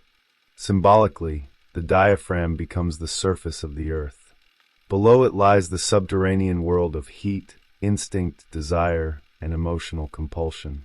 Crossing above it resembles emerging from underground. Consciousness acquires air. The person who had been immersed in the fire of affect is now capable of occupying a position from which that fire can be observed. The association with air is crucial because air introduces movement without the density of earth, the immersion of water, or the consuming intensity of fire. Jung's psychological translation is reflection. The person begins to think about what is happening rather than simply enact it. In the middle of an emotional reaction, a question becomes possible. Why am I behaving this way? That question may appear almost trivial, but psychologically it represents a rupture. The emotional process is no longer absolute. A second position has appeared from which the first can be examined. This is why Jung does not define the movement into anahata as suppression of emotion. The individual does not become psychologically developed by ceasing to feel. The fire of manipura remains present, and its energy remains indispensable. What changes is identification. Anger can occur without the entire personality becoming anger. Desire can be recognized without automatically becoming command. Fear can be experienced while another part of consciousness observes the fear. Between impulse and action, a space has appeared. For Jung, this is where individuation begins in a more precise psychological sense. Individuation is not the strengthening of the ego until it becomes sovereign over everything else, nor is it the cultivation of uniqueness for its own sake. Jung explicitly distinguishes individuation from individualism. The individualist merely refines egotism and mistakes greater emphasis on personal difference for psychological development. Individuation begins when the ego discovers something within the psyche that cannot be reduced to the ego. The chakra symbolism represents this discovery through the appearance of Purusha in Anahatu. Jung interprets the small figure within the heart as the first recognizable manifestation of the self. This figure represents something that is not identical with blind natural causality, the automatic expenditure of psychic energy, or the emotional processes that seize the personality. In Manipura, the person remains largely carried by nature. In Anahata, consciousness becomes capable of seeing the process. The one who experiences begins to differentiate from what is experienced. This distinction radically alters the meaning of self-awareness. Ordinary language often treats greater knowledge of one's desires, preferences, strengths, wounds, and personality traits as knowledge of the self. Jung is describing something more disruptive. The self first becomes perceptible precisely when the ego recognizes that it is not the totality of the psyche. What appears in Anahata is not a more accurate portrait of the ego. It is the intimation of another center around which psychological life may ultimately be organized. The discovery, therefore, contains a humiliation. The ego had assumed itself to be the subject of psychological existence. Now it begins to appear as only one part of a larger structure. Jung describes it almost as an appendix of the self, loosely connected to a totality whose dimensions consciousness cannot yet comprehend. The movement toward individuation consequently requires a reversal of the ego's ordinary assumptions. Development does not mean that everything unconscious gradually becomes the property of consciousness. It means that consciousness gradually recognizes the limits of its ownership. This is why the distinction between personal and impersonal experience becomes even more important at Anahata. The ego naturally translates psychological events into personal language. My dream, my insight, my transformation, my spiritual experience. Yet Jung's reading of Purusha points in another direction. The deeper process possesses an objective or impersonal quality. It happens through the individual without simply belonging to the individual. Consciousness participates in it, but cannot legitimately claim to have created its source. The danger of inflation therefore returns at precisely the moment when the self becomes visible. The ego may recognize something greater than itself and immediately identify with it. Instead of saying that it has encountered an image of the self, it imagines that it is the self. Instead of recognizing participation in an impersonal process, it appropriates the magnitude of that process as personal importance. Jung treats this as a serious psychological error. The ego that discovers the fourth floor cannot pretend it has permanently moved there, while its actual existence remains rooted in the basement. The metaphor exposes an essential feature of Jung's developmental model. Reaching a new standpoint does not abolish the earlier ones. Consciousness may glimpse Anahatu while remaining bodily, emotionally, socially, and personally rooted in Muladhara and Manipura. The chakras, therefore, should not be imagined as floors abandoned one after another. The human being continues to contain them. Development adds perspective without erasing foundation. This is why Jung insists so strongly upon remaining rooted in ordinary reality. A glimpse of impersonal consciousness becomes dangerous when the individual uses it to deny personal existence. The person still has obligations, limitations, relationships, desires, and a body. The discovery of the self does not cancel these facts. It places them inside a wider frame. To behave as though one has transcended ordinary human conditions, because one has encountered something beyond the ego, is precisely the inflation Jung wants to prevent. Anahata consequently demands a double consciousness. The individual must remain capable of being a person, while recognizing that psychological life is larger than the person. One must participate in emotion without being entirely possessed by emotion. One must inhabit the ego without treating the ego as the whole psyche. One must encounter the impersonal without claiming to have become impersonal. The achievement lies in maintaining the distinction. Jung sees cultural forms such as ritual and ceremony as early collective technologies for producing something analogous to this distance. Rules interrupt immediate impulse. Formal procedures prevent emotion from moving directly into action. A person who must observe a ritualized structure cannot simply behave according to the effect of the moment. The ceremony inserts form between impulse and expression. In this sense, culture itself can function as a defense against the explosive psychology of manipura. But individuation requires that this capacity eventually become internal. The question is no longer merely whether social rules can prevent a person from acting upon an emotion. Consciousness itself must acquire the ability to observe what is occurring. The external ceremony becomes psychological reflection.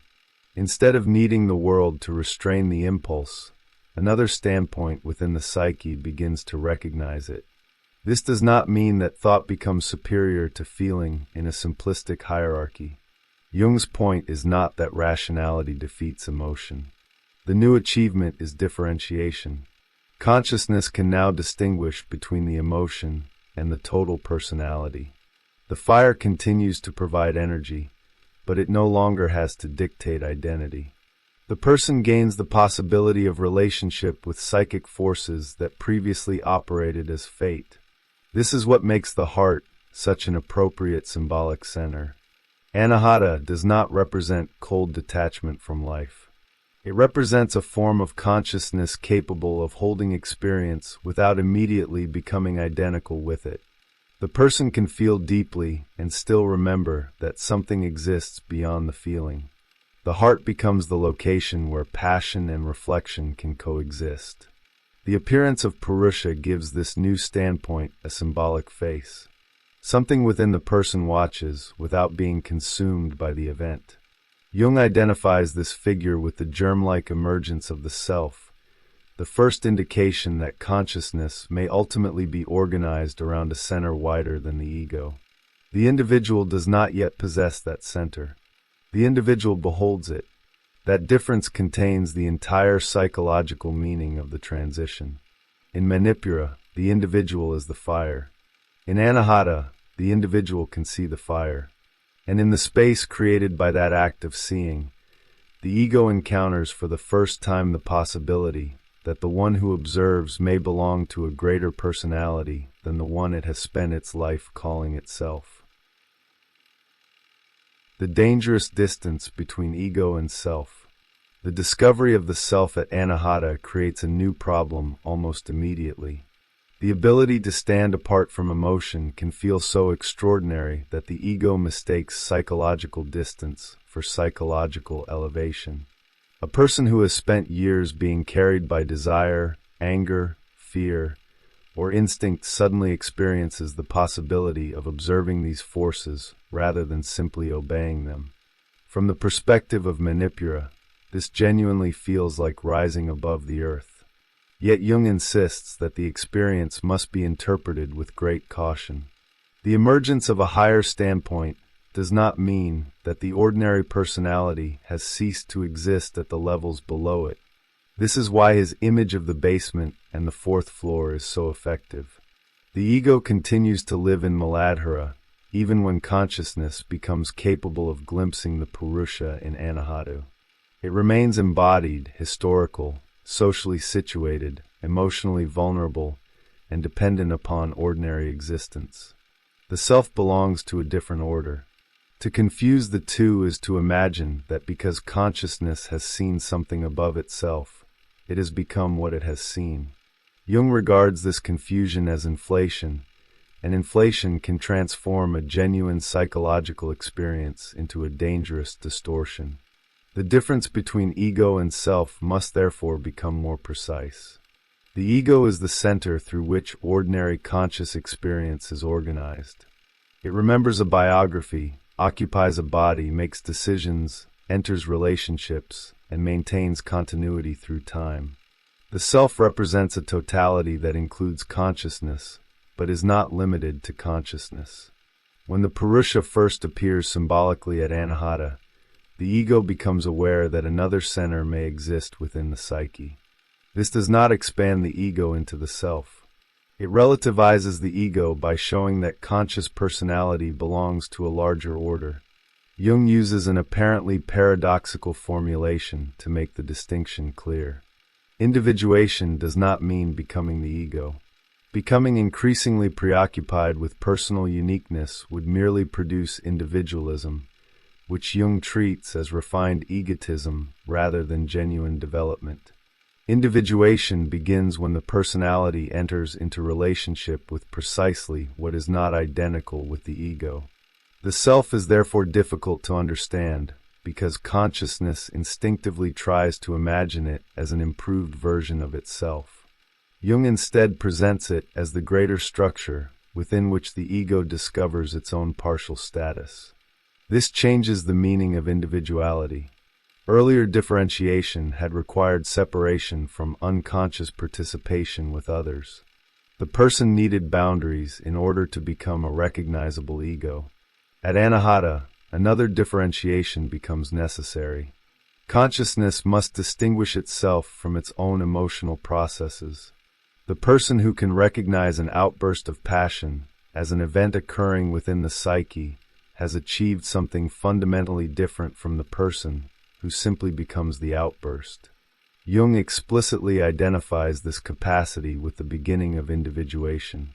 The achievement sounds modest when translated into ordinary psychological language. A person becomes furious and manages to ask why the fury has appeared. Yet the symbolic system treats this as a profound transition because the question demonstrates that consciousness is no longer entirely enclosed within the effect. One position experiences the emotion while another can observe it. The psyche has become internally differentiated enough to contain both the event and a standpoint from which the event can be recognized. This is what Jung means when he associates Anahata with thought and reflection. He is not claiming that intellectual reasoning is spiritually superior to emotional experience. Reflection matters because it introduces a point outside immediate causality. In Manipura, psychic energy runs through the person almost automatically. One stimulus produces anger, another produces desire, another fear, and consciousness follows the movement. In Anahata, the chain can be interrupted. The person can recognize the process as a process. The appearance of Purusha symbolizes this new center of observation. Jung describes it as something that is not identical with blind nature, or the automatic release of energy. The emotional personality can burn itself out completely because it has no standpoint beyond the emotion consuming it. Anahata introduces the possibility of beholding what happens rather than merely happening with it. The small figure in the heart therefore becomes the germ-like appearance of the self, something simultaneously intimate and strangely impersonal. The impersonal quality is crucial. If the observer were merely another achievement of the ego, the basic structure would remain unchanged. Consciousness would simply acquire a more sophisticated method of controlling itself. Jung sees something more radical. The self appears objective enough that the ego can experience it almost as another presence. The individual encounters a principle of organization that does not simply reproduce personal wishes. This is why the experience can acquire the character traditionally associated with religious encounter. Something psychologically interior is nevertheless experienced as greater than the conscious personality.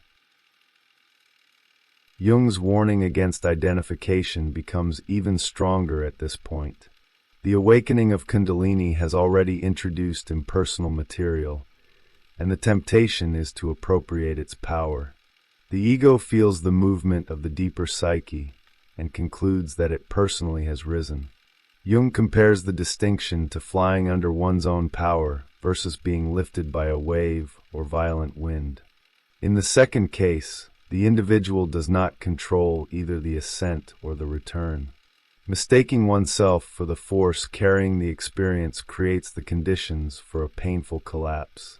Inflation, therefore, becomes the shadow of spiritual experience. The greater the symbolic magnitude of what consciousness encounters, the greater the temptation to convert that magnitude into personal importance. The person does not merely have a meaningful dream, but begins imagining himself specially chosen. He does not merely encounter an archetypal image, but begins behaving as though he embodies the archetype. He does not merely glimpse the self, but begins speaking from the position of the self. The psychological movement that should relativize the ego is reversed and used to magnify it. This explains why Jung continues to insist upon Muladhara even after reaching Anahata.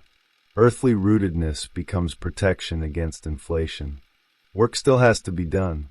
Relationships still impose consequences. The body still has needs.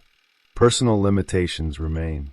The individual who remembers these realities possesses a counterweight to the intoxicating experience of the impersonal. The roots hold consciousness to the earth, while another part of the psyche becomes capable of perceiving beyond it. There is therefore no legitimate shortcut from ordinary existence to the self. Jung explicitly rejects the fantasy of becoming completely spiritual through the abandonment of earthly identity. Such a movement would not represent transcendence, but inflation. The individual must remain rooted while the impersonal process develops. The shoot rises precisely because the seed entered the ground first. This double condition becomes the psychological challenge of Anahata. Consciousness must learn to inhabit two perspectives without collapsing them into one another. From the personal standpoint, everyday life matters. Decisions have consequences. Relationships hurt. Responsibilities remain real. From the impersonal standpoint, the same life participates in patterns that exceed biography. The individual is simultaneously a particular person and the bearer of psychological processes that are not exclusively personal. The capacity to maintain these perspectives gives consciousness a new form of freedom.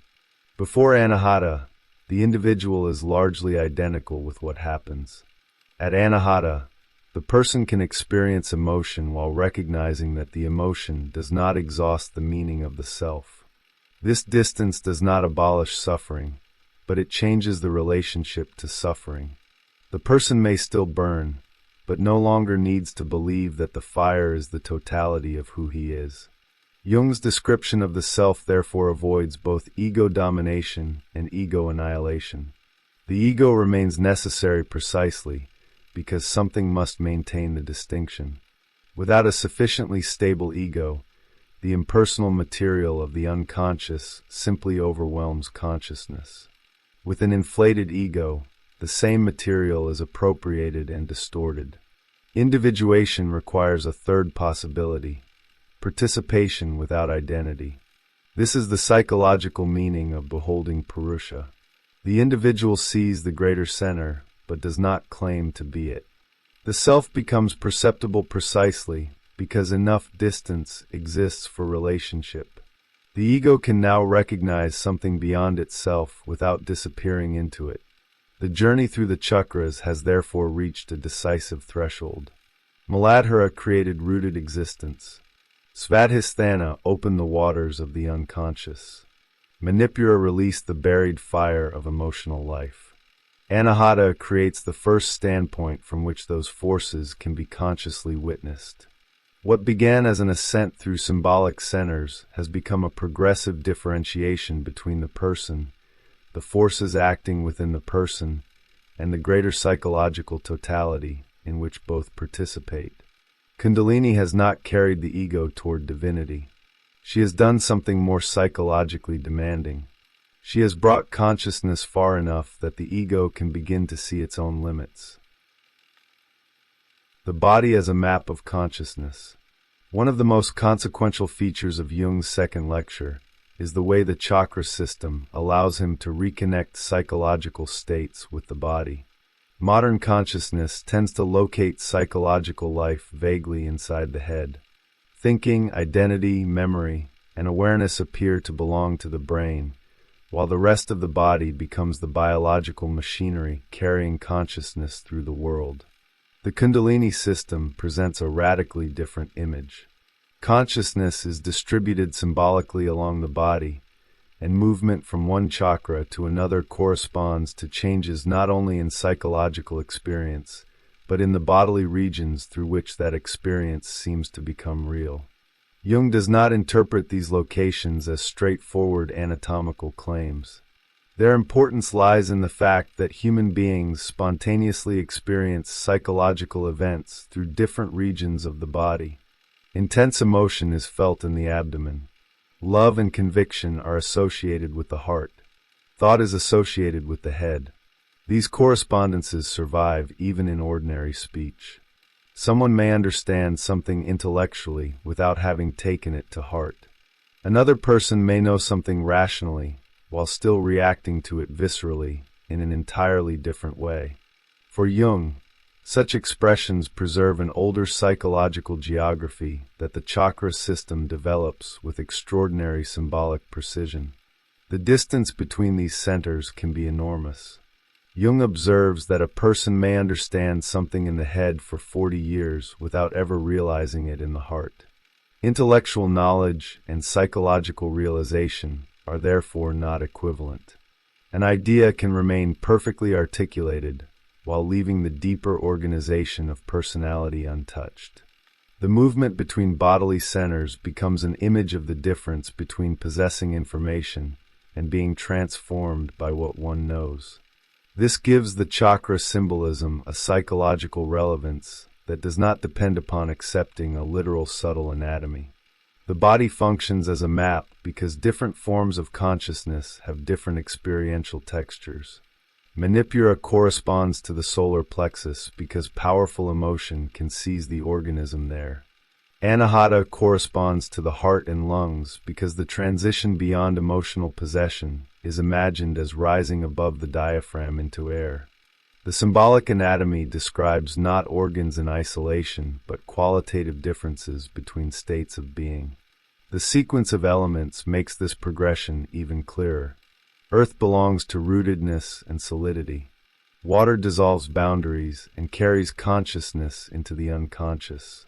Fire represents the passions released through that encounter. Air introduces distance, movement, and the possibility of reflection. The symbolic movement is therefore simultaneously bodily, psychological, and cosmological. What modern thought separates into different explanatory systems appears here within a single architecture. Jung finds parallels for this architecture far beyond India. The Pueblo emergence myth he discusses describes humanity beginning in darkness beneath the earth and gradually climbing through successive caves until it reaches the surface and eventually produces the sun and moon. For Jung, the striking feature is the idea that consciousness itself develops by passing through different worlds. Each level makes possible forms of awareness that were unavailable below it. The pattern resembles the chakra system not because the cultural details are identical, but because both imagine consciousness spatially as an ascent through qualitatively different conditions. Egyptian solar symbolism offers another version of the same movement. The dead hope to participate in the journey of the sun, rising with a power greater than themselves. Jung recalls the ancient hope that proximity to the pharaoh might allow others to share in his ascent, even describing the poignant burial of a dead infant near the tomb of a noble, so that the child might rise with him. The image expresses a recurrent human intuition. Transformation requires participation in a power capable of carrying consciousness beyond its present condition. Kundalini occupies precisely this position within the Indian symbolism Jung is examining. The ego does not manufacture the ascent. Something greater begins moving, and consciousness becomes involved in its movement. This is why Jung repeatedly emphasizes the danger of confusing participation with authorship.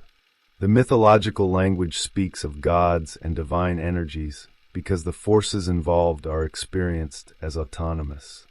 Psychological language may call them impersonal processes, but the experiential structure remains similar. Something happens within the individual that the ordinary personality cannot plausibly claim to have produced by itself. The cross-cultural comparison allows Jung to reinterpret initiation. Initiation rituals often involve darkness, pain, symbolic death, immersion, ordeal, or confrontation with fear before a transformed identity is granted. Jung understands these practices psychologically as attempts to make transformation penetrate more deeply than intellectual instruction. A teaching associated with intense bodily or emotional experience acquires a force that abstract information lacks. The body becomes involved in the acquisition of meaning. This helps explain his insistence that psychological development cannot remain abstract. Modern people can learn extraordinary amounts about psychology without being psychologically changed by what they know.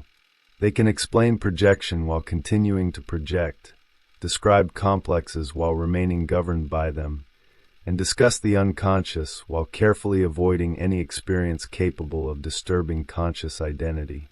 Knowledge remains in the head because nothing has carried it downward into the regions where personality is actually organized. The chakra sequence reverses that comfortable arrangement. Consciousness does not begin in the head and gradually master the body beneath it. It emerges symbolically from below. The roots, waters, and fires precede the heart. The instinctual and emotional foundations of personality, therefore, cannot simply be bypassed by intellectual development. A sophisticated mind may coexist with psychological structures that remain entirely caught in manipura. The person may possess remarkable ideas while still being governed by anger, ambition, fear, desire, or unconscious identification. For Jung, culture itself partly exists to mediate these forces. Ritual, convention, law, manners, and symbolic forms insert distance between impulse and action. They prevent every emotional activation from becoming immediate behavior. In this sense, civilization performs externally some of the work that anahata must eventually perform internally. It creates structures through which instinct and affect can be transformed into forms that consciousness can tolerate. Yet collective structures cannot complete individuation for the individual. A rule can prevent someone from acting upon rage without making that person conscious of rage. Social convention can conceal emotional possession as effectively as it restrains it. The deeper psychological transition occurs only when the individual becomes capable of recognizing the effect from within, seeing it as an event rather than simply experiencing it as reality. The external structure of civilization must eventually become an internal capacity for reflection. This is where Jung's interpretation of anahata acquires broader cultural significance. The heart is not merely a sentimental symbol of love. It becomes the threshold at which human beings can begin to disidentify from the compulsive forces operating through them. The appearance of Purusha represents the possibility that consciousness can discover a center not reducible to instinctual causality. Human freedom begins not when instinct disappears, but when instinct becomes visible. The distinction also changes what freedom means. From the standpoint of Muladhara, freedom might mean the ability to act effectively within the world. From manipura, it might mean satisfying desire or expressing emotional truth. From anahata, another possibility appears. Freedom becomes the ability not to be completely identical with the force currently demanding expression.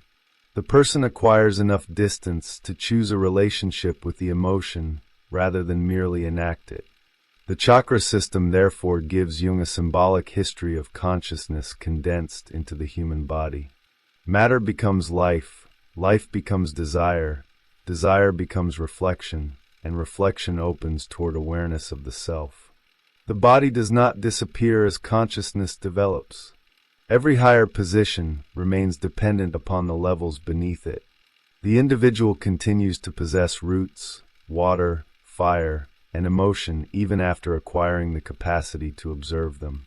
This is precisely why Jung resists fantasies of absolute spiritualization. The symbolic ascent cannot legitimately become a rejection of embodiment. The person who imagines that development has made ordinary existence irrelevant has misunderstood the structure. The higher centers do not erase the lower centers any more than the upper floors of a building eliminate its foundation. The entire architecture remains present. The cultural power of the chakra image lies partly in this integration. It refuses the modern separation between body and meaning. Psychological transformation occurs through an embodied symbolic landscape in which instinct, emotion, thought, myth, and spiritual experience belong to one continuous structure. Jung does not need to accept the metaphysics of that structure literally to recognize its psychological sophistication. What the body reveals is therefore not a hidden anatomical mechanism, but a hierarchy of lived experience. Human beings can inhabit the same physical organism while existing psychologically in radically different worlds. They can be rooted in the external world, submerged in unconscious forces, consumed by emotional fire, or capable of observing those forces from a wider standpoint. The movement between these worlds is what the chakra system makes visible.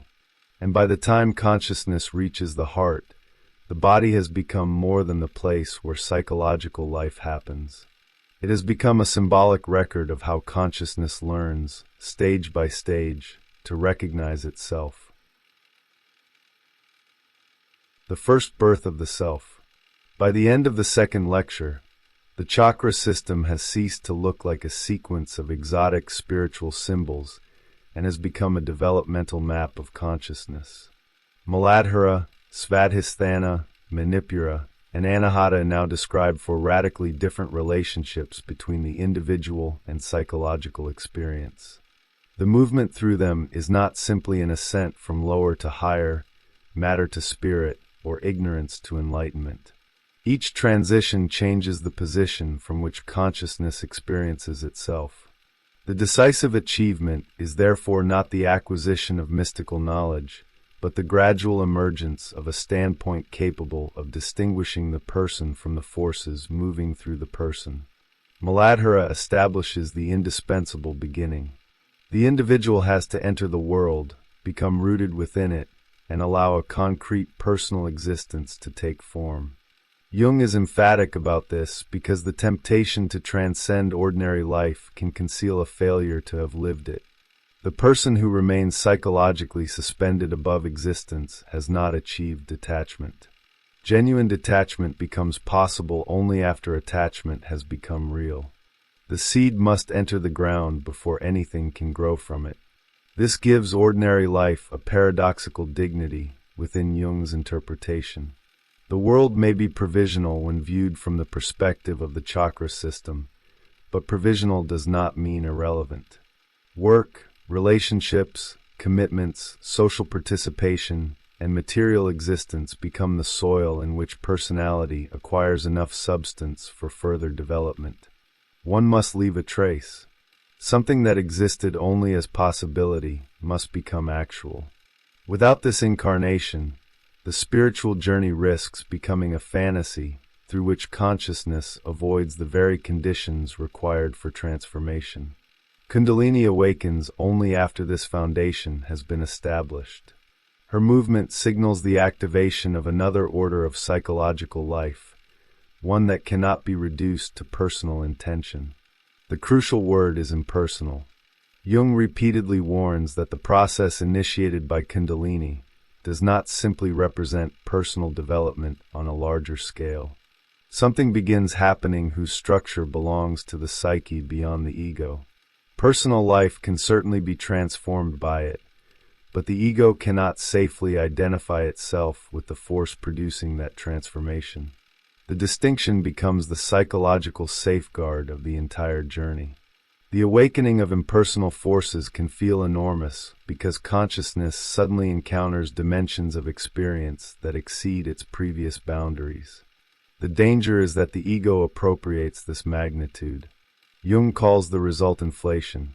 Instead of recognizing that something powerful has entered consciousness, the person concludes that he himself has become powerful in the same measure. The archetypal event becomes personal greatness. What should relativize the ego becomes material for its expansion. Svadhisthana begins breaking this identification by carrying consciousness into the unconscious. The stability of Muladhara gives way to water, immersion, uncertainty, and symbolic death. Yet the descent does not lead immediately to a more enlightened condition. It releases what consciousness had kept beneath its adapted surface. The person discovers that the unconscious contains energies that cannot simply be observed from a safe intellectual distance. Manipura is where these energies catch fire. Desire, sexuality, aggression, ambition, grief, fear, and buried emotional material become psychologically immediate. Jung's description is deliberately unsentimental. Becoming acquainted with the unconscious may release precisely those forces that the conscious personality had spent years believing it had mastered. The person discovers another image of himself, one containing passions and impulses that respectable consciousness would prefer to explain away. But Manipura also contains the treasure. The fire that threatens consciousness is simultaneously psychic energy. Jung refuses the ideal of a personality purified by becoming emotionally lifeless. Passion is dangerous because it possesses energy, but development itself requires energy. The psychological problem is therefore not how to extinguish the fire. It is how to liberate its force without remaining unconsciously identical with it. This is why the passage to Anahata becomes the decisive achievement of the lecture. The individual who was previously inside the emotion becomes capable of seeing the emotion. Thought and reflection introduce a new standpoint. In the midst of an effect, consciousness can ask why it is behaving as it is. The question creates a distinction between the psychological event and the observer of that event. What previously operated as fate begins to become experience. The transition can sound almost disappointingly ordinary when stripped of its symbolic language. A person becomes angry and notices the anger. A desire arises and is recognized before becoming action. An emotional pattern repeats and consciousness becomes capable of asking what the repetition means. Yet Jung understands this apparently modest capacity as an enormous developmental leap because it introduces something that did not exist while consciousness remained completely identified with effect. There is now a position outside the immediate emotional process. The chakra symbolism gives that position a figure. Purusha appears within Anahata, and Jung interprets this appearance as the first discernible manifestation of the self. The significance lies precisely in the fact that the self can now be seen. Something must have become differentiated enough for consciousness to recognize a center that is not identical with ordinary ego experience. The self does not suddenly arrive at Anahata. It becomes perceptible there because consciousness has developed the distance necessary to encounter it. This transforms the meaning of individuation. Individuation is not the triumph of the ego over unconscious forces, nor is it the perfection of a unique personal identity. The ego has already been necessary for establishing individuality in the world. What begins at Anahata is another process. Consciousness starts recognizing a totality whose organization exceeds the ego. The person becomes more individual precisely by ceasing to confuse individuality with egocentricity. The paradox becomes clearer when the earlier stages are viewed together. In Muladhara, consciousness must become personal enough to exist concretely. Through the awakening of Kundalini, it discovers the impersonal. In Manipura, it becomes overwhelmed by forces that reveal the inadequacy of conscious control. At Anahata, it finally develops enough distance to enter into relationship with those forces. The process does not destroy personality. It changes personality from an absolute center into one participant within a larger psychic system. The body itself has recorded this movement symbolically. Consciousness rises from the rooted earth, enters water, passes through fire, and reaches air. Jung associates the passage above the diaphragm with emerging from the subterranean emotional world. Below lies the heat of instinct and effect. Above appears the possibility of reflection. The symbolism does not require a literal anatomical theory to express something psychologically recognizable. Different forms of experience seem to seize the human being at different depths, and psychological knowledge becomes meaningful only when it reaches those depths. This is why Jung's remark about the distance between head and heart becomes so important. A person can know something intellectually for decades without being transformed by it. Psychological development cannot be measured simply by the sophistication of conscious ideas. The question is whether consciousness has established a different relationship with the forces that actually organize behavior. A theory about anger means little while anger continues to operate unconsciously as fate. An understanding of projection means little while every projection continues to be experienced as objective truth. Anahata represents the beginning of another possibility. Reflection interrupts identity. The emotion remains real without remaining absolute. The ego remains necessary without remaining sovereign. The unconscious remains powerful without needing to become either an enemy or an object of possession. This is the psychological balance that the first appearance of the self makes possible. Yet Jung leaves no room for imagining that reaching this standpoint complete of discovery had been that Kundalini could awaken and make simple return impossible. Now Jung has begun to show what that awakening demands. Consciousness must become capable of participating in an impersonal process without claiming it, experiencing passion without becoming entirely possessed by it, and encountering the self without confusing the self with the ego. What has risen through the chakras is therefore not the ego becoming progressively more divine. It is consciousness becoming progressively more capable of recognizing what it is not. At the roots, the person learns to exist. In the waters, the boundaries of that existence become unstable. In the fire, the hidden energies of the psyche reveal their force. At the heart, something finally becomes capable of looking back upon the entire movement. That observer is only beginning to appear. Jung calls it symbolic image Purusha. Psychologically, it announces the self. And from this point onward, the central question of the journey changes. It is no longer simply how Kundalini rises through consciousness.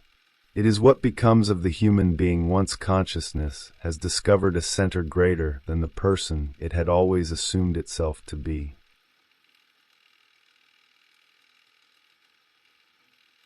The transformation of consciousness. The third lecture begins at a threshold that is almost impossible to notice from the outside. Nothing necessarily changes in the visible world. The body remains where it was. The same people continue to exist. The same rooms remain solid. The same obligations wait for attention.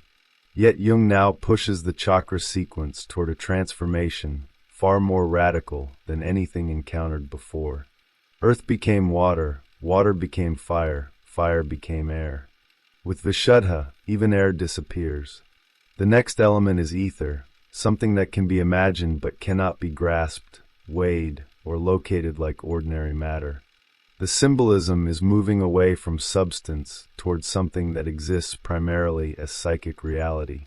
This progression gives the first four chakras a new meaning. Muladhara belongs to earth, Svadhisthana to water, Manipura to fire, and Anahata to air. Each movement increases volatility. Matter becomes progressively less solid, less tangible, less bound to the conditions that define the stage before it. Jung sees the sequence as an ancient image of transformation, one that unexpectedly resembles the Western alchemical dream of sublimation, where dense matter is gradually refined into something subtle. Kundalini's ascent can therefore be read as a transformation in what consciousness is capable of recognizing as real. At Anahata, that transformation had already begun. Thought, feeling, conviction, and value acquired an existence that couldn't be reduced to physical objects. They could not be caught, weighed, or placed beneath a microscope, yet they could determine a life. This was where Purusha first became visible to Jung, as the intimation of a psychic being larger than the conscious personality. The individual began to discover that psychological realities possess their own weight, even when nothing material corresponds to them. But Anahata still depends upon the world of objects. A person loves this particular person. Anger seems to exist because someone committed a particular offense. A scientist's thought remains attached to a particular problem. Values, feelings, and convictions have become psychologically real, but they remain interwoven with external circumstances. Consciousness has discovered the psyche, yet it continues to explain the psyche through what happens outside it. Vishuddha demands something stranger. The psychological event must begin to be considered in itself. Anger may have been provoked by an actual insult, but the insult doesn't exhaust the meaning of the anger. Hatred may appear to be entirely about an enemy, yet the intensity of that enemy's psychological presence may reveal something belonging to the person who hates. The outer fact remains real. Jung doesn't need to deny it. What changes is the assumption that the outer fact completely explains the inner event. Here the movement through the chakras becomes profoundly unsettling. Earlier development required learning to distinguish fantasy from fact. Someone trapped in emotional projection had to recognize that feelings couldn't simply be treated as evidence about the external world. Yet the next movement seems almost to reverse the lesson. Once consciousness has learned to respect external reality, it must discover that psychological reality possesses an order of its own. The anger is not merely an answer to the enemy. The enemy has become a carrier of something internal. The shadow appears outside because consciousness has not yet recognized where part of the conflict actually lives. This is the dangerous insight at the entrance to Vishuddha. The world begins to function as a mirror. Encounters remain encounters, but they also become subjective experiences, shaped by the structure of the person who experiences them. The analyst, the lover, the rival, the stranger, even the hated figure can become hooks upon which the psyche hangs its own material. What appears to be entirely outside begins revealing an interior dimension. The transformation is not solipsism. Jung is not saying that other people don't exist, or that external events are imaginary. His point is more psychologically difficult. Human beings never encounter the world without simultaneously encountering the psychic images through which that world becomes experience. The object may be external, but the experience of the object belongs to the psyche. Vishuddha begins where that distinction stops being an intellectual proposition and becomes an experienced reality. That is why Jung approaches the fifth chakra with hesitation. He believes modern civilization has learned to acknowledge psychological forces, public opinion, collective contagion, ideas, values, and the invisible pressures capable of moving entire populations. In that sense, humanity has reached something like Anahata, but it still grants ultimate security to material existence. It hasn't learned to experience psychic reality as fundamental in itself. Vishuddha therefore lies beyond the collective psychological position Jung believes his own culture has achieved. The ascent has reached the point where ordinary categories begin failing. Ether cannot be breathed. Psychic reality cannot be handled like matter. Purusha is no longer merely a distant figure glimpsed within the heart. If the movement continues, the entire relation between psyche and world will have to change. And this is where the third lecture truly begins. The question is no longer how consciousness can rise above its passions. It is whether consciousness can endure the discovery that what it has always called reality may itself be inseparable from the psyche through which reality is known. The reality that cannot be touched. The difficulty of Vishuddha begins with a reversal. At Anahata, consciousness discovers that thoughts, values, convictions, and feelings are realities capable of shaping human life. Yet they still seem to require something outside themselves. Love belongs to someone. Anger is directed toward someone. A conviction concerns some condition of the world. Even when the psyche has become visible, its contents remain attached to objects, circumstances, and events. They appear psychological, but their justification still comes from elsewhere. The external world remains the court before which inner experience must present its evidence. This dependence is not a mistake. It represents an achievement. The person emerging from Manipura has had to learn that emotional intensity doesn't make a perception true. Rage cannot establish guilt simply because it burns with absolute certainty. Desire cannot transform another person into the object one imagines. Consciousness must first develop enough distance from passion to ask whether its reactions correspond to actual conditions. Anahata, therefore, introduces a necessary discipline. Feeling must encounter fact. Thought must recognize an object beyond itself. The psyche learns that the world doesn't automatically conform to its emotional demands. Yet psychological development creates peculiar reversals. What had to be learned at one stage eventually becomes the limitation that must be overcome at another. The person who once needed to discover external reality must now discover that inner reality cannot be reduced to it. This is the movement Jung associates with the passage from Anahata toward Vishuddha. The anger may be justified by what another person has done, but justification doesn't explain why this particular offense acquires this particular psychic magnitude. Something more is happening. The external event has entered an already existing psychological structure. A dream makes this especially visible. The enemy encountered during the day may return at night, when the physical person is absent, but the emotional reality remains completely alive. Nothing external is happening anymore. There is no new insult, no physical confrontation, no objective event to sustain the reaction. Yet the enemy continues to exist psychologically. The figure has crossed into the dream because it has become more than the person who originally provoked the emotion. It now carries something belonging to the dreamer. This is where the shadow enters almost silently. The hated person can become the bearer of qualities consciousness refuses to recognize as its own. What appears morally obvious from the outside becomes psychologically ambiguous from within. The enemy may indeed have behaved badly. That isn't the interesting question anymore. The interesting question is why this particular enemy has acquired such power over the imagination. Hatred begins to reveal attachment. The person consciousness wants to expel from its world has somehow become an inhabitant of its psyche. The implication is severe. One may be psychologically entangled with precisely what one most passionately rejects. The enemy becomes compelling because something unrecognized has found an external form in which it can be encountered without being owned. Projection allows consciousness to experience its own rejected possibilities as characteristics of somebody else. The conflict then feels entirely objective. One side possesses innocence, the other possesses darkness. But the intensity of that division may itself be evidence that the boundary is not as clean as consciousness would prefer. Jung pushes this insight toward an uncomfortable formulation. The worst enemy may be within.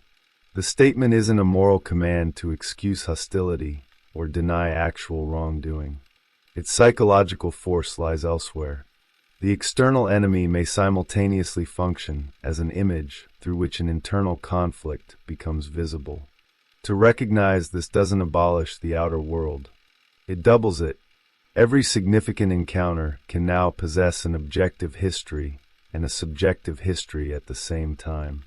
The analytical relationship provides Jung with a particularly clear example. The analyst may remain approximately the same person from one session to another, yet different patients experience him in radically different ways. One admires him, another resents him, another falls in love with him, another experiences an ordinary remark as an unbearable attack. If the analyst alone determined the experience, these reactions would be largely identical.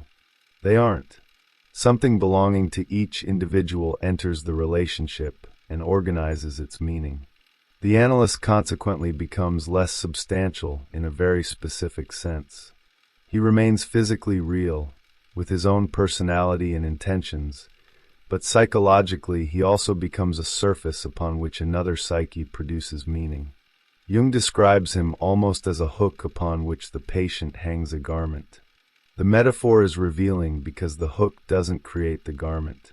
It gives it somewhere to appear. Once this principle is recognized, it can no longer remain confined to analysis.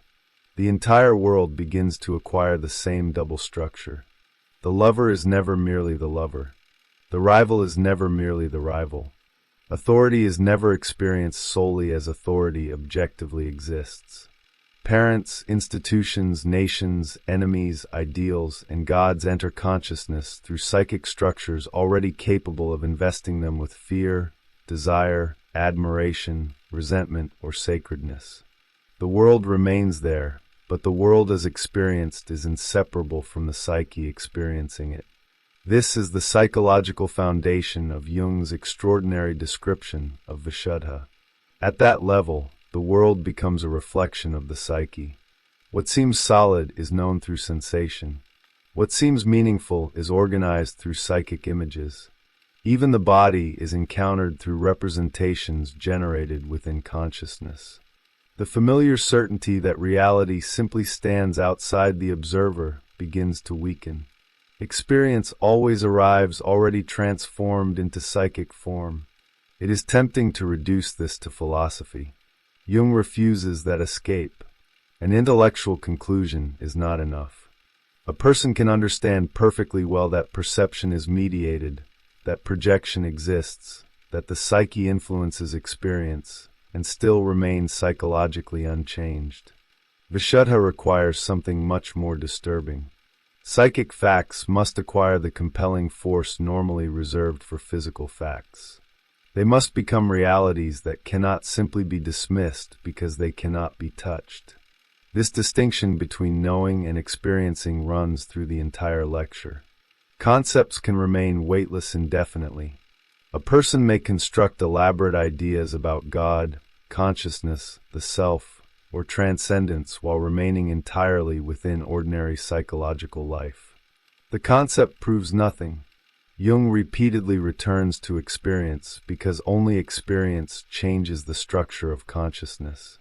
One isn't at a higher center because one can describe it. The map doesn't confer the territory. Here the symbolism of ether becomes exact. Ether is imagined as something beyond the ordinary elements, a substance that is barely substance at all. It marks the transition from what can be physically established toward what exists as psychic reality. Vishuddha is therefore not simply another location higher in the body. It represents a change in ontology, a change in what the individual is capable of recognizing as possessing reality. And this creates a problem that modern consciousness still struggles to tolerate. If psychic realities are genuinely real, then the ego can no longer assume that everything happening within the psyche belongs to it. A thought can appear without being deliberately produced. An emotion can overturn an intention. A dream can reveal a position consciousness never chose. A forgotten obligation can vanish from memory precisely when one most intends to remember it. Words can betray intention at the exact moment control matters most. Jung finds something almost comic in these failures. Objects seem malicious. The important letter somehow finds the wrong pocket. The necessary object disappears into the least probable place. The carefully controlled sentence becomes the wrong sentence. Everyday life begins producing small rebellions against the fiction of complete conscious sovereignty. These incidents can be trivial, but psychologically they point towards something immense. There are processes within the person that behave as though they possess intentions different from the intentions of the conscious ego. The recognition is difficult precisely because it wounds the central fantasy of consciousness. The ego prefers to interpret its psychic life as property. My thought, my desire, my decision, my memory, my mistake. Even when something irrational happens, consciousness quickly absorbs it back into the story of itself. Jung sees resistance here because acknowledging an autonomous psychic factor threatens the monarchy of the ego. To discover that the psyche is self-moving is to discover that the house has other inhabitants. Consciousness is no longer the unquestioned ruler of the interior world. Jung describes this almost as the end of a political regime. The individual discovers that he is not master in his own house. Forces move through the psyche that cannot simply be commanded into existence or dismissed by decision. What initially appears grotesque, accidental, embarrassing, or even absurd becomes the first evidence of something larger than the conscious personality. This is where Purusha returns with greater force. At Anahata, it appeared as an intimation, a glimpse of a psychic existence greater than the ego. The individual discovered that values and ideas could possess genuine psychological substance. But Vishuddha pushes the implication further. If psychic reality can possess autonomy, then the psyche cannot simply be understood as a collection of contents owned by consciousness. Consciousness itself begins to appear as something contained within a larger psychic field. That inversion changes everything. The first stages of development seem to describe an individual acquiring greater mastery. Instinct becomes manageable. Passion becomes visible. Reflection creates distance. The person becomes capable of acting rather than merely reacting. But the ascent eventually reveals a paradox. Greater consciousness doesn't culminate in absolute control. It culminates in the recognition of the limits of control. The ego becomes stronger only to discover that strength was never sovereignty. It becomes conscious enough to encounter what exceeds it. Vishuddha stands at the beginning of that discovery. The psyche that moves by itself. The passage from Manipura to Anahata had already required consciousness to separate itself from emotion. Anger could become something observed rather than simply enacted. Desire could become something recognized rather than automatically obeyed. But Jung now reveals that this achievement contains a much more destabilizing implication. Once consciousness can observe a psychological process, it can begin asking where that process comes from. The answer threatens the ego's most basic assumption about itself. Psychic activity does not always originate in conscious intention.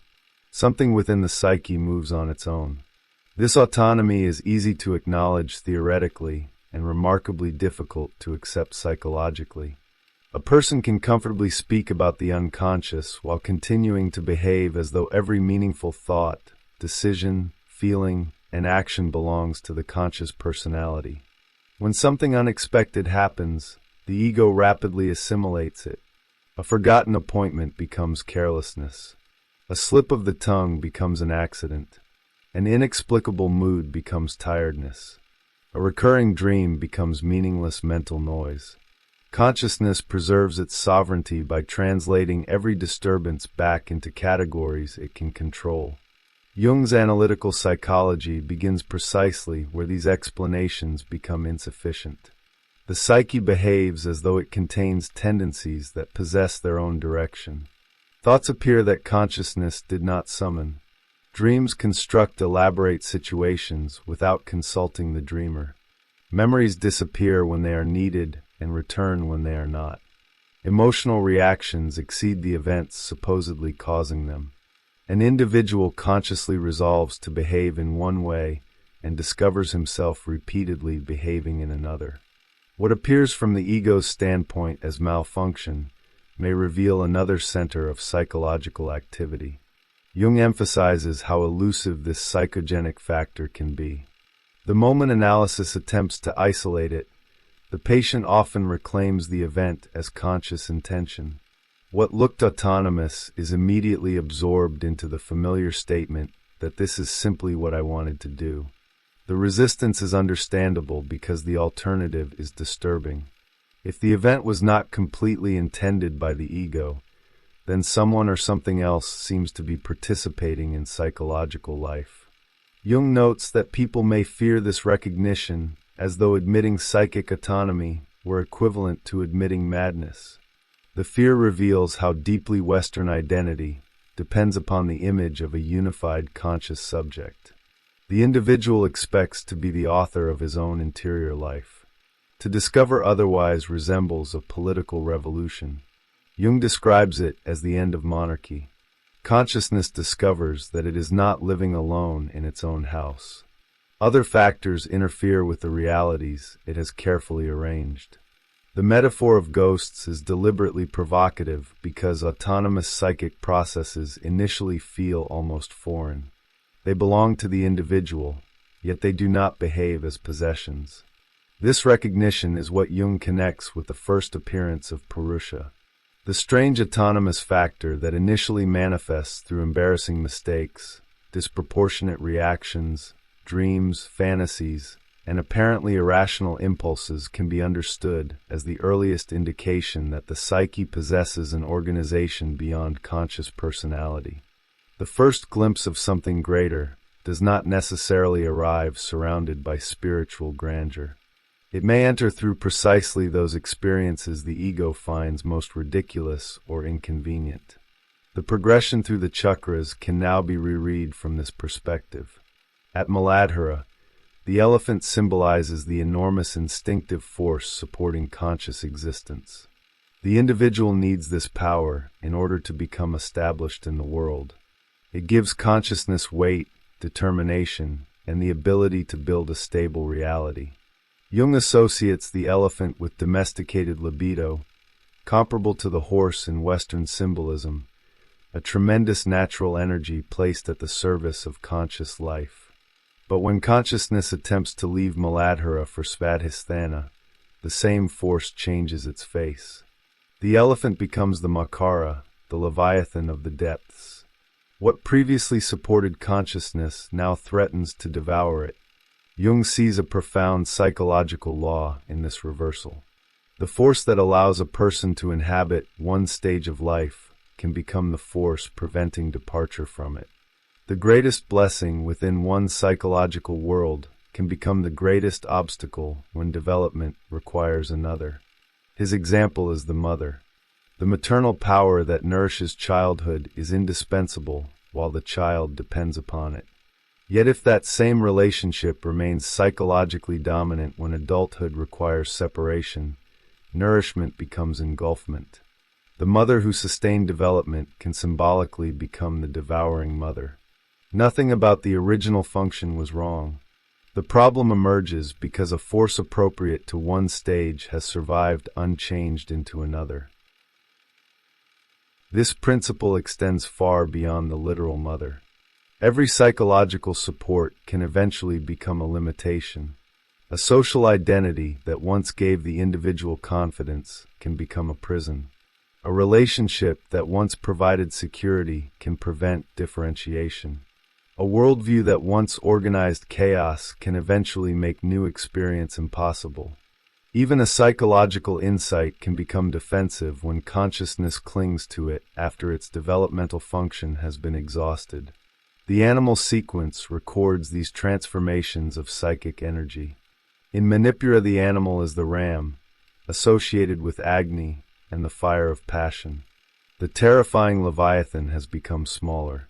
The danger has diminished because unconscious passion is more dangerous than passion that has become conscious.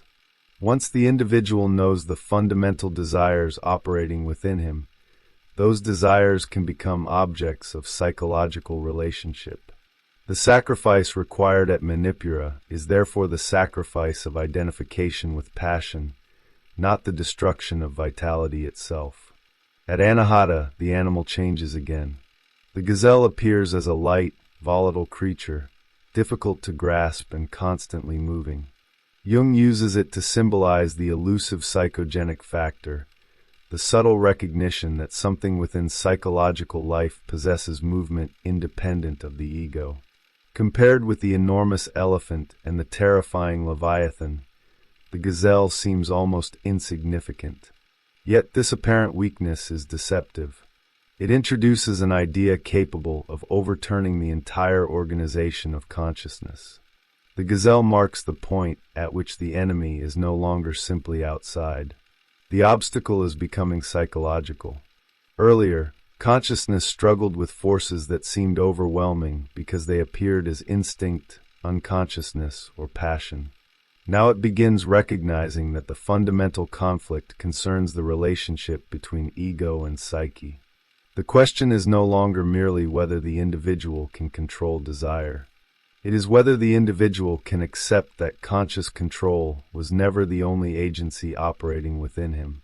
Then at Vishuddha, the elephant returns. Its return seems paradoxical.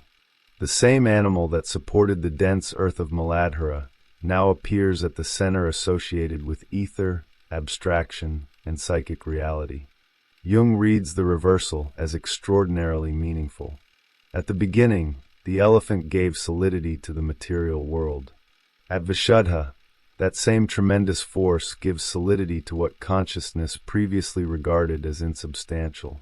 Ideas, concepts, values, and psychic realities acquire the weight that physical facts once possessed exclusively. The symbolism therefore completes a remarkable circle. Consciousness begins by trusting what it can touch. The elephant supports earth.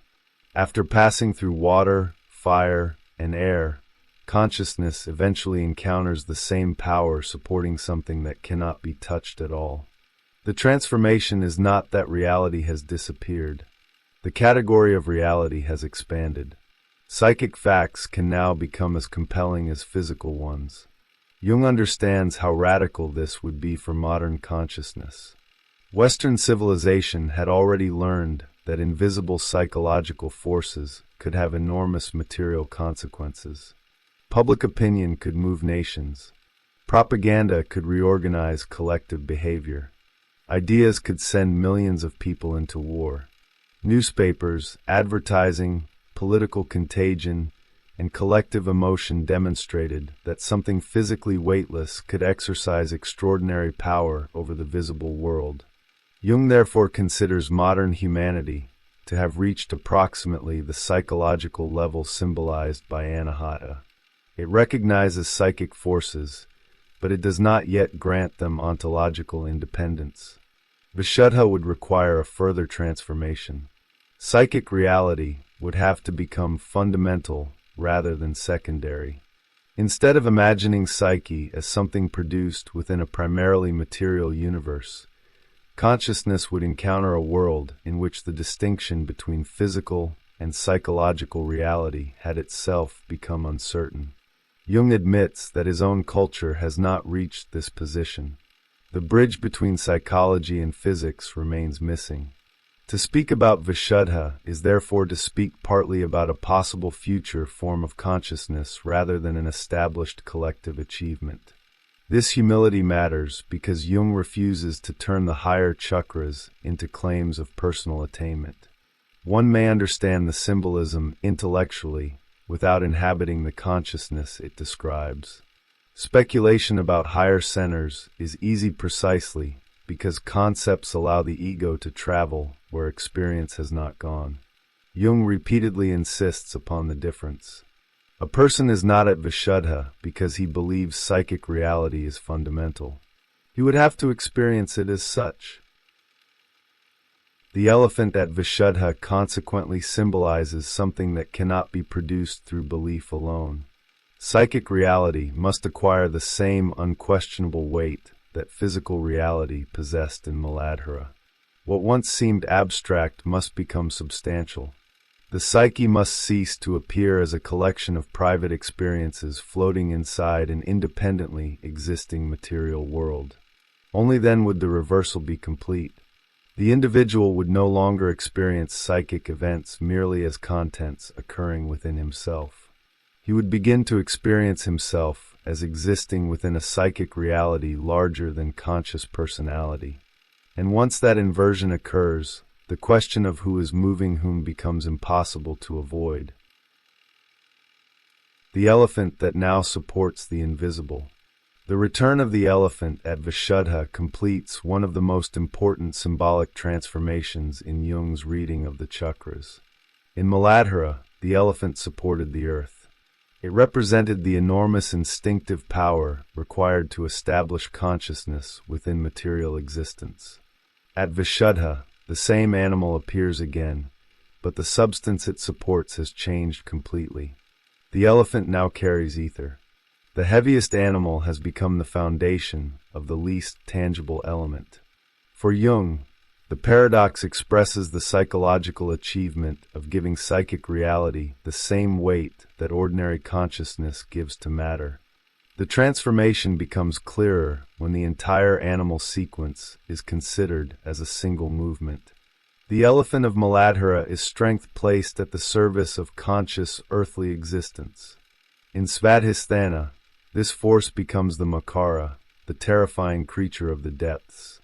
In Manipura, it becomes the ram, the sacrificial animal associated with fire and passion.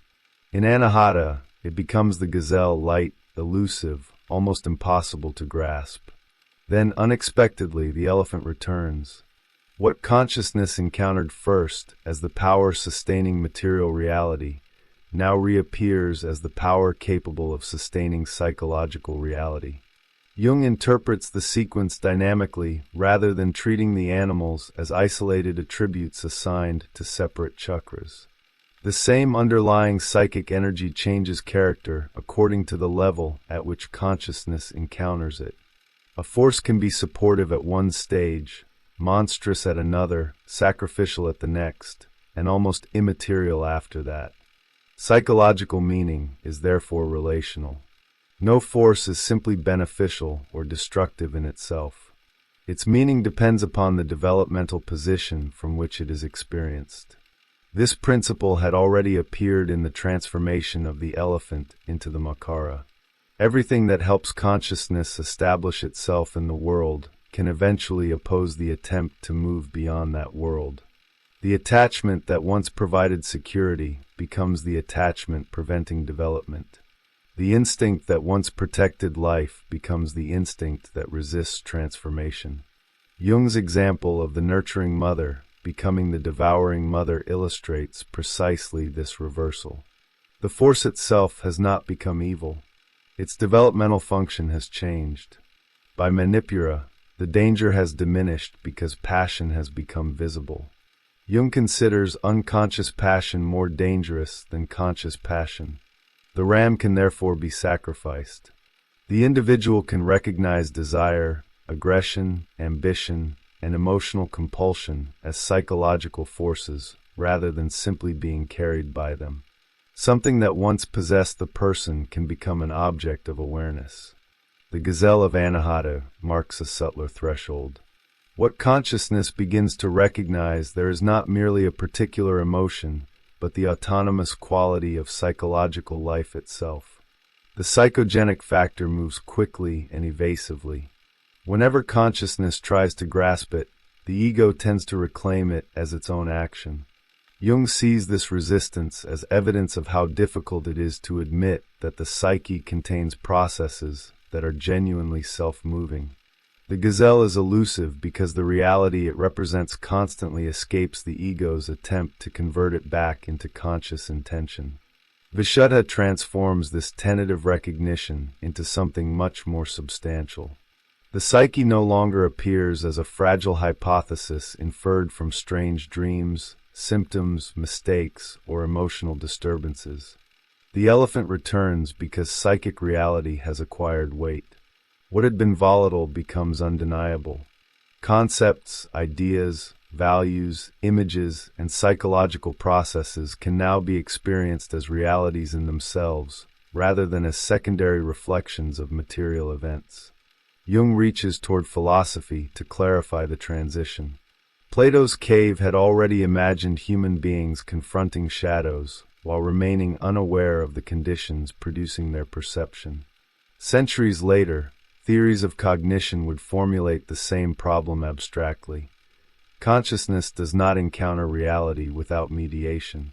Jung invokes this philosophical history because Vishuddha represents a condition in which the apparently insubstantial structures through which reality becomes known acquire greater significance. The concept itself, previously treated as something airy and provisional, begins to reveal its power to organize the world consciousness experiences. The concept of energy provides Jung with a particularly important example. Energy cannot be picked up as an object. It is a conceptual construction through which radically different phenomena can be understood in relation to one another. Yet its lack of tangible substance does not make it useless or unreal.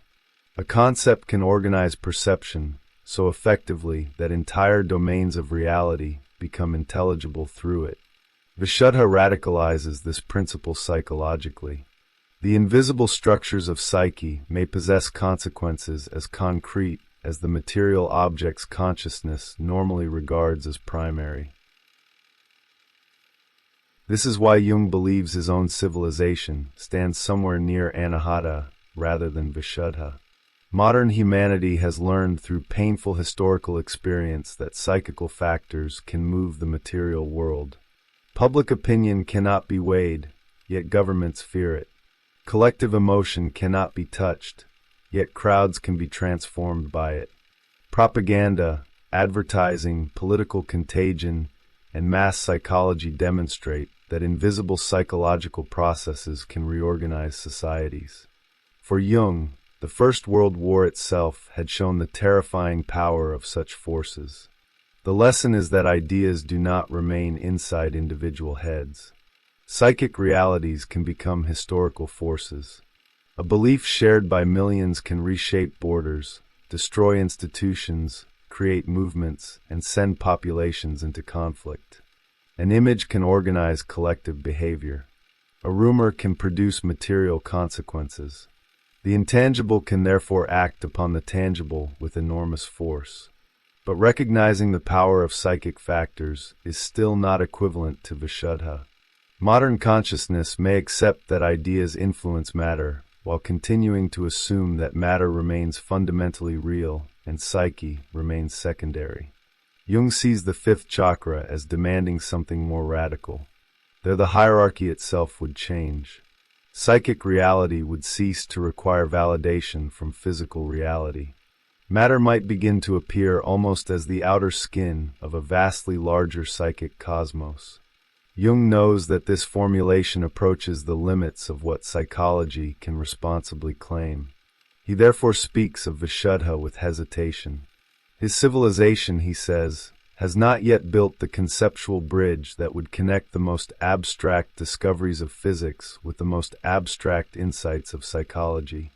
The higher chakra becomes partly anticipatory, an image of a possible form of consciousness rather than a condition that modern humanity can collectively claim to inhabit. This temporal dimension introduces another remarkable aspect of the chakra system. Jung begins treating the higher centers not merely as stages within one individual life, but as possibilities extending beyond the present condition of humanity. An individual may occasionally anticipate forms of consciousness that collective culture will not integrate for centuries or even millennia. Human development therefore unfolds on two scales simultaneously. What appears exceptional in one individual may foreshadow what becomes collectively imaginable much later. Yet this possibility makes Jung even more suspicious of claims to attainment.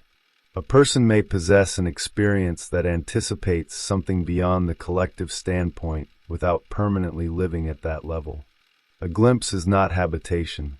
Symbolic knowledge is not realization. The fact that a chakra can be described does not mean consciousness has reached it. Jung explicitly warns that speculation about Ajna or Sahasrara proves nothing if Vishuddha itself has not become experiential reality. The distinction protects the symbolic system from becoming a ladder of spiritual status. It is easy for the ego to imagine itself ascending because the map provides increasingly exalted categories through which personal experience can be interpreted. Jung moves in the opposite direction. The higher the chakra, the less confidently the ego can claim it. Advancement means that the ego becomes progressively less central to the reality being described.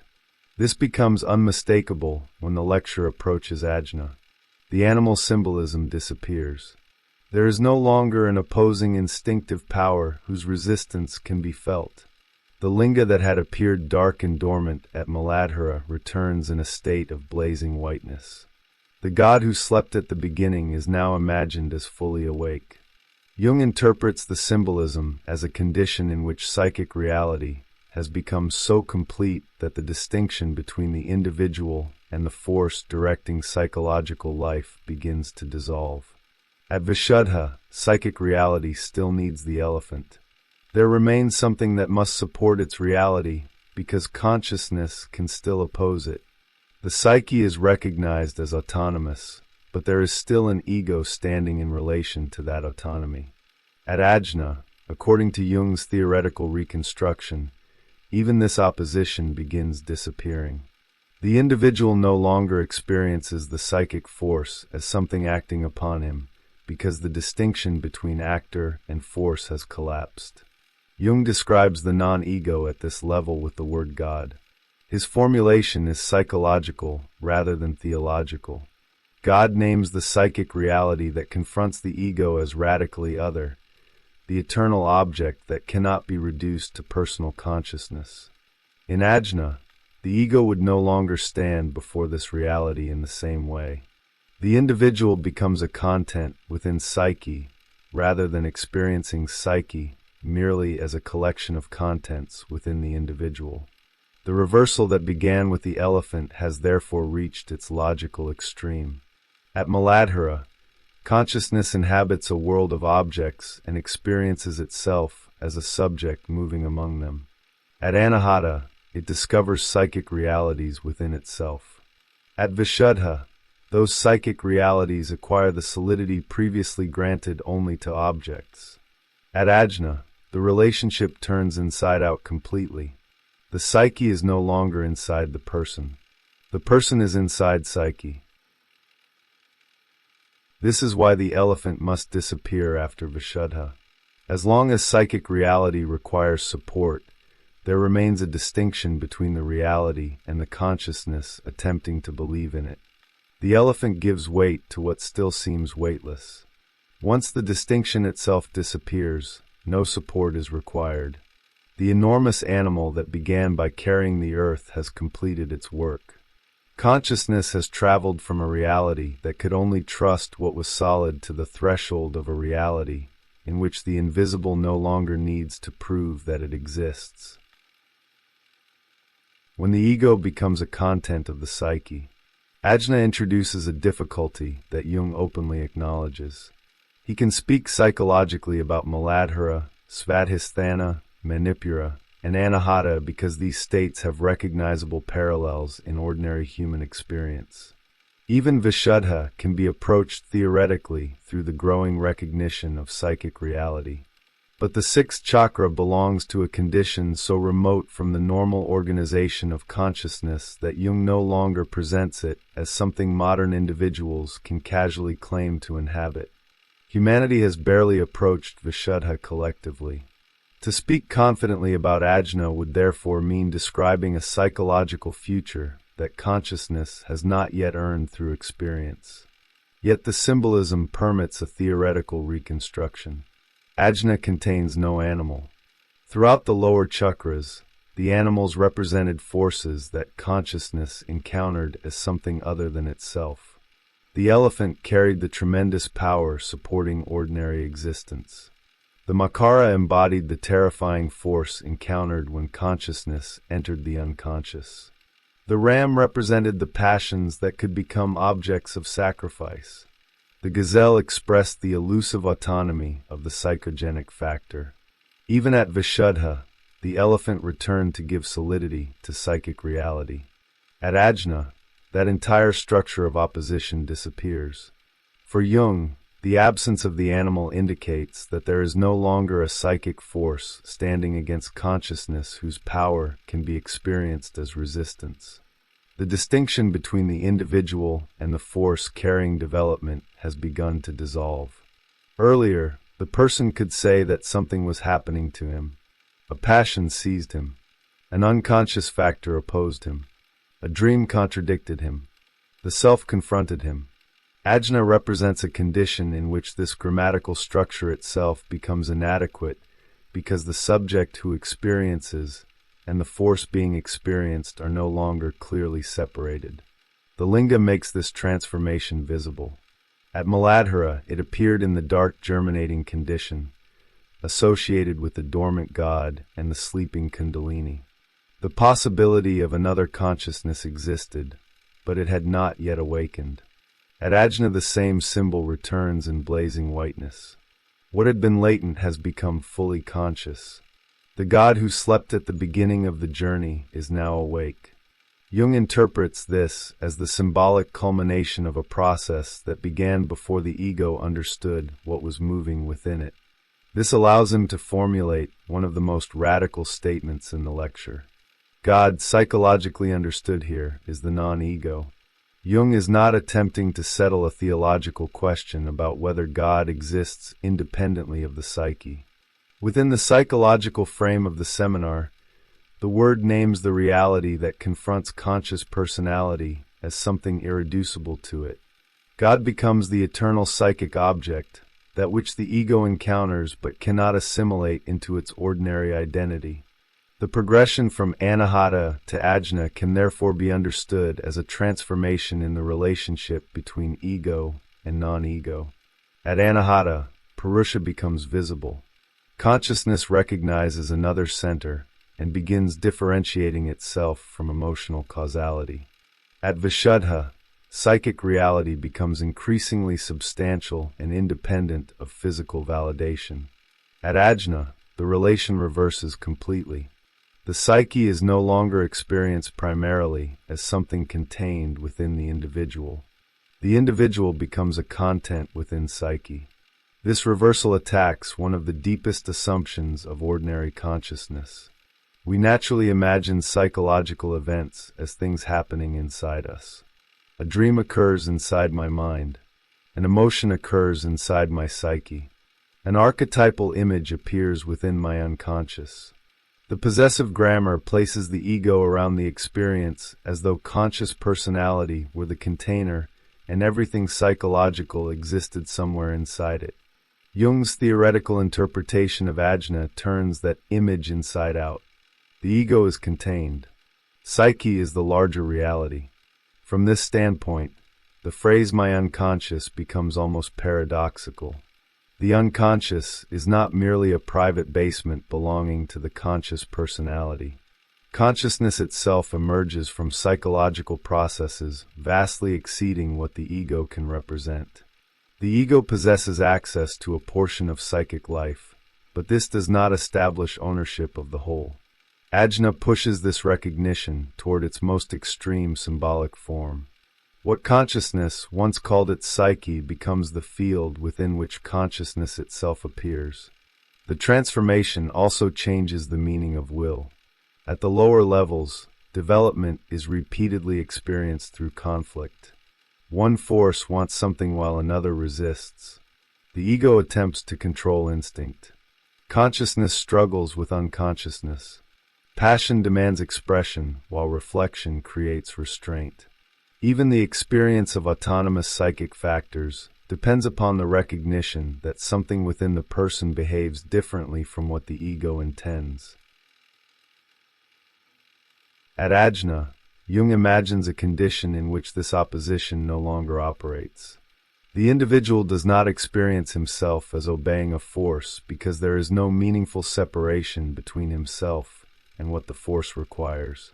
He does not need to decide whether to follow the movement because his activity already coincides with it. The distinction between personal will and the deeper direction of psychic life has vanished. This is why the animal disappears. An animal symbolizes an instinctive force that can confront consciousness as other. As long as the elephant remains, the psyche still requires something capable of carrying its reality against the resistance of ordinary consciousness. When the opposition vanishes, symbolic support becomes unnecessary. There is nothing left that must persuade the ego of psychic reality, because the ego no longer occupies a standpoint from which that reality can be meaningfully denied. Jung is careful, however, not to convert this symbolism into an attainable psychological technique. He has already insisted that speculation about higher chakras does not constitute experience. The symbolism of ajna can be interpreted, but interpretation does not transport consciousness there. A person can understand intellectually what ego dissolution might mean while remaining completely organized around ordinary ego consciousness. The difference between concept and realization becomes greater, not smaller, as the symbolic ascent continues. This caution becomes even more important when the final chakra enters the discussion. Sahasrara lies beyond ajna, but Jung treats it differently from all the preceding centers. If ajna already represents a condition in which the distinction between ego and psychic reality has virtually disappeared, then Sahasrara cannot be described as another psychological state in the ordinary sense. There is no longer a sufficiently differentiated subject from whose standpoint the experience could be observed. Jung consequently approaches Sahasrara as something that can only be spoken about philosophically. He connects it with concepts such as nirvana and the dissolution of opposites, but these terms no longer describe psychological experiences available to ordinary observation. The symbolic map has reached a point where psychology begins losing the distinction between observer and observed upon which psychological description depends. Ajna may still allow the idea of a non-ego reality. Sahasrara points toward a condition in which even that opposition has ceased to provide structure. The logic of the chakra system has therefore carried Jung toward a boundary of psychology itself. The journey began with the most concrete possible condition. Muladhara represented rooted existence in a world of material facts. Consciousness experienced itself as a subject surrounded by objects. Svadhisthana destabilized that certainty through immersion in the unconscious. Manipura exposed consciousness to the force of passion. Anahata created enough distance for psychological observation. Vishuddha transformed psychic reality into something substantial in itself. Ajna reverses the container entirely, placing the ego inside the psyche, rather than the psyche inside the ego. At each stage, something that seemed unquestionably central at the previous level becomes relative. The external world becomes relative to unconscious experience. Emotion becomes relative to reflection. Ego becomes relative to Purusha. Material reality becomes relative to psychic reality. Finally, the distinction between ego and psychic force itself approaches dissolution. This reveals why Jung's chakra psychology cannot ultimately be understood as a program for strengthening consciousness. Consciousness certainly becomes more differentiated during the journey, but differentiation prepares the recognition of its own limits. The ego develops enough stability to discover that it was never the sovereign center it imagined itself to be. The irony is profound. The journey begins because something within the individual awakens. Consciousness follows it upward, believing, perhaps inevitably, that the development belongs to the person undergoing it. Yet the further the ascent proceeds, the more unstable that assumption becomes. The person who thought he contained the process eventually discovers himself contained by it.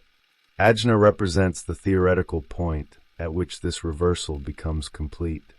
The sleeper of Muladhara has awakened, but what awakens is not the ego transformed into God. It is the realization that the ego existed all along within a psychic reality immeasurably greater than itself. The ascent that cannot be undone. By the end of the third lecture, the chakra sequence has become much more than a description of increasingly elevated states of consciousness. Jung has transformed it into an image of irreversible psychological development. Once consciousness has genuinely experienced another standpoint, it cannot completely return to the innocence of the previous one. The individual may continue living in Muladhara, experiencing emotion through manipura, and struggling with projection at anahata, but something has changed. A possibility has entered consciousness, and the knowledge of that possibility cannot simply be erased. This is why Jung distinguishes so sharply between understanding a higher chakra and actually experiencing what it represents. Intellectual knowledge is reversible. A theory can be abandoned, forgotten, criticized, or replaced by another theory. Experience is different. Once something has become a psychological fact, consciousness has been altered by having encountered it. The person may resist its implications or spend years retreating from them, but the original structure of ignorance cannot be perfectly restored. Jung finds an image for this irreversibility in the mythic figure of Wotan. He refers to the god who sacrifices one eye in exchange for knowledge. The sacrifice is permanent because genuine vision has a price. One cannot acquire another way of seeing while remaining exactly the person one was before seeing it. Knowledge in this symbolic sense is not information added to an otherwise unchanged personality. It wounds the previous standpoint by making its limitations visible. The same principle governs the chakra sequence. Muladhara does not disappear when consciousness moves beyond it. Earthly existence remains the indispensable foundation of life. But after the unconscious has become psychologically real, the individual can no longer experience the external world with quite the same unquestioned certainty. After recognizing projection, one cannot completely return to the conviction that every emotionally charged perception is simply a property of the object. After encountering autonomous psychic processes, the ego can no longer innocently assume that it is the sole author of everything occurring within the psyche. Development therefore produces a peculiar form of loss. Every new standpoint removes some certainty that had previously made life simpler. The world becomes psychologically more complicated because fewer experiences can be explained from only one side. The enemy may actually be an enemy, yet also carry a projection. The emotion may be justified, yet also reveal something about the person experiencing it. The decision may feel conscious, yet unconscious factors may participate in its formation. The ego remains responsible for life while simultaneously discovering that it is not the only agency involved in that life. This is one reason the ascent cannot be reduced to spiritual optimism. Greater consciousness does not merely add meaning. It removes innocence. The individual becomes increasingly unable to maintain simple divisions between inner and outer, subject and object, conscious intention and unconscious motivation. What appeared obvious at one stage becomes ambiguous from the next. The movement toward Vishuddha intensifies this ambiguity until the category of reality itself begins to change. At Muladhara, reality is what can be encountered as a physical fact. At anahata, psychological values and ideas become increasingly significant, but they remain connected with objects. Vishuddha represents the possibility that psychic facts may acquire reality independently of material confirmation. Jung treats this as a transformation so radical that his own culture has not yet collectively achieved it. This explains why the elephant returns at Vishuddha. The same force that once supported earth must now support ether. The symbolism announces that what consciousness formerly regarded as intangible must acquire the weight previously reserved for matter. Psychic reality can no longer be dismissed as something secondary merely because it cannot be touched. Ideas, symbols, complexes, archetypal images, and unconscious processes demonstrate their reality through the transformations they produce. But the journey does not culminate in the ego mastering this invisible world. The opposite occurs. The more substantial psyche becomes, the less plausible the sovereignty of the ego appears. Dreams happen without permission. Thoughts emerge unexpectedly. Emotional reactions exceed conscious intentions. Memory behaves selectively. The individual discovers that psychological life contains processes with their own direction. Jung's image of the end of monarchy becomes increasingly appropriate. The ego remains an important inhabitant of the psyche, but it can no longer claim to be its absolute ruler. The higher chakras carry this dethronement toward its theoretical conclusion. At Ajna, the animal disappears because the opposition between conscious personality and autonomous psychic force has itself begun to dissolve. The linga that was dark and dormant in Muladhara becomes luminous. The god is awake. Psychologically, Jung interprets this as a state in which the non-ego has become the governing reality. The individual no longer experiences psyche as something contained within himself. He becomes a content within psyche. This inversion reveals the deepest trajectory running through the first 3 lectures. At the beginning, the ego appears to be the central protagonist.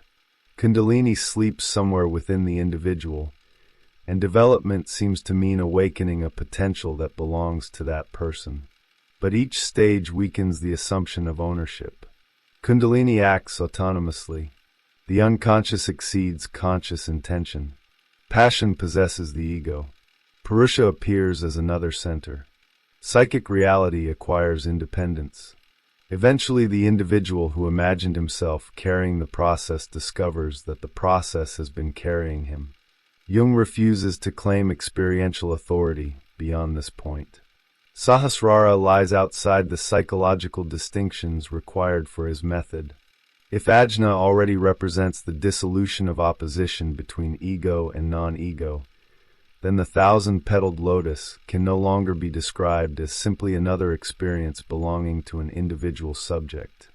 Jung associates it with philosophical ideas such as Brahman or Nirvana, but he does not pretend that psychological language can adequately capture what those terms imply. The restraint is essential to his entire approach. The chakra system is not valuable because it allows psychology to explain everything. It becomes valuable partly because it reveals where psychological explanation reaches its boundary.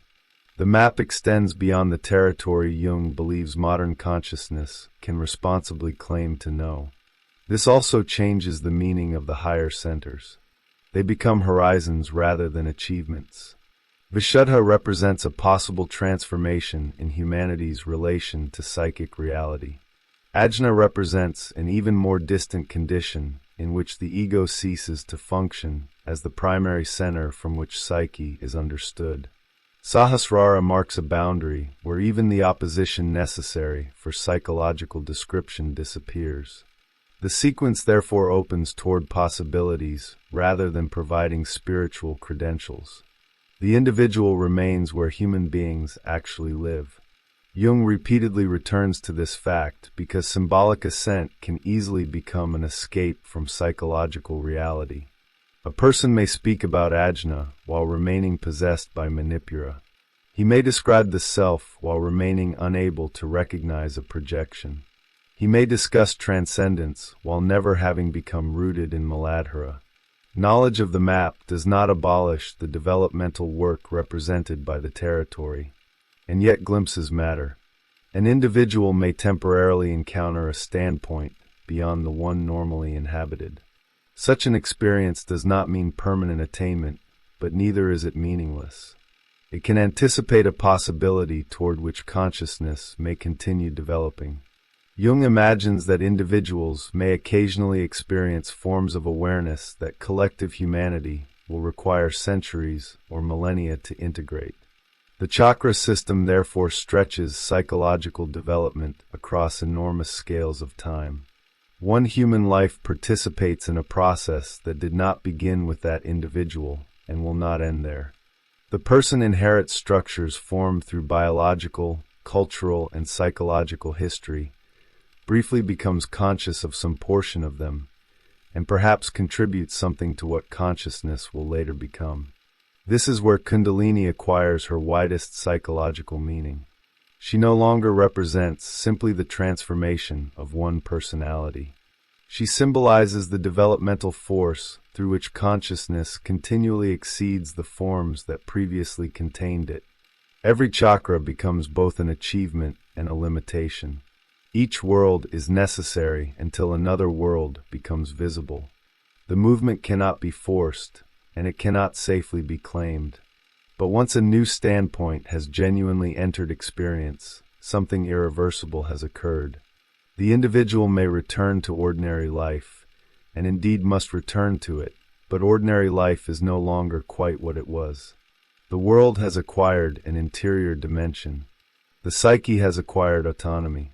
The ego has discovered its limits. The serpent began asleep beneath the world consciousness regarded as reality. By the end of the third lecture, Jung has followed her far enough to reverse the entire image.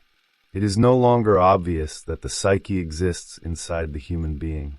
The unsettling possibility is now the opposite. The human being may exist inside the psyche.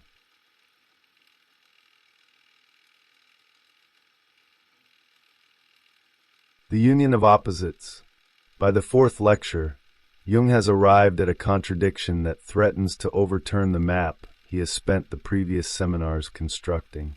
If ordinary human consciousness belongs to Muladhara, how can modern people think abstractly, create philosophy, produce art, organize civilizations, and experience the values associated with anahata, vishuddha, or even ajna? Western consciousness experiences itself precisely through these higher functions. It thinks from the head, speaks through concepts, creates systems of knowledge, and imagines itself standing above instinctive nature. Yet the chakra system appears to place this entire existence at the bottom. The contradiction exists because two different maps have been superimposed. One describes what consciousness can personally achieve. The other describes the position of that consciousness within the totality of the psyche. Jung introduces the distinction through the Indian terms sthula and sukshma. The first concerns the personal and concrete standpoint from which ordinary life is experienced. The second opens a perspective beyond the ego, one capable of viewing the individual from the standpoint of a much larger psychic process. The chakras can appear completely different depending upon which of these perspectives is being used. This is why the chakras cannot be treated as literal locations. They are symbols, and Jung pauses here to clarify what that word actually means. A genuine symbol doesn't merely replace one known thing with another image. It gathers together realities too complex to be contained by a single concept. The image preserves relationships that analytical thought would destroy if it attempted to separate them too quickly. The chakra is therefore less like an anatomical object than a compressed vision of psychic totality. This distinction changes everything that came before. A person may possess a highly differentiated intellect and therefore appear, from the personal standpoint, to function near ajna. Another may create ideas relatively independent of everyday circumstances and resemble vishuddha. A culture may organize itself around values extending beyond immediate personal interests and therefore exhibit qualities associated with anahata. None of this means that the whole psyche has reached those centers. The achievement belongs to consciousness. Jung now forces consciousness to look at itself from outside its own hierarchy. From within Western civilization, humanity appears to have climbed enormously high. Nature has been measured, manipulated, classified, and transformed. Instinct seems primitive. The unconscious appears below consciousness, almost by definition. People speak of falling into emotion and descending into the unconscious because the conscious ego imagines itself enthroned above the rest of psychic life. What lies beneath it therefore seems inferior. But from the standpoint of the whole psyche, the direction reverses. What consciousness calls descent may actually be ascent.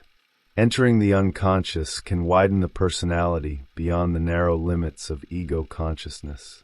The waters of Svadhisthana and the fire of Manipura no longer signify regression merely because they lie beneath the head. They can become stages through which the individual encounters something that isn't reducible to personal identity. The journey downward into what Western consciousness calls the unconscious may simultaneously be a movement upward into the superpersonal. This reversal is the central shock of the lecture. Modern consciousness may reach extraordinary heights while remaining enclosed within Muladhara because everything it achieves is still organized around the personal standpoint. Its science, culture, morality, intellectual refinement, and even its highest concepts can remain expressions of a consciousness rooted in the causal world. Jung describes this with an almost brutal image. The individual spark may rise through several levels and still remain underground. The metaphor is a skyscraper whose foundations contain several cellars stacked above one another.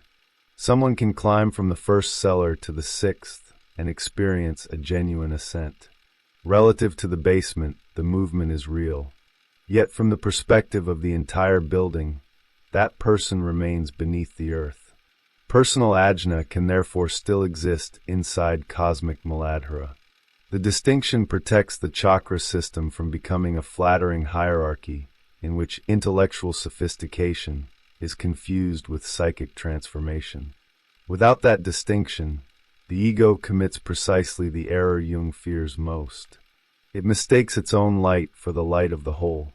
A personal experience of insight becomes cosmic knowledge. Psychological development becomes spiritual status. The individual spark identifies itself with the divine source from which it emerged. Jung's word for the result is inflation. What appears to be ascent becomes another enlargement of the ego. The fourth lecture, therefore, begins by removing the security of the map. The chakras no longer form one simple vertical sequence through which an individual can imagine climbing. There is now a personal ascent occurring inside a vastly larger structure. One can be psychologically sophisticated and still remain rooted in Muladhara. One can think from the head while remaining imprisoned within the world consciousness assumes it has transcended. And the only way to recognize that imprisonment is to encounter a standpoint that doesn't belong entirely to the ego. This is where Kundalini returns with a new meaning. She is no longer merely the energy ascending through the centers.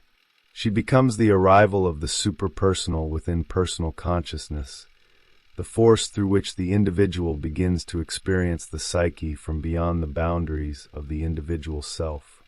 Jung identifies her with the non-ego and ultimately with the totality of the psyche. The paradox can now be stated clearly. Western consciousness believes it is high because it looks down upon instinct, body, nature, and unconsciousness. Jung's reading of Kundalini suggests that this very position may reveal how deeply consciousness remains below. To discover where it truly stands, it must first descend into everything it believed was beneath it. The two directions of consciousness. The fourth lecture forces Jung to distinguish two movements that had previously appeared to be one. Consciousness can rise personally, while the psyche as a whole remains rooted in a far more primitive condition. A person may become educated, reflective, morally sophisticated, and capable of abstract thought. A civilization may create philosophy, science, art, law, and systems of value that reach far beyond immediate instinct. From within conscious life, these achievements genuinely resemble the higher chakras. Yet Jung now argues that none of them proves that the total psychic situation has moved beyond Muladhara. The height of consciousness and the position of the whole psyche are not the same thing. This distinction is what the Sthula and Sukshma perspectives allow him to express. The Sthula perspective describes reality as it is experienced personally and concretely. It begins with the world that appears immediately undeniable. A person has a profession, a family, a social identity, financial obligations, relationships, a body, and a history. These facts form the stable surface of existence. They are not illusions in any trivial sense. They are the conditions through which an individual becomes someone at all. Jung remains insistent that this level must be lived before it can be relativized. The Sukshma perspective begins somewhere else. Instead of asking how the ego experiences the world, it asks how the ego appears when viewed from the standpoint of the psyche as a whole. That reversal changes the scale completely. Personal consciousness becomes one local expression within a much larger psychic field. What felt central becomes partial. What seemed like the entire landscape becomes one region within it. Jung describes this standpoint as if consciousness were somehow viewed from a dimension beyond ordinary space and time, where the development of one person and the development of humanity could be seen within a single symbolic structure. The chakras become meaningful precisely because they can hold these perspectives together without reducing one to the other. Jung considers this one of the essential functions of symbols. A concept divides. It defines one thing by distinguishing it from another. A symbol can preserve contradictions within a single image. Muladhara can therefore represent the pelvis, earthly existence, the unconscious foundation of personality, and the psychic condition of an entire civilization without needing to be reduced to any one of those meanings. The image survives because its purpose is not to simplify complexity, but to contain it. This is why Jung resists treating the chakra system as a hidden anatomy. The centers are valuable because they describe structures of experience that cannot be adequately represented through anatomical localization. The fact that Western consciousness seems concentrated in the head does not mean humanity has reached cosmic ajna. The bodily localization belongs to one dimension of the symbol.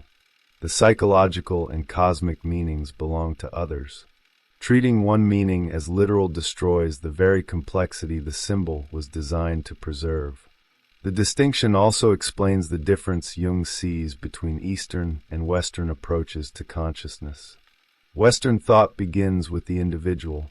It starts from what can be observed, measured, tested, and experienced through the conscious subject.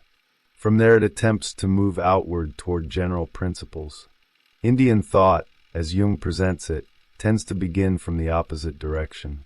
It begins with the whole, with Brahman, with cosmic consciousness, with a reality in which the individual appears as a later differentiation. One tradition climbs from the particular toward the universal.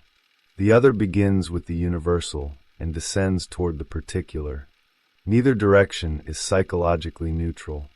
Western consciousness becomes exceptionally strong at differentiation because it begins with the ego and the concrete world surrounding it. It learns how to distinguish subject from object, self from environment, thought from fact, and individual responsibility from collective participation. The result is a powerful personal consciousness capable of manipulating the material world with extraordinary precision. But that strength creates a corresponding blindness. The better consciousness becomes at establishing itself as the center of experience, the more difficult it becomes to imagine a standpoint from which consciousness itself is only one part of something larger. The Western individual therefore experiences the unconscious as something beneath him. The very vocabulary reveals the hierarchy. Consciousness is above. The unconscious is below. Instinct is lower. Rational reflection is higher. Nature represents what humanity has supposedly overcome. The chakra system unsettles this hierarchy because its symbolic logic reverses the direction. What the ego experiences as descent into the unconscious may be ascent when viewed from the standpoint of the whole psyche.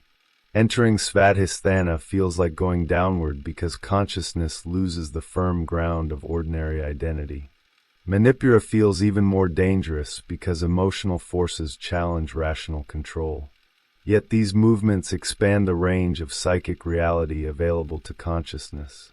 The person becomes less confined to the narrow world organized by the ego. This is one of the most important reversals in the entire seminar. Psychological development cannot be judged solely by the comfort or prestige of the conscious position. A movement that feels regressive may carry consciousness toward something larger. A loss of conscious certainty can accompany an increase in psychic scope. The individual may feel as though he is descending precisely because the ego is no longer occupying the highest visible point. Jung therefore reinterprets the encounter with the unconscious as a widening rather than a collapse. The waters of Svadhisthana and the fire of Manipura become stages through which personal consciousness encounters contents that belong not only to individual biography, but to collective human experience. Symbols emerge that cannot be explained adequately by personal history alone.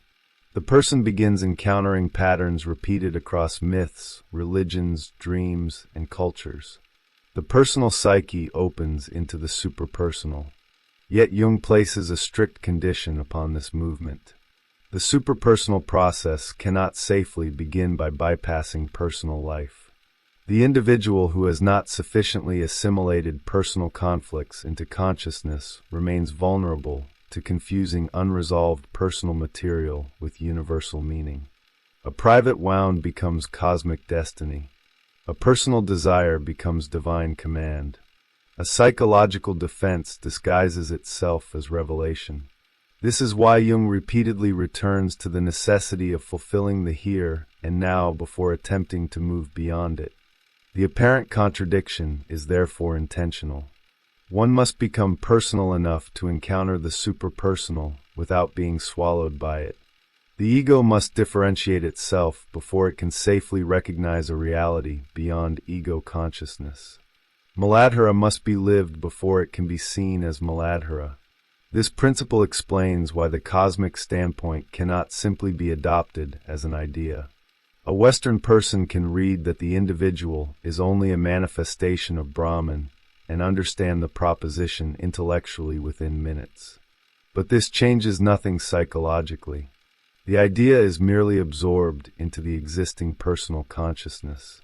The ego now possesses a metaphysical concept about the insignificance of the ego, which may become one of its most sophisticated possessions. Jung's skyscraper metaphor exposes this trap. The individual can climb through increasingly refined levels of personal consciousness and still remain inside the foundations of the larger structure. Personal ajna may simply be the sixth cellar of cosmic Muladhara. The ascent is genuine within its scale, but the scale itself remains limited. Confusing the two is what transforms psychological insight into inflation. The distinction between personal and cosmic consciousness, therefore, becomes more important than the distinction between lower and higher chakras. A highly intellectual individual may remain completely enclosed within personal reality. Someone undergoing a disturbing encounter with the unconscious may, by contrast, begin developing a relation to the superpersonal. The visible hierarchy of competence tells us very little about the deeper movement of the psyche. This is why Jung can make the strange claim that consciousness may have to go downward in order to rise. The descent breaks the identification between ego consciousness and the whole psyche. It reveals a background that had always been present but remained invisible precisely because consciousness mistook its own foreground for everything that existed. Kundalini becomes the force that activates this hidden background. She enters consciousness as something foreign to the established ego, not because she comes from outside the psyche, but because the conscious personality has never recognized the larger psychic totality from which she emerges. Jung therefore interprets her as the arrival of the superpersonal within personal experience, the movement through which the non-ego begins demanding recognition. The journey has now acquired two directions at once. Personally, consciousness may believe it is descending into darker and more primitive regions. From the standpoint of the whole psyche, the same movement may represent the first genuine ascent beyond the closed world of the ego. That double movement is what makes the chakra system psychologically useful to Jung. It does not merely tell consciousness where to go. It changes the position from which consciousness understands where it already is. The personal life that must first be lived. The distinction between the personal and superpersonal perspectives creates a danger that Jung now has to confront directly. If ordinary consciousness belongs, from the larger standpoint, to Muladhara, it would be easy to conclude that personal existence is something primitive that should be escaped. The individual might begin treating relationships, work, social responsibilities, ambition, sexuality, material concerns, and ordinary human conflicts as distractions from a supposedly higher psychological task. Jung rejects that conclusion. The personal world is not an error that can simply be abandoned. It is a developmental necessity. This is why he returns so insistently to the rootedness of Muladhara. From the Sthula perspective, the individual must believe sufficiently in this world to participate in it. Consciousness needs to become differentiated, capable, responsible, and concrete. The person must discover what he can do, what he wants, what he can create, and what consequences his actions produce. Only through this involvement does personal consciousness acquire enough substance to become something more than unrealized possibility. Jung's point is easy to misunderstand because the superpersonal standpoint eventually relativizes precisely this world. But something can only be relativized after it has first become real. One cannot meaningfully sacrifice a life one has never possessed. One cannot transcend an individuality that never became differentiated. One cannot move beyond personal consciousness by refusing the task of becoming a person. The movement therefore contains an unavoidable sequence. First, the ego has to establish itself. It must separate sufficiently from unconscious collective life to acquire a recognizable standpoint. It needs education, experience, relationships, confrontation with external reality, and some form of participation in culture. Only when this personal structure has become relatively complete can consciousness begin to recognize its limitations without simply collapsing back into unconsciousness. This explains Jung's insistence that Western consciousness was historically required to develop in the direction it did. Its attachment to concrete reality, individual identity, rational differentiation, and the external world cannot simply be dismissed as spiritual blindness. These achievements created a powerful form of consciousness. The problem appears only when consciousness mistakes this achievement for the totality of possible human development. From the Sthula standpoint, Western civilization can legitimately appear extraordinarily advanced. Consciousness has climbed through the functions symbolized by the chakras. Human beings can observe from the detached standpoint associated with ajna, formulate abstract ideas, bring them into language through vishuddha, experience values through anahata, and enter the emotional intensity of manipura. Jung even traces this sequence downward through ordinary experience, showing how thought becomes speech, speech acquires emotional charge, and emotion eventually becomes bodily expression. Yet the entire sequence can still occur within personal consciousness. That is the crucial qualification. A brilliant thinker can reach extraordinary abstraction without ever encountering the superpersonal psyche. An artist can produce symbols of enormous cultural power while remaining personally identified with the ego. A civilization can create sophisticated moral and intellectual structures while continuing to experience the material world as the final horizon of reality. Jung therefore makes the startling claim that personal ajna may still belong to cosmic Muladhara.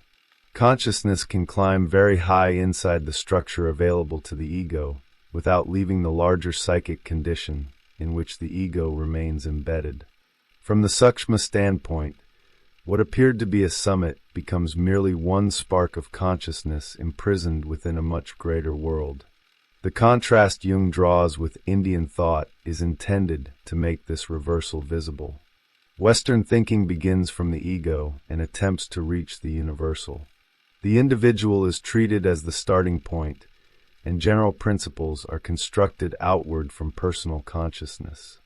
The Indian standpoint, as Jung characterizes it, begins with Brahman, with the cosmic totality, and understands the individual as something derived from that larger reality. The directions are reversed. This difference means that the same chakra can carry radically different meanings depending upon the standpoint from which it is viewed. Ajna understood personally may represent detached conscious observation. Ajna understood from the Sukshma perspective belongs to an entirely different order, because the center is no longer organized around the personal ego. The terminology remains identical while the psychological scale changes. The distinction prevents an enormous conceptual mistake. Without it, any intellectual achievement could be mistaken for spiritual transformation. A person capable of abstract thought might imagine himself psychologically established in ajna simply because the chakra is associated with the head and insight. Jung's framework makes that interpretation impossible. The question is not merely what function consciousness can perform. The question is from what center the function is being performed. This is why the personal life must first become complete enough for another center to become visible. If personal development remains unfinished, the unconscious is filled with demands that still belong to ordinary biography. Unlived ambitions, neglected relationships, dependency, resentment, sexuality, fear, social adaptation, and questions of identity continue demanding attention.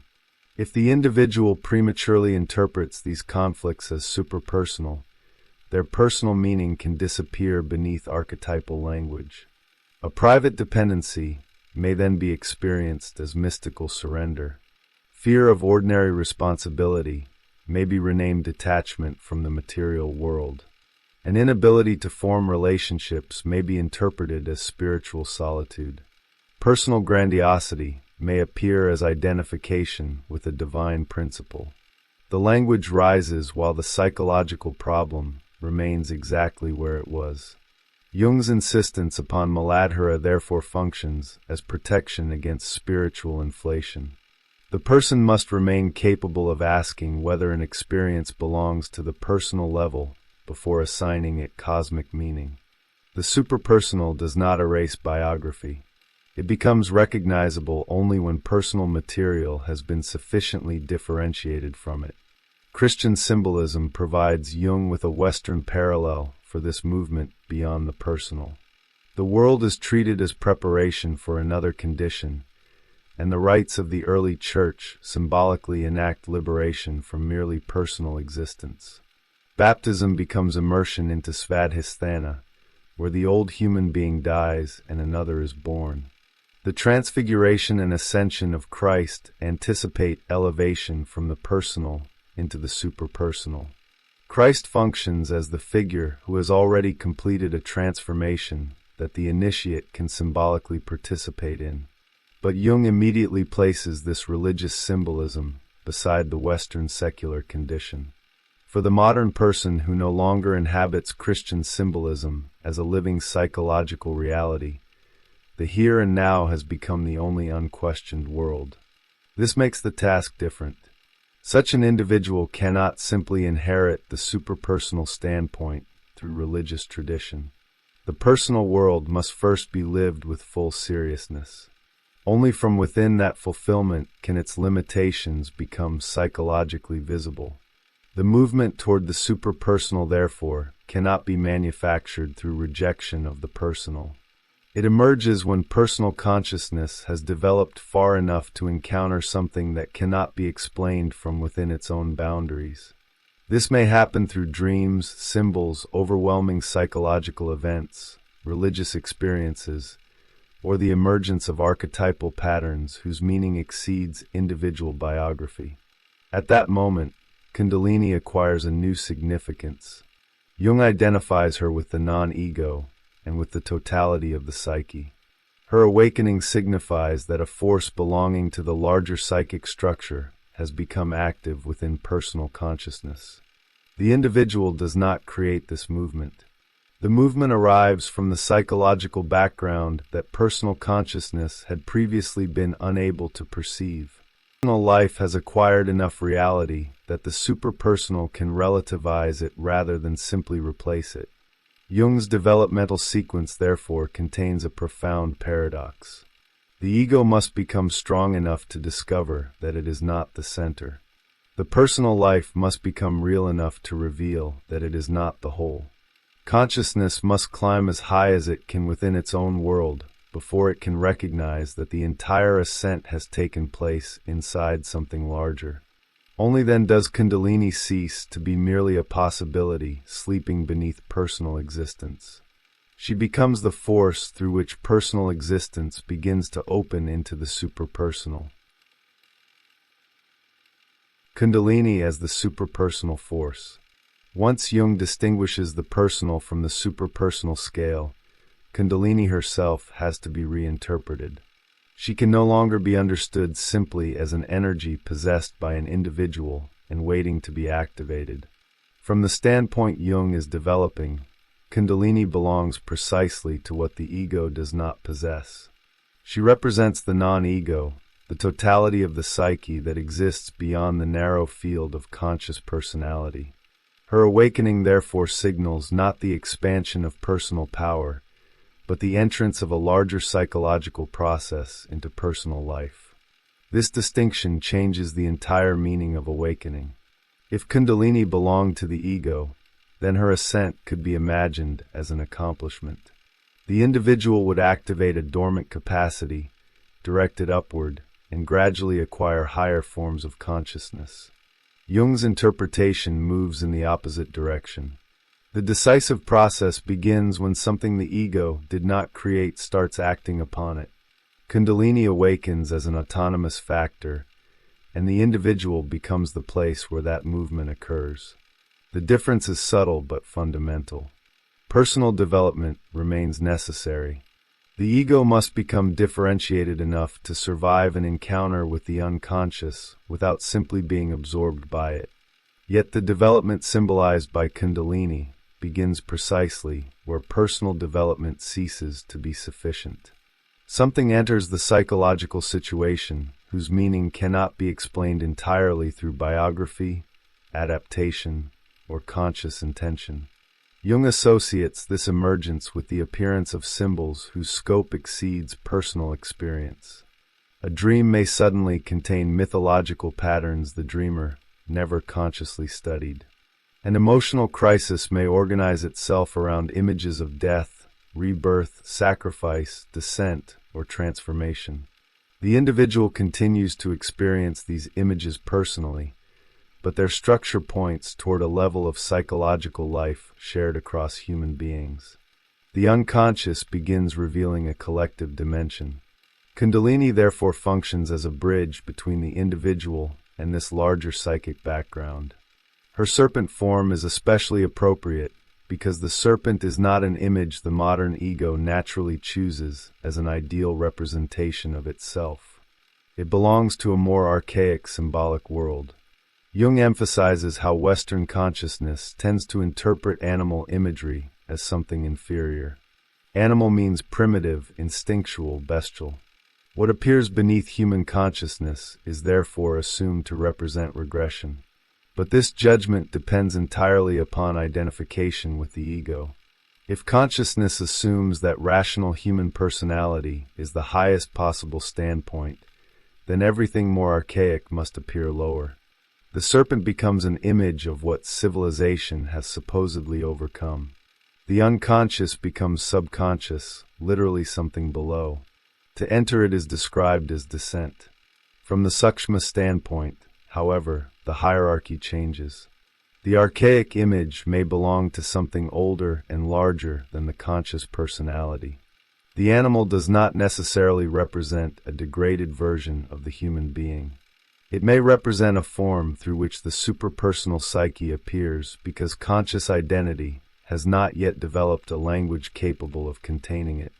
This is why Jung's symbolic method repeatedly treats regression and progression as potentially simultaneous. Consciousness may move toward archaic material while psychological development moves toward a larger totality. A serpent, monster, animal, primitive god, or mythological image can seem like a return to the past from the standpoint of civilization, while simultaneously carrying a developmental possibility from the standpoint of the psyche. The paradox is visible in Jung's treatment of culture. Culture creates superpersonal values. A scientific truth, philosophical idea, artistic work, religious symbol, or moral principle can outlive the individual who produced it. Human beings become capable of participating in something that extends beyond personal survival and immediate desire. In this sense, culture provides consciousness with an intuition of the superpersonal. Yet culture alone does not move the whole psyche beyond Muladhara. This is where Jung's distinction becomes severe. A civilization can produce superpersonal values while the individuals producing them remain psychologically rooted in the personal world. The work exceeds the person, but the person may still experience life entirely through ego consciousness. Culture reveals that the superpersonal exists without automatically transforming everyone who participates in it. The thinker provides a useful example. A philosopher may generate ideas independent of immediate practical circumstances. His thought can survive his death and influence people centuries later.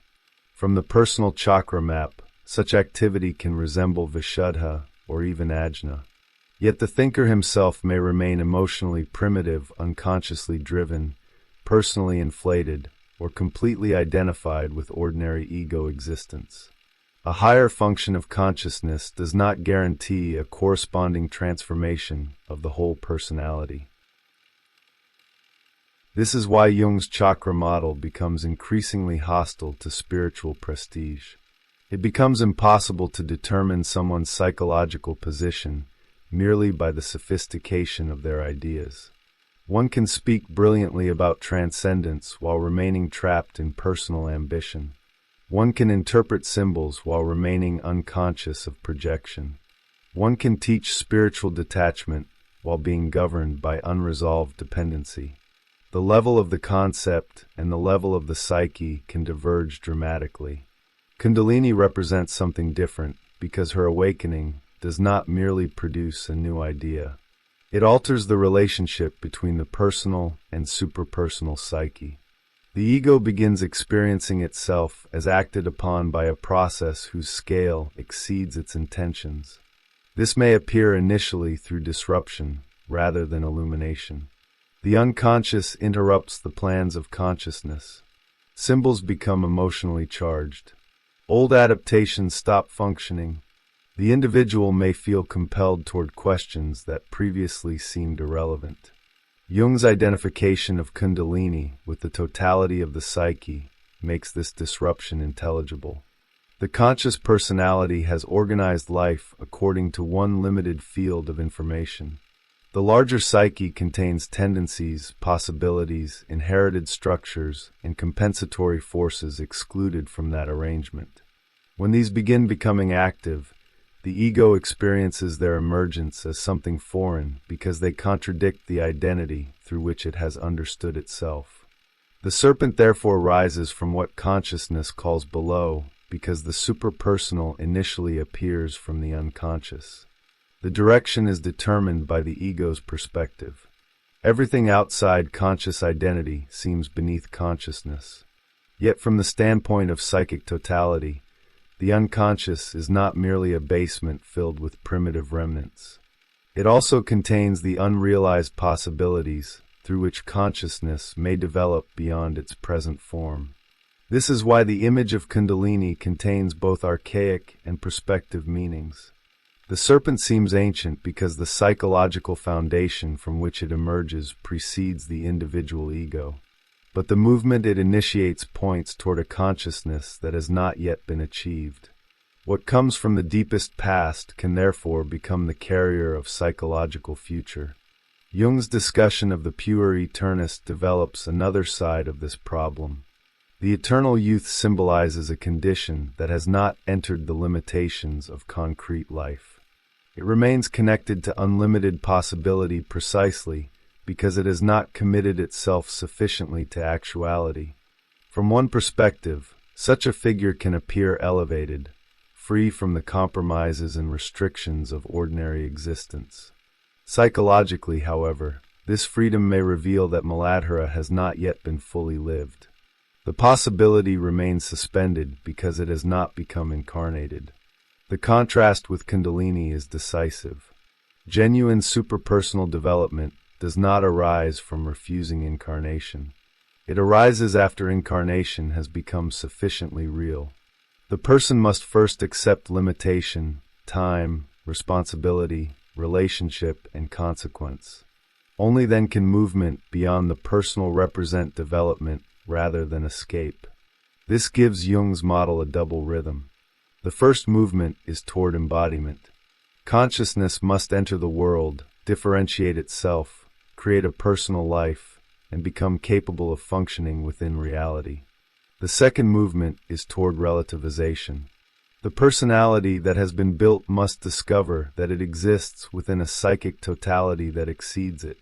Kundalini belongs to the second movement, but she depends upon the first.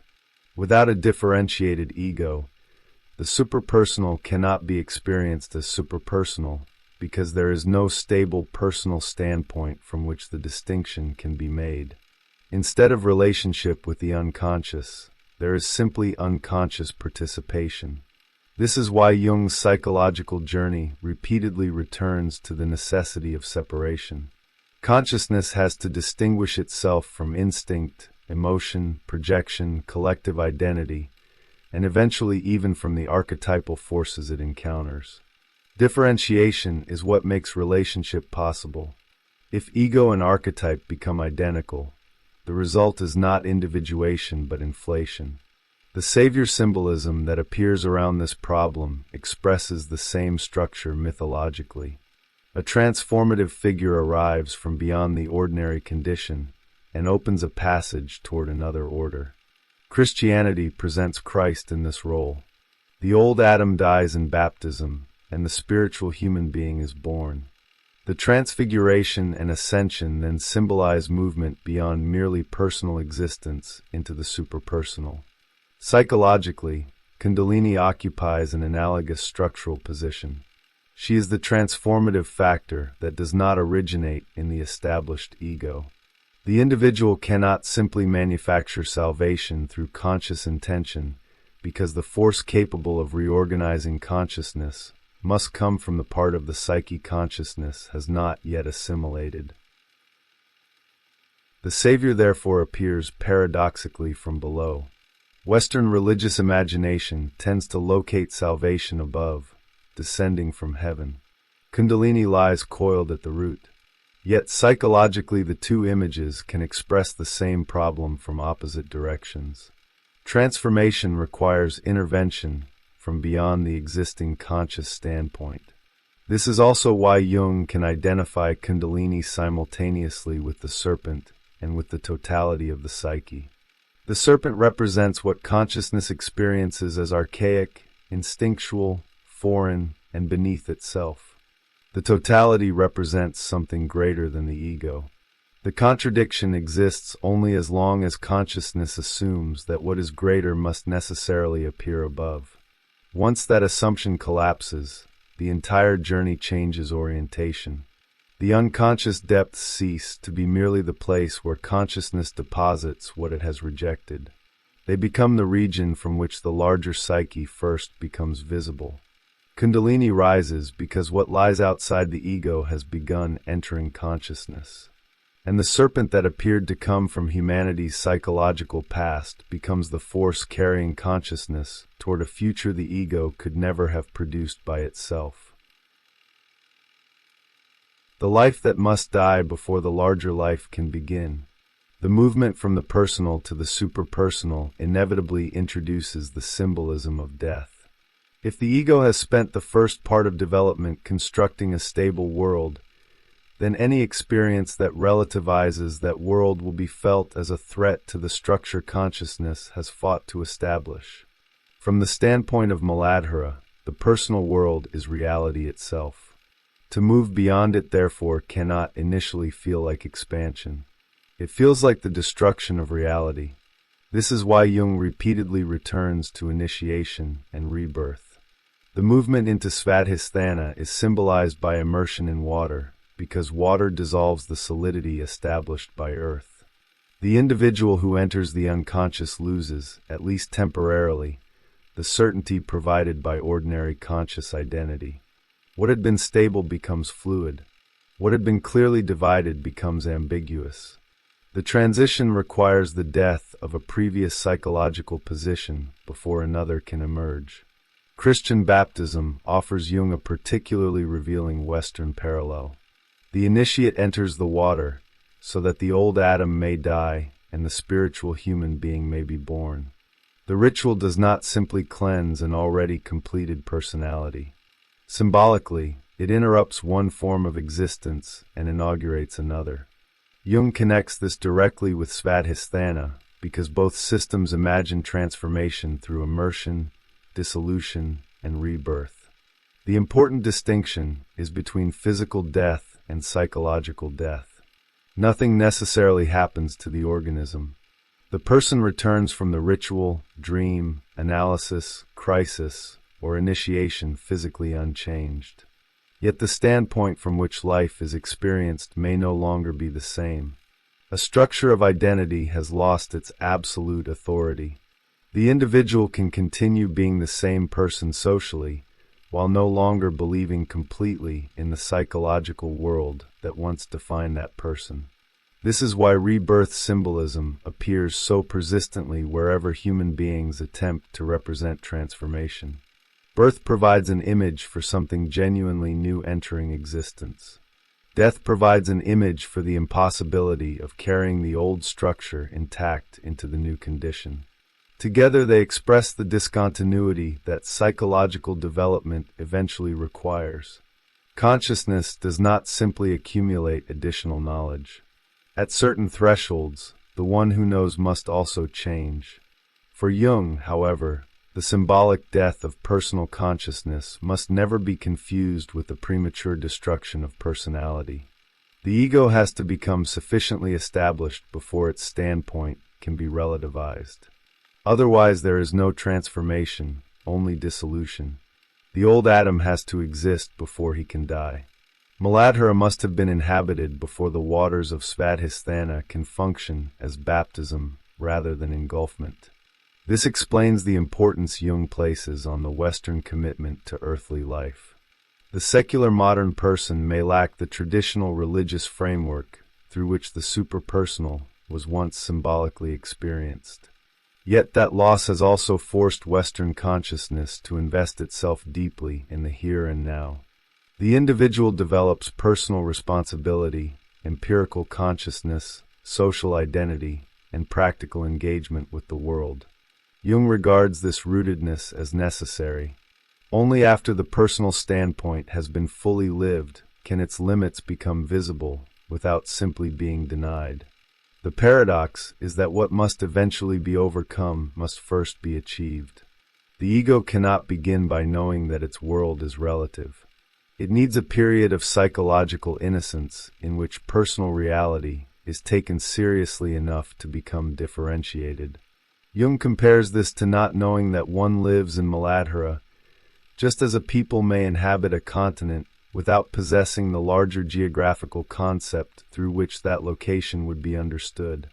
Consciousness must first build its world from within before it can see that world from outside. The superpersonal standpoint consequently arrives as a second perspective rather than a replacement for the first.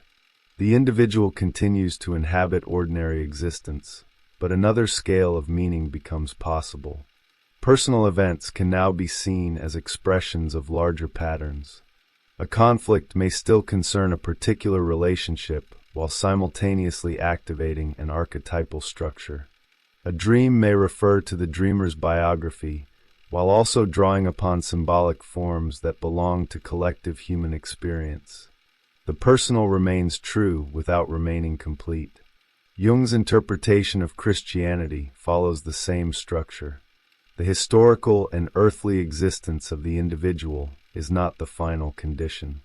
Baptism anticipates rebirth, while the transfiguration and ascension of Christ symbolize the possibility of being lifted beyond merely personal existence. Christ becomes the leader of this movement, the figure who embodies beforehand what the initiate hopes eventually to participate in. The comparison with Kundalini is structural rather than doctrinal. Jung is not claiming that Christian theology and Tantric yoga are secretly identical systems. He is recognizing a recurring symbolic problem. Human consciousness repeatedly imagines transformation as requiring intervention by something greater than the existing personality. The Savior descends. The serpent awakens. The divine child is born. The initiate is submerged and reborn. Different cultures give different forms to the same psychological difficulty. The ego cannot simply manufacture the standpoint that transcends the ego. This is where the figure of the Savior acquires its psychological force. Salvation means that the transforming principle comes from beyond the position requiring transformation. If the ego could produce the entire process from within its existing structure, no fundamental change would occur. It would merely rearrange itself.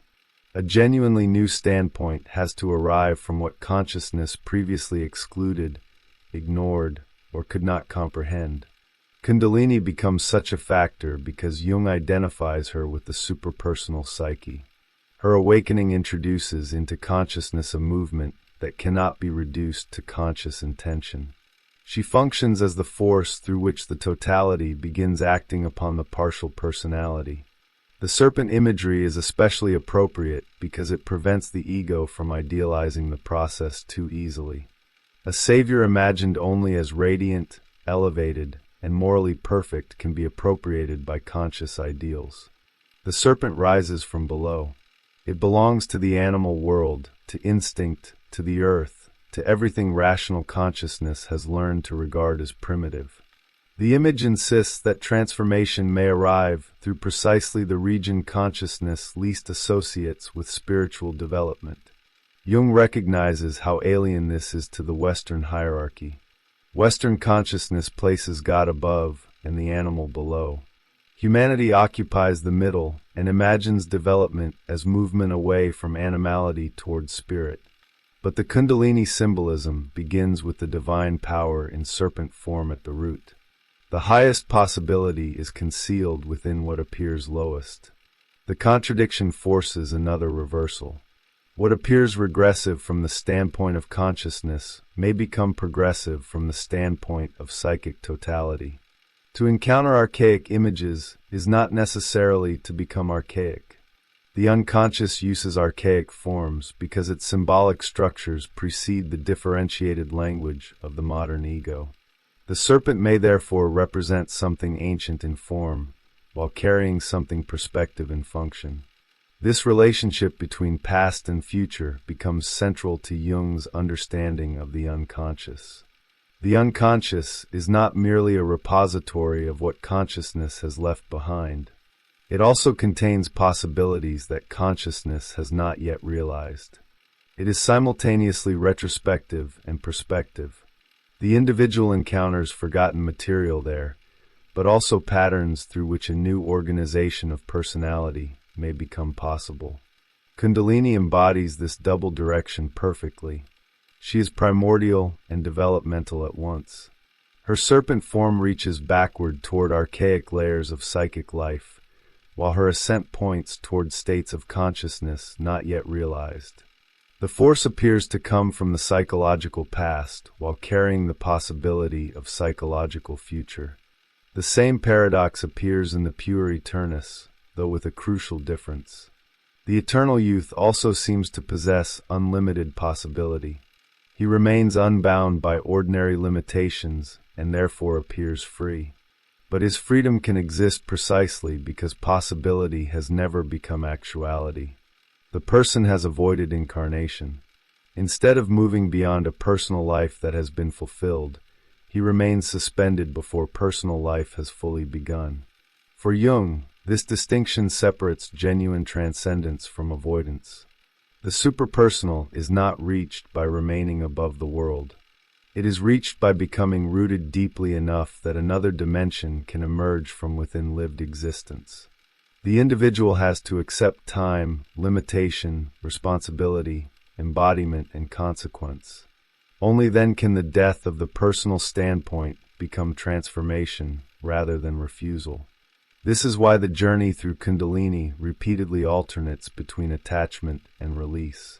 Muladhara demands involvement.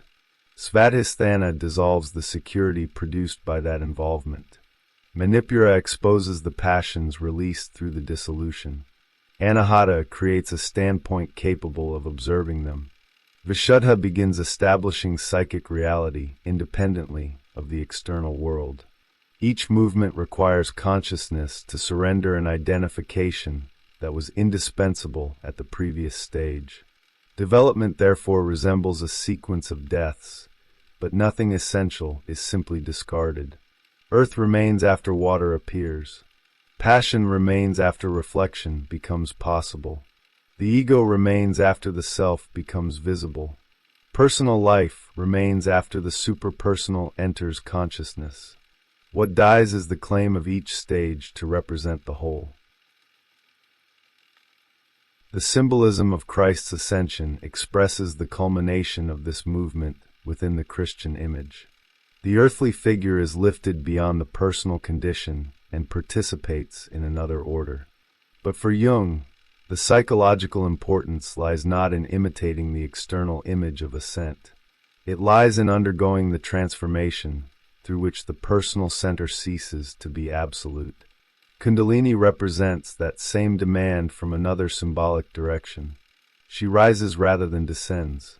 She comes from the roots rather than heaven. Yet her psychological effect is comparable. The established ego encounters a transformative factor whose origin lies beyond its conscious authority. The personal world does not vanish when this happens. The individual continues to live, work, desire, suffer, relate, and inhabit a body. But these experiences no longer exhaust the meaning of existence. The ego has discovered that it belongs to a larger psychic process. Something has died, but it is not the person. What dies is the certainty that the person was ever the whole. The point where the map turns inside out. By the end of the fourth lecture, the chakra system has undergone one final transformation in Jung's hands. What initially appeared to be a vertical map through which consciousness ascends from lower to higher states has become a map with two simultaneous scales. There is the personal journey of consciousness through its own functions, and there is the much larger movement of the psyche from personal existence toward the superpersonal.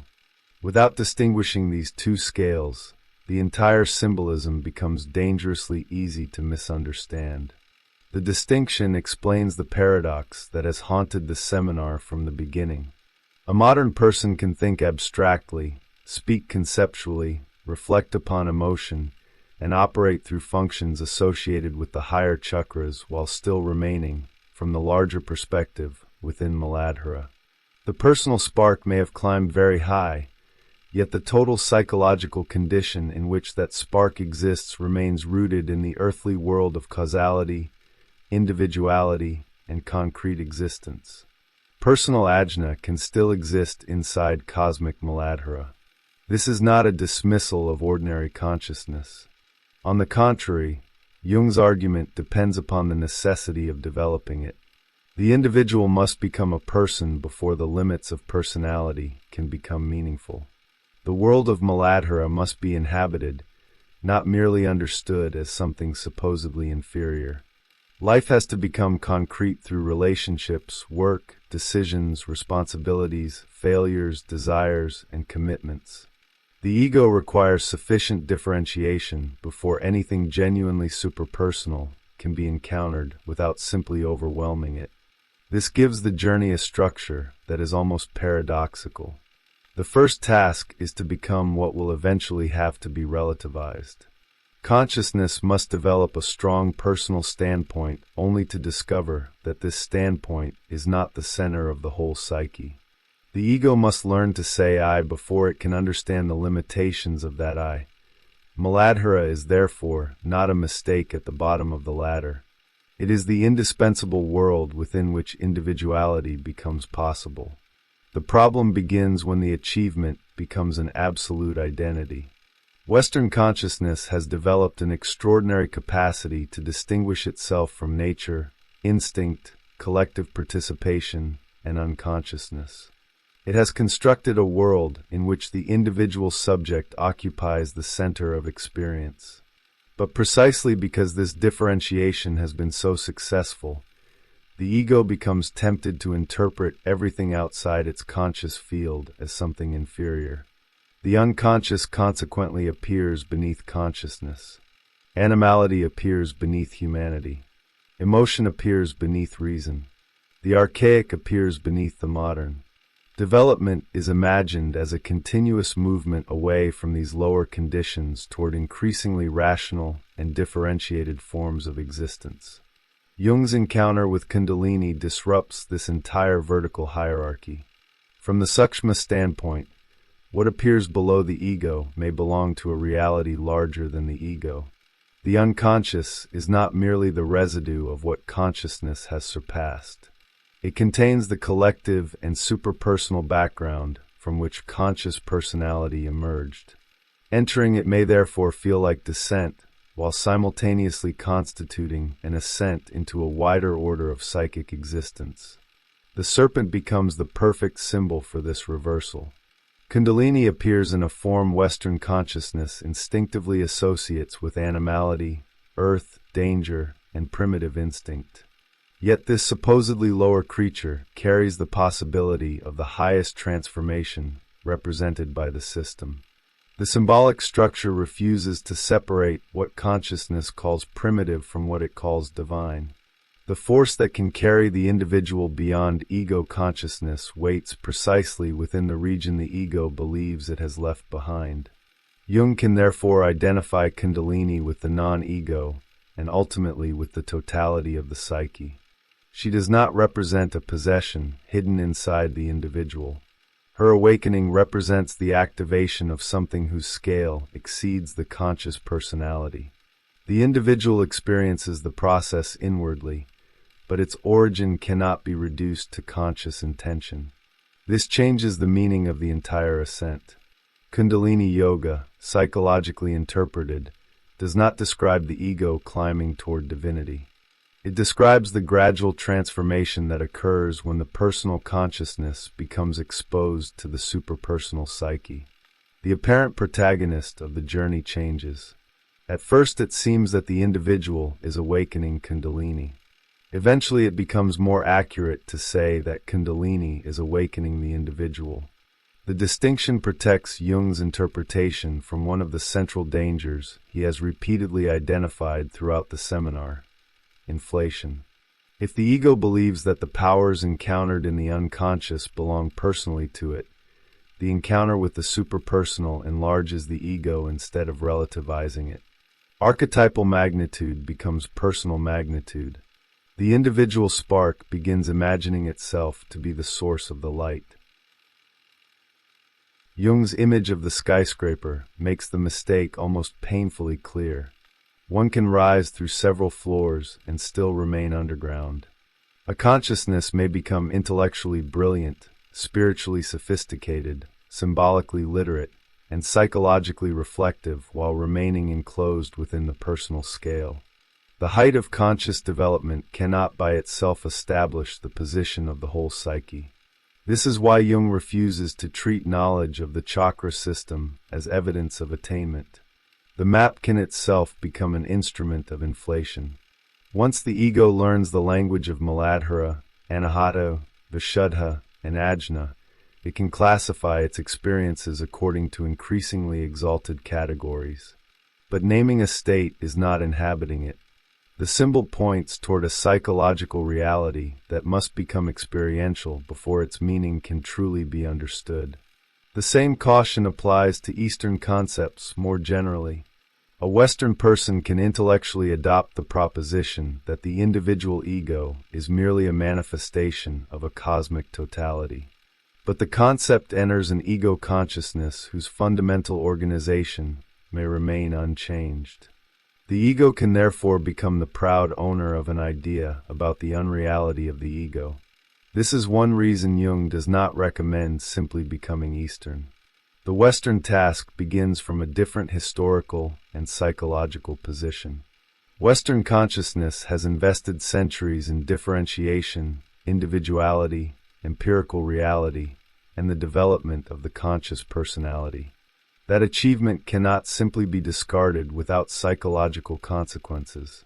The task is to carry that differentiation into an encounter with the unconscious, rather than abandoning it in favor of an imported metaphysical identity. The Christian parallels Jung introduces become especially important here. Christianity also contains a symbolic movement beyond merely personal existence. Baptism represents immersion, death, and rebirth. The transfiguration and ascension of Christ represent a movement toward another order. The Christian initiate participates symbolically in a path already embodied by the Savior. Yet the modern Western individual may no longer inhabit those symbols with the psychological immediacy they once possessed. The religious map remains culturally available, while its transformative force may have weakened. This creates the peculiar condition in which Western consciousness possesses inherited images of the superpersonal, while living primarily within the unquestioned reality of the here and now. Analytical psychology enters precisely into this gap. It does not simply restore the old religious certainty, nor does it ask the individual to adopt an Eastern metaphysics. Instead, it begins with psychological experience. Dreams, projections, complexes, fantasies, symbols, emotional disturbances, and autonomous psychic processes become the evidence through which the individual discovers that ego consciousness is not the whole psyche. The superpersonal therefore returns not initially as doctrine, but as experience. Something happens that cannot be completely explained through conscious intention. A symbol emerges whose meaning exceeds biography. A dream produces knowledge the ego did not know it possessed.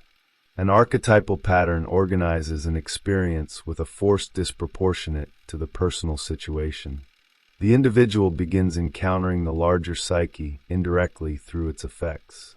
This is the psychological equivalent of Kundalini awakening. The serpent begins moving when the unconscious ceases to function merely as the hidden background of personal consciousness and becomes an active factor in development. What had been dormant becomes dynamic. What had been beneath consciousness begins altering consciousness. Yet the goal is not to eliminate the personal standpoint. The sthula and sukshma perspectives must coexist. The individual continues living in ordinary reality while becoming capable of recognizing another scale. A relationship can remain a relationship while also carrying archetypal meaning. A personal crisis can remain biographically specific while simultaneously participating in a universal pattern of death and rebirth, development, and the cosmic condition within which highly developed personal consciousness may still exist. Descent into the unconscious can simultaneously be ascent toward the superpersonal. The serpent can represent what is archaic and what carries the future. The ego can become more differentiated precisely so that it can eventually recognize what exceeds it. The apparent contradictions are not defects in the system. They are what make the system psychologically useful. And this finally reveals why the fourth lecture needed to turn the map inside out. The first readings of Kundalini naturally encourage consciousness to imagine itself climbing. Each chakra appears to promise another achievement, but Jung has gradually dismantled that fantasy. The deeper movement is not the ego ascending toward progressively greater power. It is the ego becoming capable of perceiving the scale of the reality in which it has always existed. Muladhara remains beneath the feet. The ordinary world remains present. The personal life continues. Yet another perspective has appeared from which that entire existence can be seen as one region within a much larger psyche. The serpent rises, But the decisive transformation is not that the individual reaches the top. It is that the individual finally discovers that the map was never centered on him.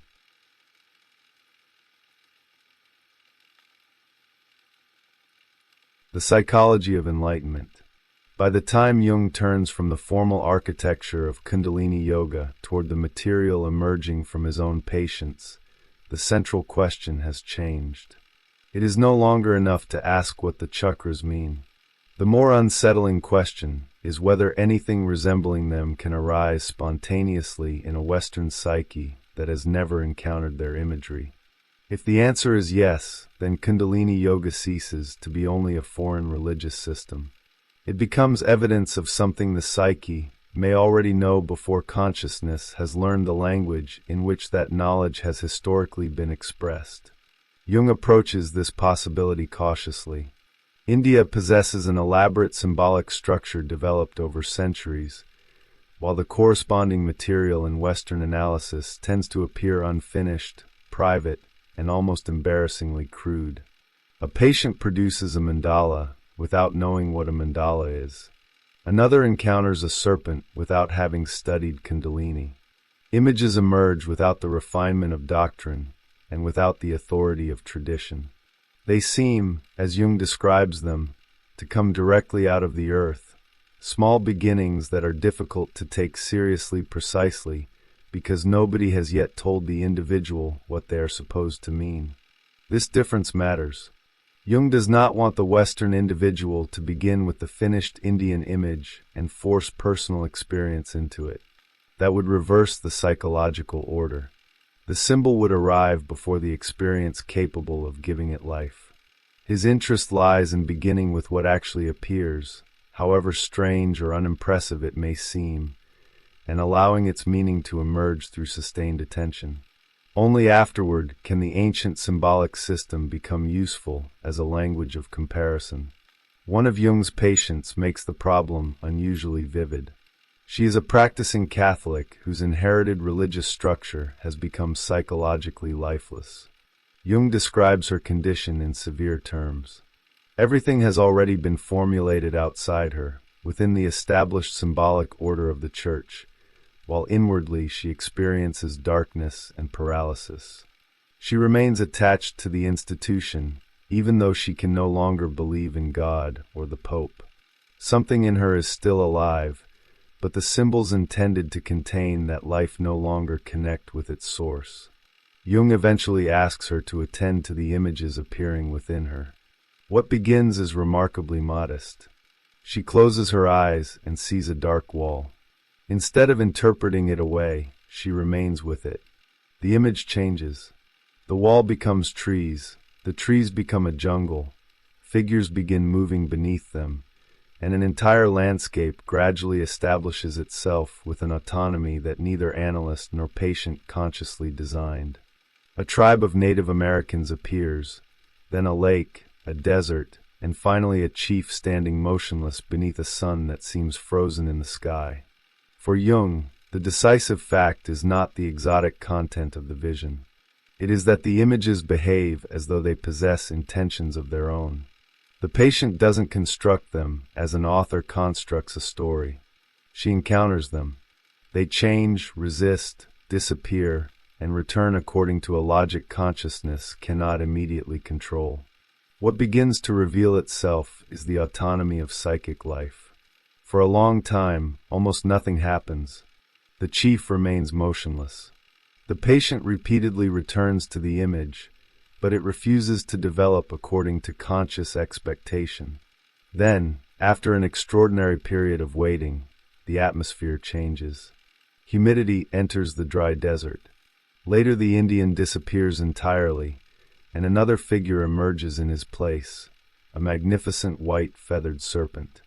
Jung recognizes an image resembling Quetzalcoatl, the Mesoamerican feathered serpent associated in his interpretation with a redeeming spiritual principle.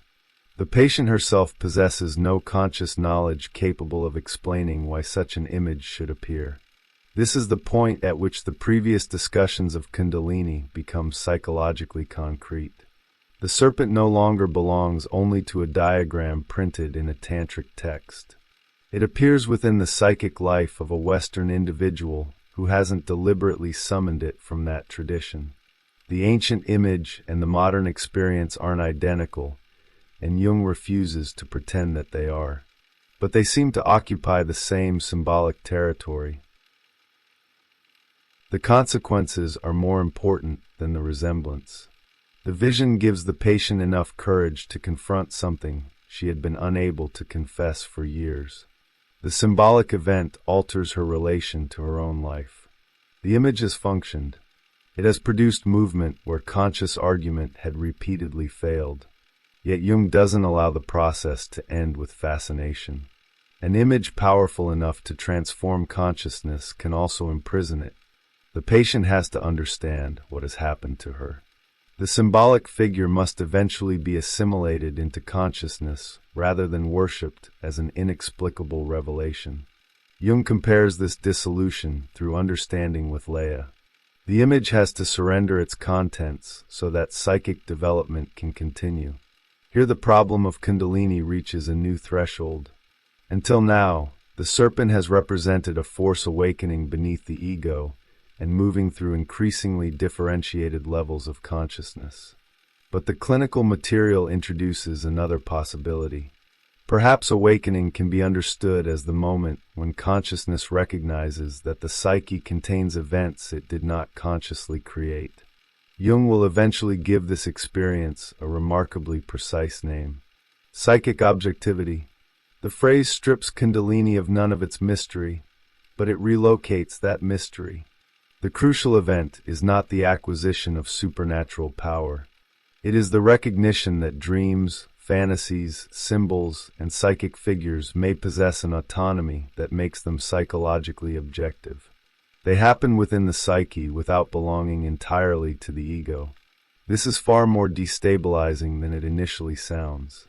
The modern individual assumes that whatever occurs in the mind must somehow belong to the person whose mind it is. A thought is his thought. A fantasy is his fantasy. A dream is produced by his brain. The possessive grammar already decides the relationship before the experience has been examined. Kundalini challenges that ownership. The serpent rises at the exact point where the individual begins to discover that having a psyche may not mean possessing it. The psyche as an objective world. The movement Jung describes begins with something deceptively ordinary. Analysis first broadens consciousness by uncovering repression, projection, personal conflict, and the hidden motives that distort the relation between the ego and its world. At this stage, however, the structure of experience remains fundamentally personal. The individual is still entangled with objects, still caught in the drama of who caused what, who desired whom, who wounded whom, and what biographical event explains the present reaction. Consciousness has expanded, but it still moves within the gravitational field of the ego. The deeper analogy with yoga begins only when this relation starts to change. Jung describes a moment in which consciousness gradually separates not only from its objects, but also from the ego that had seemed to organize them.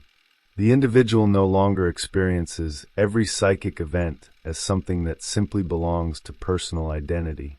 A different center begins to become perceptible, something foreign and yet strangely intimate, something that appears to belong to the psyche more deeply than the conscious personality does. This shift changes the meaning of detachment. It doesn't produce indifference. The individual doesn't become emotionally vacant or withdraw from life. What changes is the degree of entanglement. A conflict that once produced panic can still be recognized as dangerous without possessing the entire field of consciousness. Opposites remain opposites, but the person is no longer automatically seized by the tension between them. Jung describes this as a practical experience of deliverance, not because conflict disappears, but because consciousness is no longer completely identical with the part of itself that suffers the conflict. The image he uses is striking. Buddha is threatened by Mara and the demons surrounding him, yet the throne is empty. The attack continues, but the one who would normally be captured by it is no longer sitting where the attack expects him to be. Another ancient image describes two birds in the same tree. One eats the fruit, while the other observes. The psychological meaning is not escape from experience, but differentiation within experience. One part participates, another sees. This distinction had already appeared at Anahata, where consciousness first became capable of observing emotion rather than simply becoming emotion. But here Jung pushes it further. The observer is no longer merely reflective ego consciousness standing above passion. The observing position begins to detach from the ego itself. The center of psychic life shifts towards something that cannot be described as the conscious personality watching itself from a slightly greater distance. This is where individuation acquires its deeper form. The individual had previously differentiated from objects, relationships, collective expectations, and unconscious emotional reactions. Now the self begins differentiating from the ego. The process becomes less about strengthening the personality and more about discovering that the personality is not the final reference point through which psychic reality has to be interpreted. Jung's language of psychic objectivity is crucial because it prevents the entire experience from being reduced to personal fantasy. A dream image may occur within one individual, but its existence is not therefore equivalent to conscious invention. A fantasy can behave with its own logic. A figure can resist the intentions of the person imagining it. A symbolic development can continue in directions neither analyst nor patient predicted. Consciousness becomes capable of acknowledging that something is occurring within the psyche rather than merely being produced by the ego. This capacity for objectification becomes the threshold Jung associates with the real awakening process. Before it, analysis is largely preparatory. Personal resistances have to be recognized, projections withdrawn, inhibitions clarified, and the conscious attitude made more flexible. Only when the individual can admit that psychic contents possess autonomy does another movement become possible. The psyche begins to reveal a process rather than a collection of reactions. The distinction is severe because the modern ego is reluctant to surrender authorship. It prefers to imagine that a fantasy appears because it decided to fantasize, that a thought exists because it thought it, and that every interior event can eventually be traced to something consciously intelligible. Jung does not reject causal explanation. He simply notices that causal explanation reaches a limit. There are moments when psychological material continues to act even after personal causes have been exhausted. The writer Jung describes later in the discussion becomes an example of this resistance. The man is highly rational and accustomed to explaining his dreams through familiar experiences. For a long time, every image can be connected with something from his biography. But eventually figures begin appearing that resist reduction. The psychological system starts producing more than the personal history can account for. What had looked like a closed causal chain opens toward another layer of experience. This is the point at which the unconscious begins to feel less like a storage room and more like a world. It produces images whose significance is not exhausted by the events that preceded them. The individual is confronted with something that behaves almost like an independent environment. The psyche contains weather, figures, landscapes, conflicts, and movements that unfold according to laws consciousness does not entirely understand. Jung's patient with the motionless chief demonstrates this vividly. The image cannot be forced. She returns to it repeatedly, but nothing happens simply because she wants something to happen. The psyche refuses to perform on command. Time passes. Then the atmosphere changes of its own accord. Moisture enters the desert, the original figure dissolves, and the feathered serpent emerges. The sequence possesses a rhythm that belongs neither to deliberate imagination nor to rational interpretation. What matters here is not whether the image corresponds perfectly to any historical representation of Quetzalcoatl. The psychological fact is that the symbolic field reorganizes itself. One figure dies into another. Something latent becomes visible only after consciousness has sustained attention without forcing the outcome. The image acts. That autonomy produces both fascination and danger. The moment a symbolic figure acquires sufficient psychological force, the ego may begin identifying with it. What is impersonal becomes personalized. The individual believes that because an archetypal image has appeared within his psyche, its magnitude belongs to him. Jung sees inflation as the almost inevitable temptation accompanying psychic objectivity. The more universal the image, the more necessary the distinction between the person and the image becomes. Mystery traditions historically created structures for handling precisely this problem. The initiate temporarily assumes another identity, becomes a divine hero, a sacred animal, a soldier of the god, or a participant in an ancestral drama. The ordinary personality steps outside itself and enters a role whose meaning exceeds personal biography. But the ritual eventually ends. The paint comes off. The initiate returns to ordinary life. The distinction protects both realities. Jung finds this psychologically significant because the ritual gives form to an experience modern consciousness often encounters without a container. The individual may suddenly feel inhabited by an emotion, image, or symbolic identity far larger than ordinary personality. Without a structure capable of separating personal identity from archetypal participation, the experience can become possession or inflation. The ancient mystery play solved the problem culturally. Analytical psychology has to solve it individually. The patient must become capable of entering the symbolic experience without being swallowed by it. The image must be allowed to live, but it must eventually be understood. Consciousness has to participate without confusing participation with identity. This is why Jung insists that understanding must follow vision. The image cannot simply be admired. It must be assimilated. If it remains completely opaque, it can capture consciousness. If it is reduced too quickly to a familiar explanation, it loses its transformative force. The psychological task lies between fascination and dismissal. Kundalini now becomes the name for this entire movement towards psychic objectivity.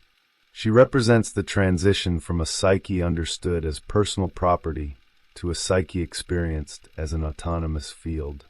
The individual begins by thinking that images happen inside him.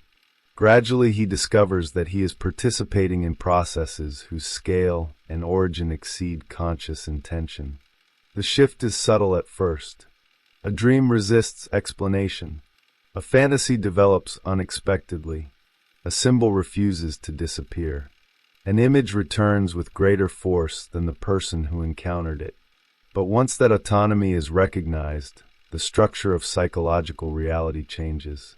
The mind is no longer only the place where the individual thinks. It becomes a place where something thinks through the individual. The discipline of letting the image speak. Once the psyche has been recognized as an objective field, rather than merely a collection of contents owned by the ego, a practical problem immediately appears. How can consciousness enter into relationship with that field without either controlling it or being controlled by it? Jung's clinical material provides an answer that closely parallels the meditative practices being discussed around Kundalini yoga. The individual must learn to concentrate upon an inner image while resisting the impulse to determine what that image should become. The distinction is essential. Ordinary fantasy is easily manipulated. Consciousness invents a situation, changes it when it becomes uncomfortable, introduces characters, produces desired outcomes, and abandons the whole sequence whenever interest disappears. Such fantasy remains largely an activity of the ego. The psychological process Jung is describing requires something different. An image is allowed to appear, and attention is then directed toward it without consciously writing the next scene. This is what occurs with the Catholic patient Jung describes. He asks her to observe the images appearing around sleep, but when her dreams unexpectedly stop, he instructs her to lie down, close her eyes, and attend to whatever appears. The first image is almost aggressively unremarkable, a dark wall. Jung doesn't supply an interpretation or suggest something more meaningful. She is told to remain with it, to concentrate upon it, and, in the terminology used in the seminar, to impregnate the image with sustained attention until it becomes animated. The wall then changes without being consciously redesigned. It divides into trees and becomes a dark jungle. Figures appear beneath the trees. A group of Native Americans emerges. A lake forms before the forest. Canoes carry women and children across the water toward a desert, where tents are erected, food is prepared, and the group eventually withdraws. Only the chief remains outside, facing the sand while the sun stands motionless above him. Jung emphasizes the autonomy of this sequence. The figures have not been consciously manufactured by the patient. They appear to possess their own lives and obey their own laws. He associates this autonomous imaginal field with Siddha. The patient is conscious of the images, but she does not experience herself as their author. She has become an observer and participant within an inner event. This difference between producing an image and encountering an image is fundamental to Jung's psychological analogy with yoga. Concentration does not mean forcing consciousness into emptiness or mechanically imposing a predetermined visualization. It means sustaining attention long enough for the psychic content to reveal its own movement. The ego provides the attention, but not the script. The method, therefore, requires a peculiar combination of activity and receptivity. The individual cannot remain completely passive because the image must be held in consciousness. Attention must repeatedly return to it. But conscious will cannot dominate the process either. Too much interference would transform the autonomous image back into deliberate fantasy. The ego has to participate without taking over. The patient's experience demonstrates how demanding this can become. The chief eventually stops moving. No matter how much she concentrates, nothing develops. Jung interprets this standstill as the point where she has reached the barrier created by her inherited dogmatic structure. Her religious system had already provided authorized forms for spiritual experience and had simultaneously excluded images that did not conform to those forms. The spontaneous unconscious process reaches that barrier and stops. The blockage is not overcome by intellectual argument. Jung had already spent years trying to work through her relationship with the Church. She remained externally attached to Catholicism while internally admitting that she no longer believed in its central authorities. The contradiction had produced a condition in which the traditional symbols continued to govern her conscious identity, even though they no longer carried sufficient psychic life. Jung's description of her unconscious as effectively paralyzed is intentionally severe. The established symbolic system had already answered the questions before her own psyche could formulate them. Religious exercises supplied sanctioned images and encouraged the exclusion of fantasies incompatible with dogma. Everything was already available outside, Jung says, and consequently had become invisible inside. The problem, then, is not simply that religion represses unconscious material. Jung's point is more specific to this patient's situation. A living symbolic tradition can provide forms through which psychic experience becomes meaningful, but when those forms cease to be inwardly alive, continued obedience to them may prevent spontaneous symbolic production. The person retains the shell of the symbol after losing access to the experience from which symbols derive their force. Her dark wall becomes an almost perfect image of that condition. Something exists between consciousness and the living psyche, but it cannot simply be removed by decision. She has to remain before it. When the wall transforms into the forest, the psychic landscape begins opening. Yet the process soon reaches another standstill through the motionless chief. Jung does not solve the impasse for her. The autonomy of the image would be meaningless if the analyst simply supplied the next development. The patient has to continue living with the symbolic situation. Remarkably, Jung says that the effect of the image alone is sufficient to sustain her for approximately a year. The psyche has produced something that consciousness cannot yet understand, but cannot forget either. This waiting becomes part of the psychological discipline. Modern consciousness tends to assume that insight should produce immediate explanation. A dream is told, interpreted, and supposedly finished. A symbol appears and consciousness asks what it means. But an autonomous image may require a different temporal relationship. Its meaning can unfold through continued experience rather than through immediate conceptual translation. This is especially important because premature interpretation can restore the ego's control. If consciousness instantly declares that the forest means the unconscious, the chief means authority, the desert means spiritual dryness, and the lake means transformation, it may successfully classify every element while preventing the symbolic process from doing anything genuinely new. The unknown has simply been translated into concepts the ego already possesses. Jung's approach instead allows the image to remain partly unknown. Interpretation can orient consciousness, but it cannot substitute for the continuation of the psychic event. The image has to be given enough independence to develop beyond what the individual already understands. Eventually, the patient's symbolic field begins moving again.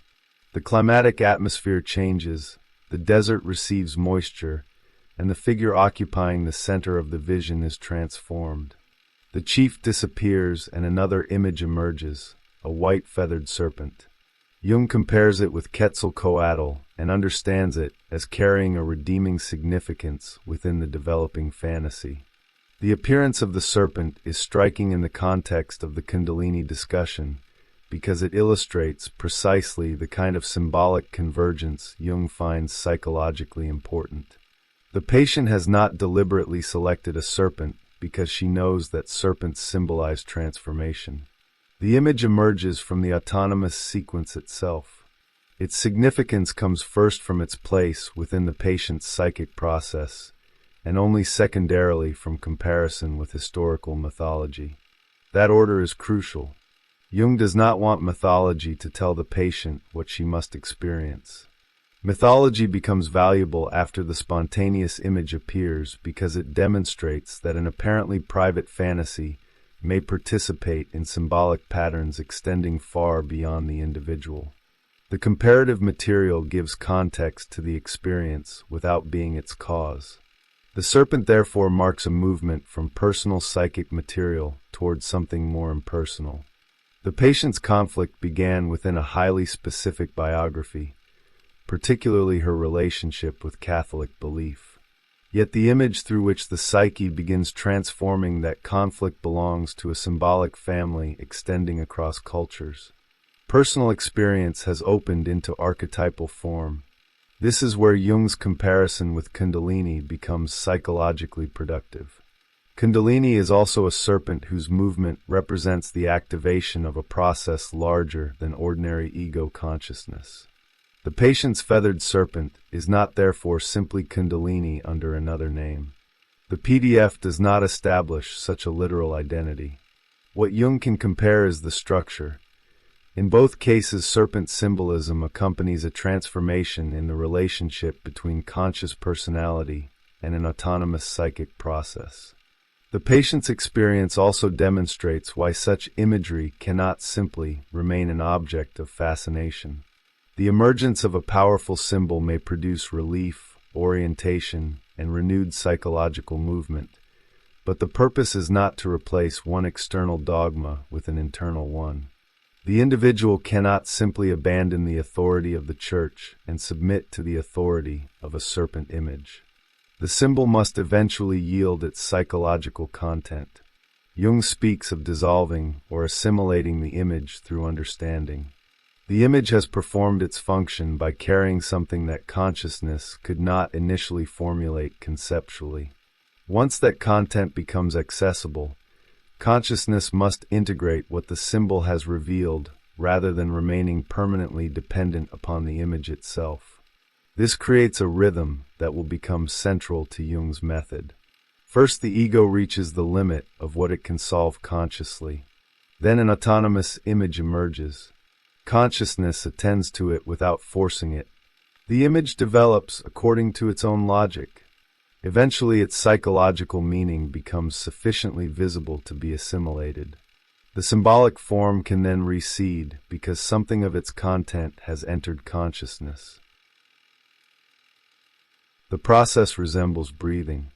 The psyche produces an image, consciousness receives it, attention allows it to develop, and understanding gradually transforms it into psychological knowledge. But the knowledge did not originate as a conscious concept. It arrived first in symbolic form. This is precisely why Jung takes spontaneous fantasy so seriously. It provides a place where the superpersonal can become visible without requiring consciousness to begin with metaphysical belief.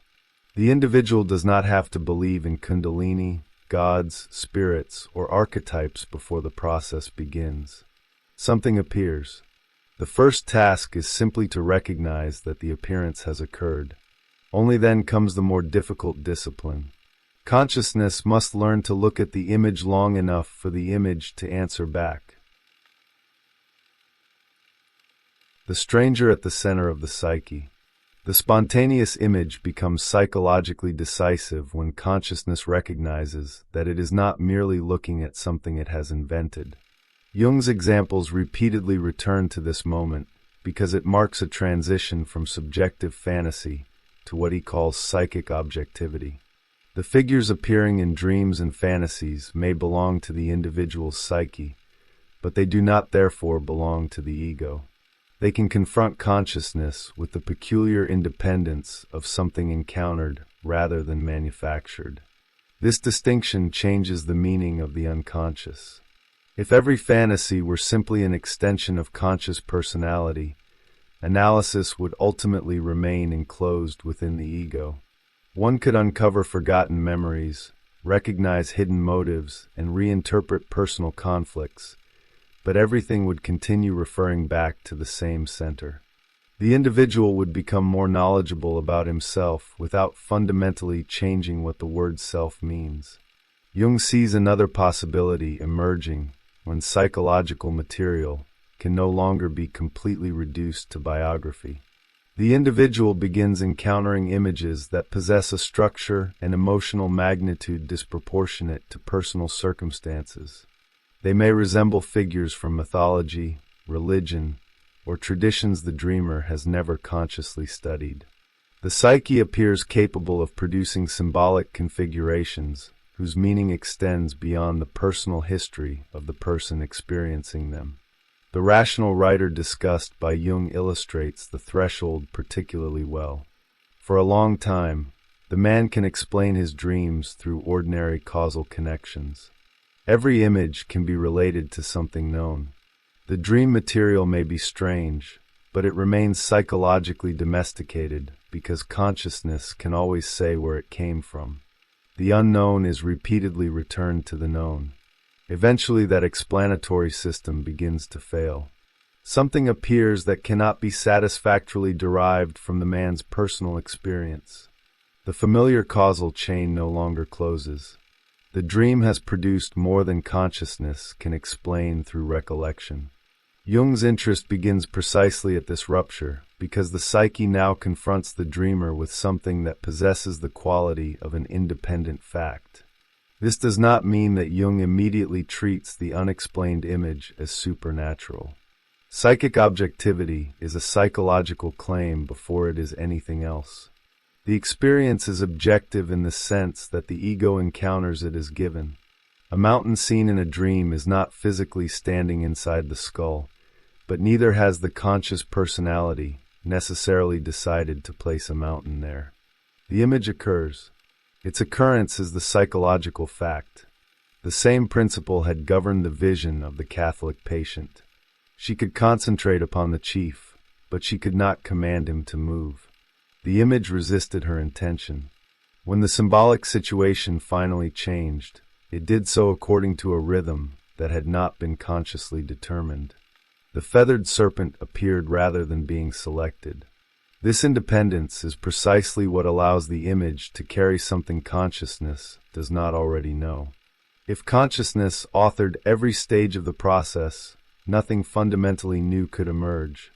Fantasy would merely rearrange known material according to known intentions. But when the image develops autonomously, it can confront the ego with another position. The unconscious becomes capable of answering. Jung's therapeutic method increasingly depends upon establishing this dialogue. The ego contributes attention, discrimination, interpretation, and eventually ethical response. The unconscious contributes material that consciousness cannot produce at will.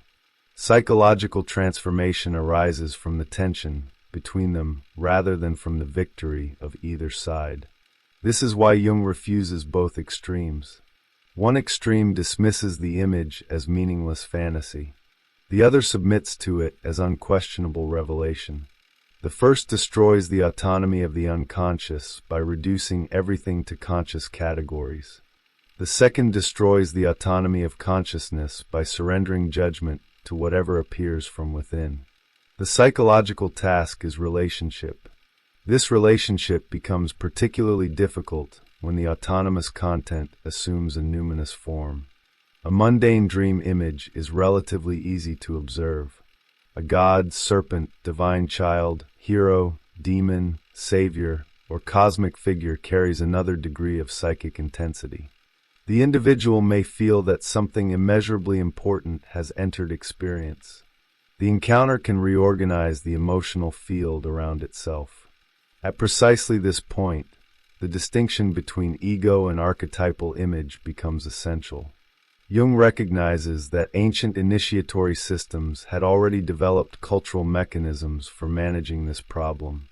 In mystery rites, individuals could temporarily become identified with sacred figures or participate in divine dramas. The initiate entered a reality larger than personal biography, but the identification was ritually contained. Eventually the ceremony ended, the costume was removed, and ordinary identity returned. The ritual therefore created both participation and distance. The person could become the sacred figure without literally concluding that his everyday ego was the god.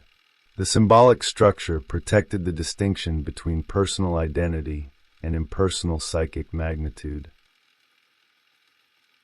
Modern individuals often encounter archetypal material without such containers.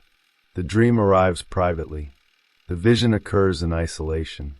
The religious tradition that might once have interpreted the experience may no longer possess psychological authority. The person is therefore left alone with an image whose magnitude may vastly exceed the conceptual resources available for understanding it. This is where inflation becomes especially dangerous. The ego encounters something enormous and concludes that it has itself become enormous. The individual who experiences a divine image begins to feel divine. Someone who encounters a savior figure begins imagining a personal salvific mission.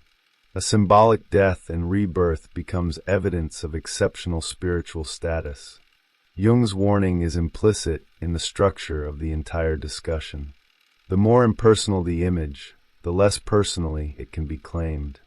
Its magnitude indicates precisely that consciousness has encountered something extending beyond the ego.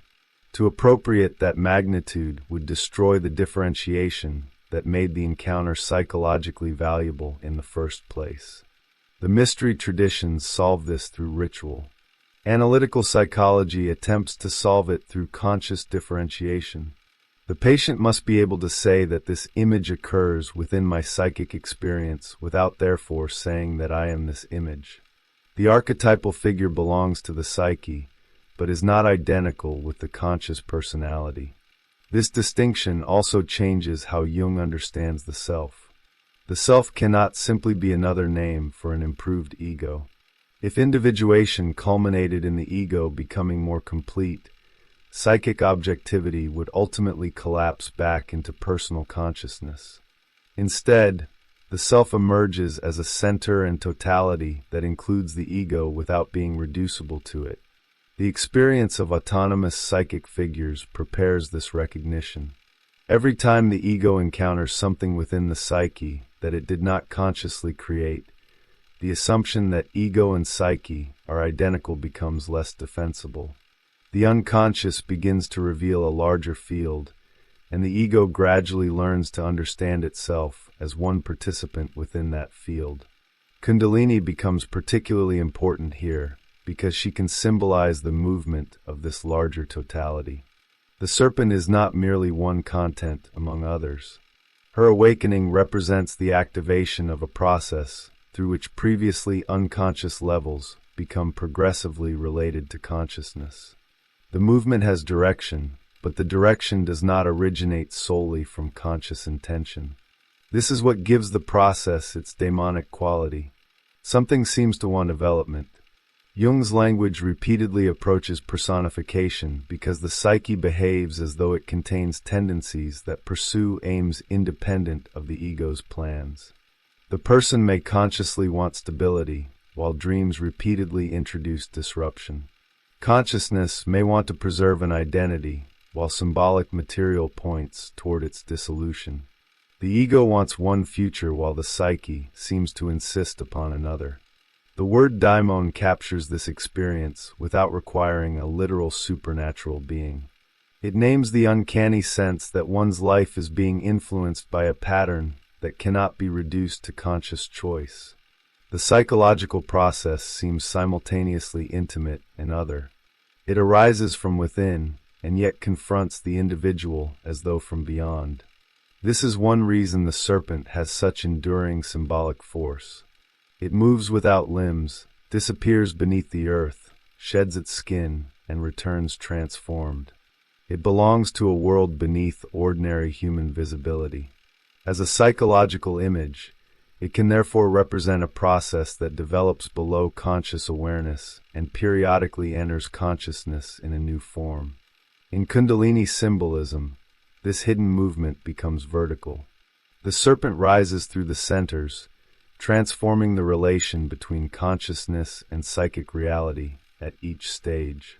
Jung's clinical material gives this abstract image a Western psychological analog. A person begins with ordinary personal problems, encounters autonomous images, discovers impersonal symbolic patterns, differentiates ego from psychic content, and gradually becomes aware of a process whose meaning extends beyond personal intention. The similarity lies in the structure, not in literal equivalence. Jung does not need the Western patient to reproduce the exact chakra imagery. The unconscious may speak through Native American figures, Christian symbols, animals, mandalas, mythological characters, or entirely personal images. What matters is the psychological movement revealed through them. This protects Jung's approach from turning analysis into imitation of yoga. The Western patient does not need to visualize prescribed chakras or awaken a serpent according to an imported technique. The appropriate symbols must emerge from the actual psyche being analyzed. Indian material becomes useful afterward because it offers an extraordinarily differentiated example of what a superpersonal symbolic process can look like. The comparison can then illuminate without dictating. A serpent appearing spontaneously in analysis may be placed beside Kundalini without being declared identical to Kundalini. A circular image may be compared with mandala traditions without assuming that the patient has unconsciously become a practitioner of Tibetan or Indian religion. Historical symbolism becomes an amplifying context through which the individual image can reveal dimensions not visible from biography alone. This method allows Jung to preserve both individuality and universality. The exact dream belongs to one person. The pattern may belong to humanity. The personal image becomes the doorway through which the collective structure can be recognized. And that recognition brings the entire process closer to what Jung has been calling the superpersonal. The unconscious is no longer merely what the individual forgot, repressed, or refused. It begins revealing forms that existed before the individual and will continue after the individual is gone. The stranger encountered within is therefore strange for a very precise reason.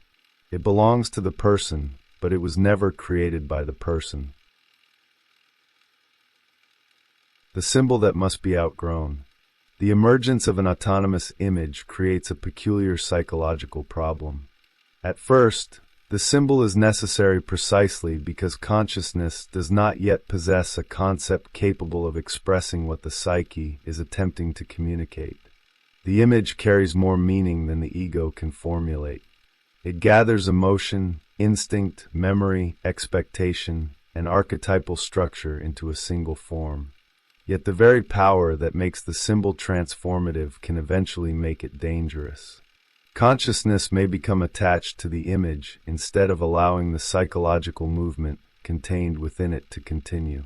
Jung's discussion of the Catholic patient's feathered serpent demonstrates this double function. The image appears at a moment when the previous symbolic structure of her life has become psychologically sterile.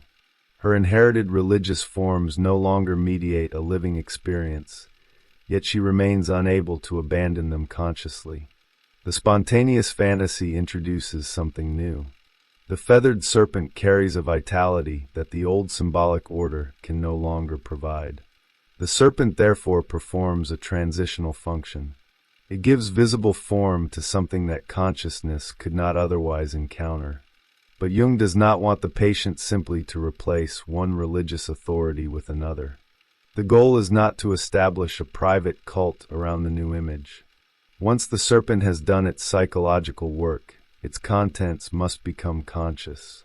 Jung describes this process through the idea of Leia, the dissolution of the image after its meaning has been assimilated. This is one of the most important differences between symbolic experience and symbolic possession. In the first, the symbol mediates a transformation. In the second, the individual becomes captured by the form through which the transformation initially appeared. The image that opened consciousness becomes another enclosure. The psychological process, therefore, has to move through the symbol rather than stop at it. This principle applies equally to Kundalini itself. The serpent, the chakras, the lotus flowers, Shiva, Shakti, the Bindu, and the entire tantric structure are symbols through which a particular tradition has represented transformations of consciousness. Their extraordinary sophistication makes them psychologically valuable to Jung, but precisely because they are so complete, they also create a temptation. The Western individual can inherit the finished symbolic language instead of discovering the psychic experience to which such language might correspond. Jung repeatedly resists this shortcut. The goal of his comparison is not to persuade Western patients to become yogis. The psychological task is to discover the forms through which their own unconscious is already attempting to express itself. Only then can Kundalini Yoga function as an amplifying parallel rather than as a template imposed from outside. The difference resembles the distinction between learning the meaning of a dream symbol from a dictionary and encountering the dream itself. One can memorize that the serpent represents transformation, rebirth, instinct, libido, wisdom, danger, or divinity. None of those associations guarantees that a particular serpent appearing in a particular psyche carries exactly that meaning. The symbol has to be understood within the process that produced it. This is why Jung places so much emphasis on context. The Catholic patient's serpent matters because of everything that preceded it. There was first a rigid religious structure that had lost inward vitality. Then the dark wall appeared. The wall became forest. The forest opened onto water. The figures crossed into the desert. The chief remained motionless. The symbolic process stopped. Only after prolonged attention and waiting did the atmosphere change and the feathered serpent emerge. The meaning belongs to the sequence, not merely to the isolated image. The same principle governs the chakra system. Muladhara cannot be understood independently of Svadhisthana because earth acquires its meaning partly through the possibility of dissolution in water. Manipura becomes meaningful because the descent into unconsciousness releases fire. Anahata gains significance because consciousness can differentiate itself from that fire. Each symbol describes a position within a movement. This developmental character distinguishes a living symbol from a static sign. A sign can be translated once and for all. A symbol remains partly unknown because its meaning develops as the psychological situation changes. It doesn't merely tell consciousness something. It participates in the transformation through which consciousness becomes capable of understanding what it means. Jung's clinical material reveals this process in miniature. The patient cannot simply be told the meaning of her conflict with Catholicism. Years of analysis have already demonstrated the limits of conscious explanation. Something has to happen symbolically. The psyche must produce an experience capable of reorganizing the problem at a level argument cannot reach. This is why the autonomous image carries therapeutic force. It arrives from outside the established conscious system. The ego has already exhausted its available explanations. The symbol introduces a third possibility into a conflict that had become psychologically frozen. Jung's concept of the transcendent function lies close to this structure, although the terminology is not the central focus of these seminar pages. What the material itself clearly demonstrates is the emergence of a symbolic form capable of mediating between positions that consciousness cannot reconcile directly. The patient cannot simply return to the old religious attitude, but neither can she initially abandon it. The spontaneous image creates another psychic route, yet this new route remains dangerous if consciousness takes the image literally. A powerful archetypal figure can produce an experience of certainty stronger than ordinary rational conviction. The person feels that something sacred has occurred and may therefore become reluctant to question it. But for Jung, psychological seriousness requires exactly the opposite. The stronger the image, the more carefully consciousness must distinguish between the image and the ego experiencing it. This is the function ancient ritual structures performed collectively. They allowed individuals to enter archetypal identities temporarily, while preserving a boundary between sacred participation and ordinary personality. The initiate could become the god within the ritual without permanently claiming divine identity outside it. Modern analysis has no temple capable of guaranteeing this distinction. It has to be achieved psychologically. The individual must develop enough consciousness to encounter an autonomous figure, allow its reality, experience its emotional force, and still resist the conclusion that personal identity has become identical with the archetypal content. This is especially important because archetypal images carry collective rather than merely personal significance. Their magnitude comes precisely from the fact that they are not limited to one biography. The serpent has appeared across civilizations. The mandala has emerged in religious and symbolic systems separated by enormous distances. Divine children, world trees, sacred marriages, descents into darkness, dismemberment, rebirth, and ascent recur across human symbolic history. When one of these patterns emerges spontaneously in an individual psyche, the person encounters something larger than personal memory. Jung does not infer from this that the individual literally remembers ancient religions. The recurrence indicates a structural level of psychic life capable of producing analogous symbolic forms. The comparison with Kundalini, therefore, becomes a form of amplification. The Indian system provides an extraordinarily developed symbolic context through which Western material can be examined. A serpent in a patient's fantasy remains that patient's serpent, but the history of serpent symbolism can reveal dimensions of the image that personal association alone may not uncover. The crucial word is comparison. Jung does not want equivalence. The feathered serpent is not simply Kundalini. The Western mandala is not automatically a tantric mandala. A spontaneous inner figure is not necessarily a Hindu deity appearing under another name. The historical forms retain their cultural specificity, even when psychological structures can be compared. This protects the analysis from two opposite reductions. The first would say that every symbol is merely personal and can be explained entirely through biography. The second would say that every personal symbol is secretly an instance of some pre-existing religious doctrine. Jung's method attempts to hold both levels simultaneously. The image belongs to this individual and participates in patterns larger than the individual. This duality is exactly what makes the symbol capable of connecting the personal with the superpersonal. It appears inside one life while opening towards structures that exceed that life. The individual therefore encounters the collective not as an abstract theory, but as something emerging from within personal experience.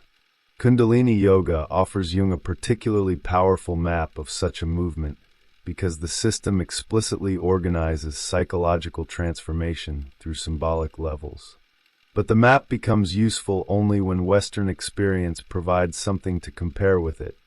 Without that experience, the system remains an exotic object of intellectual fascination. The psychological evidence has to begin at home. This is why Jung takes crude, incomplete Western symbols so seriously. They may lack the elegance of the tantric tradition, but their incompleteness is evidence of their authenticity within the modern psyche. Nobody has arranged them into a doctrine yet. They emerge awkwardly from dreams, drawings, fantasies, and visions. Their roughness shows a symbolic process attempting to construct forms under cultural conditions that no longer provide an adequate collective container. The analyst therefore witnesses something resembling the birth of mythology at the individual level. A person begins with a private image whose significance is unknown. Through amplification, similar structures appear in historical material. The individual discovers that the strange thing emerging from the unconscious belongs to a symbolic world vastly older than personal consciousness. But the goal is not to return to that older world. The task is to allow its psychological meaning to enter contemporary consciousness. This is what distinguishes Jung's project from religious revival. He does not want the Western person to reconstruct the old mystery cults, convert to tantric metaphysics, or restore medieval Christianity, as though historical consciousness could simply be reversed. The symbols have to become psychologically intelligible within the conditions of modern life. They have to die into understanding, and this is perhaps the deepest meaning of Leia within Jung's use of the term. A living symbol emerges because something cannot yet be said directly. Consciousness encounters it, experiences it, amplifies it, and gradually extracts the psychological reality contained within it. Eventually, the image no longer needs to carry the entire burden of meaning. The serpent can disappear. What it awakened must remain. The awakening of psychic reality. By the end of Jung's engagement with the Kundalini material, the decisive transformation is no longer the ascent of an exotic spiritual energy through invisible centers in the body. The deeper transformation concerns the status of the psyche itself. What begins as a study of an Indian symbolic system ends by challenging one of the fundamental assumptions of modern Western consciousness, that the ego is the unquestioned center of psychological life, and that everything occurring inwardly is ultimately a product, possession, or derivative of that ego. The clinical material changes the problem because it allows Jung to approach Kundalini without requiring metaphysical belief. A patient does not have to accept the existence of chakras or understand tantric philosophy. She can begin with something as simple as a dark wall appearing when she closes her eyes. If consciousness remains with the image rather than dismissing it or consciously manipulating it, the image may begin to change. The wall becomes a forest. Figures appear. A landscape develops. Eventually, an entire symbolic sequence begins behaving with an autonomy that the conscious personality did not expect and cannot completely control. This autonomy is the essential psychological fact. Jung does not need to prove that the figures exist outside the psyche. Their independence from conscious intention is sufficient to destabilize the assumption that ego and psyche are identical. The person discovers that an interior event can happen to consciousness in much the same way an external event happens to consciousness. The psyche begins acquiring objectivity. Once that recognition occurs, the entire architecture developed throughout the seminar becomes intelligible from another angle. Kundalini can represent the autonomous process itself. Her sleeping condition corresponds to a psychological situation in which the larger psyche remains unconscious and therefore appears inactive from the standpoint of the ego. Her awakening corresponds to the moment when this background becomes active enough to confront consciousness. The serpent rises because what had previously remained outside conscious identity has begun entering into relationship with it. The chakras can then be understood as symbolic differentiations within this changing relationship. They do not have to be treated as literal organs or supernatural locations. Each center represents another possible organization of consciousness, another relationship between the personal ego and the psychic forces surrounding it. What the tantric system formulates through an elaborate symbolic anatomy, analytical psychology encounters through transformations in actual psychic experience. This is why Jung is interested in analogy rather than equivalence. The Western individual does not need to reproduce the exact imagery of Kundalini yoga. The unconscious may speak through entirely different cultural forms. A Christian figure, a Native American chief, a feathered serpent, a mandala, an animal, an unknown person, or an apparently meaningless landscape can perform an analogous psychological function if it emerges autonomously and reorganizes the relationship between consciousness and the unconscious. The clinical sequence involving the feathered serpent becomes particularly significant because it demonstrates how an image can carry transformation before consciousness understands what is happening. The patient cannot consciously solve the conflict produced by her relationship with Catholicism. Her inherited religious structure remains psychologically powerful, but no longer inwardly convincing. Rational analysis alone cannot resolve the contradiction. The symbolic process begins where conscious argument reaches its limit. The serpent that eventually appears does not provide a theological answer. It produces psychological movement. Something that had remained frozen becomes active. The patient becomes capable of confronting material she had previously been unable to approach. The symbol therefore proves its significance through its effect upon the psychological situation, rather than through any claim about its metaphysical truth. Yet Jung's final emphasis is never upon preserving the serpent. The symbol is necessary because consciousness initially cannot formulate what the psyche is attempting to express. Once its psychological content becomes accessible, the image must gradually surrender that content to consciousness. Jung associates this with Leia, the dissolution through which the symbolic form can disappear after fulfilling its function. This prevents the psychological journey from becoming the construction of another religion. The goal is not to accumulate sacred images, nor is it to replace inherited Christian symbols with Hindu, Buddhist, Mesoamerican, or privately generated alternatives. The symbol is a mediator. It connects consciousness with something that consciousness could not previously reach. Once the connection has been established, the psychological task continues beyond the form that made the connection possible. This is why Jung's method requires a constant movement between experience and understanding. Interpretation without experience remains intellectual. Experience without interpretation risks possession. The individual has to allow the image enough reality to be transformed by it while retaining enough consciousness to eventually understand what has happened. The balance is difficult because archetypal images possess precisely the power capable of overwhelming the ego. An encounter with an impersonal symbolic figure can produce an enormous sense of significance. The individual may feel chosen, transformed, enlightened, or initiated.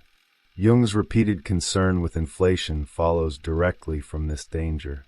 The encounter with something larger than the ego can easily become the belief that the ego itself has become larger. Ancient initiatory traditions possessed collective mechanisms for preventing this confusion.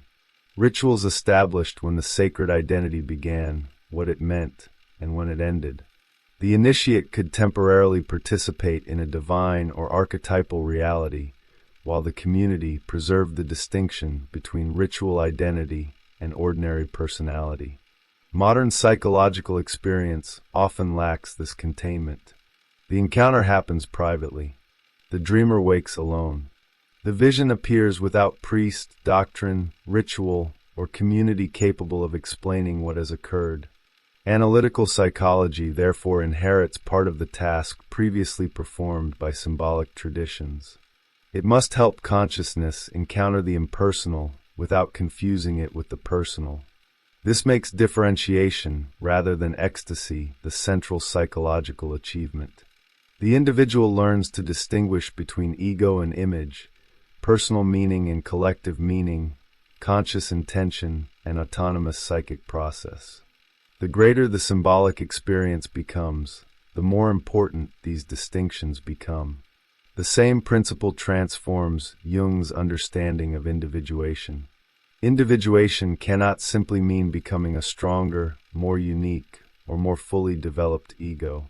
If that were the goal, the entire process would remain inside personal consciousness. Individuation instead involves the gradual recognition of a psychic totality within which ego consciousness occupies only one position. The self becomes meaningful precisely because the psyche cannot be reduced to the ego. Autonomous images, dreams, complexes, symbolic figures, and unconscious compensations repeatedly demonstrate that psychological life contains processes beyond conscious authorship. Individuation involves establishing a relationship between conscious personality and this larger totality without allowing either side to annihilate the other. The earlier distinction between the personal and superpersonal now reaches its practical conclusion. The individual must remain a person. Ordinary life does not disappear. Relationships, responsibilities, embodiment, work, desire, limitation, and social reality continue to matter. But the individual no longer needs to interpret the entire psyche through the interests and categories of the personal ego. This produces the form of detachment Jung associates with the image of the two birds. One bird eats the fruit while another observes. Experience continues. Pleasure remains pleasure. Suffering remains suffering. Conflict continues to have consequences. But another standpoint has become possible from which the individual can participate without being completely identical with what is happening. Such detachment is not emotional withdrawal. It is the discovery of psychological space. Between an event and the reaction to that event, another position becomes available. Between the ego and the emotion, consciousness appears. Eventually, between the ego and the total psyche, the self becomes conceivable. Seen from this perspective, the journey through the chakras describes a progressive alteration of identity. Consciousness begins embedded within the concrete world of Muladhara. It enters the waters of the unconscious, encounters the fire of affect, develops the observing standpoint, recognizes psychic reality, and eventually approaches a condition in which the ego can no longer plausibly regard itself as the absolute center. Kundalini is the movement connecting these transformations. But the process does not belong to the ego in the way a technique or possession belongs to it. The ego participates in a movement whose origin and destination exceed conscious intention. This is perhaps the most important correction Jung makes to the Western fantasy of awakening. The modern individual is tempted to imagine spiritual development as an acquisition. One gains awareness, develops consciousness, activates energy, reaches another level, or acquires access to a higher state. The grammar remains centered upon an individual who becomes increasingly powerful. Jung's psychological reading moves toward the opposite conclusion. Development gradually exposes how little of the psyche belongs to conscious command. The unconscious produces its own images. Symbols transform independently. Archetypal patterns precede the individual. The self exceeds the ego. What appears at first as the expansion of consciousness becomes, at a deeper level, the relativization of the conscious personality. The comparison with Kundalini Yoga therefore reaches its strongest point, not when Jung identifies one chakra with one Western psychological concept, but when both systems force consciousness beyond its habitual center. The Indian symbolism describes a serpent awakening and moving through an ordered structure of transformation. Analytical psychology observes something analogous whenever autonomous psychic life begins reorganizing the personality from within. The cultural forms differ. The psychological question remains: what happens when consciousness discovers that the psyche is larger than the person who believes he possesses it? For Jung, this discovery marks a threshold that cannot be crossed merely through intellectual understanding. One can read about psychic objectivity and remain entirely enclosed within ego consciousness. One can memorize the chakras and remain in Muladhara. One can study the self while unconsciously identifying the self with one's own personality. The transformation begins only when something genuinely other appears within. A dream that refuses explanation. An image that develops by itself. A figure that contradicts conscious intention, a symbol whose meaning exceeds personal memory, an inner event that forces consciousness to acknowledge that another order of psychological reality has entered the room. At that moment, the abstract problem of Kundalini becomes immediate. The serpent no longer belongs only to India, to antiquity, or to a diagram of the subtle body. It becomes an image for the autonomous movement through which unconscious psychic life enters consciousness and demands relationship. And the deepest awakening is therefore not the discovery of hidden powers within the individual. It is the discovery that the individual himself exists within something larger. The psyche has become real. Conclusion. Every map of ascent creates the same temptation. Once the higher territory has been seen, everything below it begins to look like something that should have been escaped. Earth becomes limitation. Instinct becomes primitiveness. Desire becomes an obstacle. The ordinary personality becomes a temporary shell surrounding a supposedly greater identity. Kundalini Yoga seems especially vulnerable to this reading because its central image is vertical. A serpent awakens at the root and rises through increasingly subtle centers until the world of ordinary consciousness appears impossibly distant. Yet Jung's encounter with this symbolism leads toward almost the opposite conclusion. The value of the ascent is not that it allows the individual to leave human existence behind. It is that, after seeing the larger architecture of the psyche, human existence can no longer be mistaken for the whole of it. This changes what awakening means. At the beginning, Kundalini appears to represent a dormant power hidden somewhere beneath consciousness. By the end, the more psychologically consequential interpretation is that what sleeps is not simply an energy waiting to be possessed. What sleeps is the individual's awareness of the larger psychic reality in which the ego already exists. The serpent doesn't introduce something that wasn't there before. Her movement makes visible a relationship that consciousness had been unable to perceive. The chakras consequently stop looking like achievements. Muladhara, Svadhisthana, Manipura, Anahata, Vishuddha, Ajna, and the almost indescribable horizon beyond them become different organizations of experience, different positions from which reality can be encountered. None can simply be collected and added to the personality. Each new standpoint changes the meaning of the one that preceded it. Earth isn't abolished by water. Passion isn't destroyed by reflection. The ego doesn't disappear when the self becomes imaginable. What disappears again and again is the certainty that the present standpoint represents the whole. This is why Jung's interpretation eventually turns the entire image of ascent inside out. The person who believes he is climbing toward greater spiritual importance may actually be strengthening precisely the psychological structure that the symbolism is capable of relativizing. Knowledge can become inflation. Spiritual experience can become identity.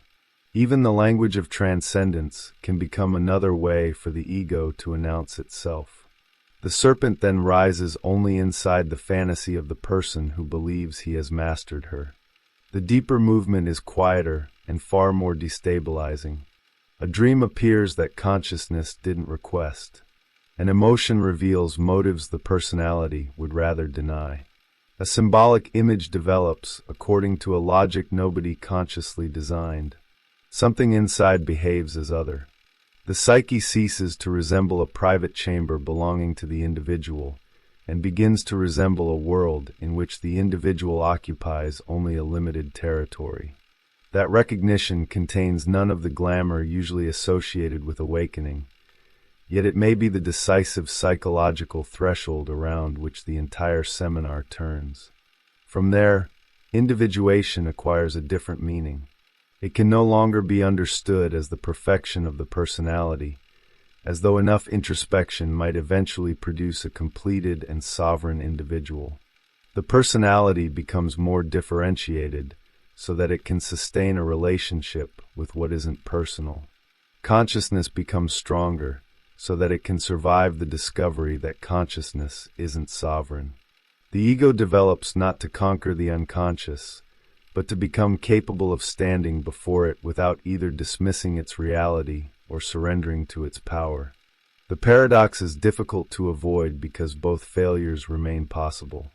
The rational ego can reduce every symbol until nothing unknown survives. The fascinated ego can identify with every symbol until nothing of ordinary personality survives. One destroys psychic reality through explanation. The other is swallowed by it through identification. Jung's psychological path remains suspended between those possibilities, demanding that the symbol be allowed to live without being allowed to rule. This is where the ancient serpent finally returns to ordinary life, not as proof of enlightenment and not as a supernatural possession, but as an image of the moment when consciousness discovers that its own foundations are alive. What seemed beneath the personality turns out to extend beyond it.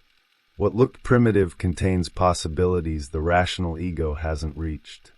What appeared to be descent into darkness becomes contact with a psychic depth from which another form of consciousness can emerge.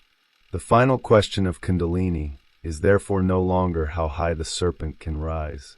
The more consequential question is what remains of the individual once the ascent has revealed that the ego was never the entire structure. The answer cannot be found at the summit alone, because whatever has been discovered there must eventually return to the world of bodies, relationships, choices, failures, desires, and consequences. The serpent rises through the psyche, but the meaning of that ascent can only be known when consciousness returns to earth. The architecture of a larger psyche. What the ascent ultimately reveals is that the chakra system contains two journeys that initially look like one. The first concerns the development of personal consciousness. The second concerns the gradual discovery that personal consciousness exists within a psychic order larger than itself. Without this distinction, the entire system can easily become a hierarchy of spiritual achievement. With it, the apparent ladder becomes something stranger. A person can develop remarkably sophisticated forms of consciousness while remaining enclosed within a fundamentally personal understanding of reality. Muladhara establishes the condition from which this problem begins. It is the world of embodied existence, concrete objects, social relationships, responsibility, work, desire, limitation, and consequence. Consciousness doesn't experience this as one psychological condition among others. It simply experiences it as reality. The individual is rooted in the visible world and organized around a personal center capable of acting within it. This condition can appear limited only after another standpoint has emerged from which its boundaries become visible. That is why Jung never treats rootedness as a mistake. The ego has to become sufficiently established before its relativity can mean anything. A person who has never developed a stable relationship with ordinary life cannot transcend that life merely by becoming fascinated with what lies beyond it. The personality has to acquire weight before surrendering its claim to completeness. Otherwise, the language of transcendence can conceal a much simpler inability to inhabit the world. The first movement away from that solidity arrives through dissolution. Water destabilizes the earth because the unconscious doesn't respect the boundaries through which conscious identity has organized experience. Dreams combine what waking consciousness separates. Projections place inner contents upon external people. Memories return through emotion rather than chronology. Fantasies produce meanings the conscious personality didn't deliberately construct. The world begins losing the reassuring simplicity of being only what it appears to be. Fire intensifies the disturbance because the unconscious isn't encountered merely as image. It appears as affect. Desire, aggression, fear, ambition, jealousy, sexuality, and rage expose how quickly the supposedly rational ego can become possessed by forces it doesn't command. Under emotional pressure, perception itself changes. The world seems to confirm the state through which it is being seen. The person believes he is responding objectively to reality, while psychic energy is silently reorganizing the reality available to him. The possibility of observing this possession creates another level of consciousness. An emotion can be experienced without becoming the total definition of the person experiencing it. The distance may initially be small, but its consequences are enormous. A second position has appeared. One part suffers, desires, fears, or rages, while another becomes capable of recognizing what is happening. Consciousness has begun differentiating itself from the state that previously consumed it. Yet the observer creates its own illusion. Once consciousness can stand apart from instinct and emotion, it easily concludes that it has become superior to them. Rationality appears higher than passion. Reflection appears higher than embodiment. The human being appears higher than the animal. Western consciousness has built much of its identity around precisely this hierarchy, imagining development as an increasingly successful departure from everything archaic, instinctual, bodily, and unconscious. The serpent disturbs this arrangement because the transformative principle appears in the very form that such a hierarchy would place below humanity. Kundalini belongs to the animal world. She waits near the root, close to earth and instinct, yet she carries the developmental movement of the entire symbolic system. What consciousness considers primitive contains something consciousness hasn't yet become. The unconscious, therefore, cannot be understood simply as the psychological past. It contains what has been forgotten, repressed, and inherited, but Jung's reading also allows it to contain unrealized possibilities. The same region that preserves archaic forms can produce symbols pointing toward future transformations.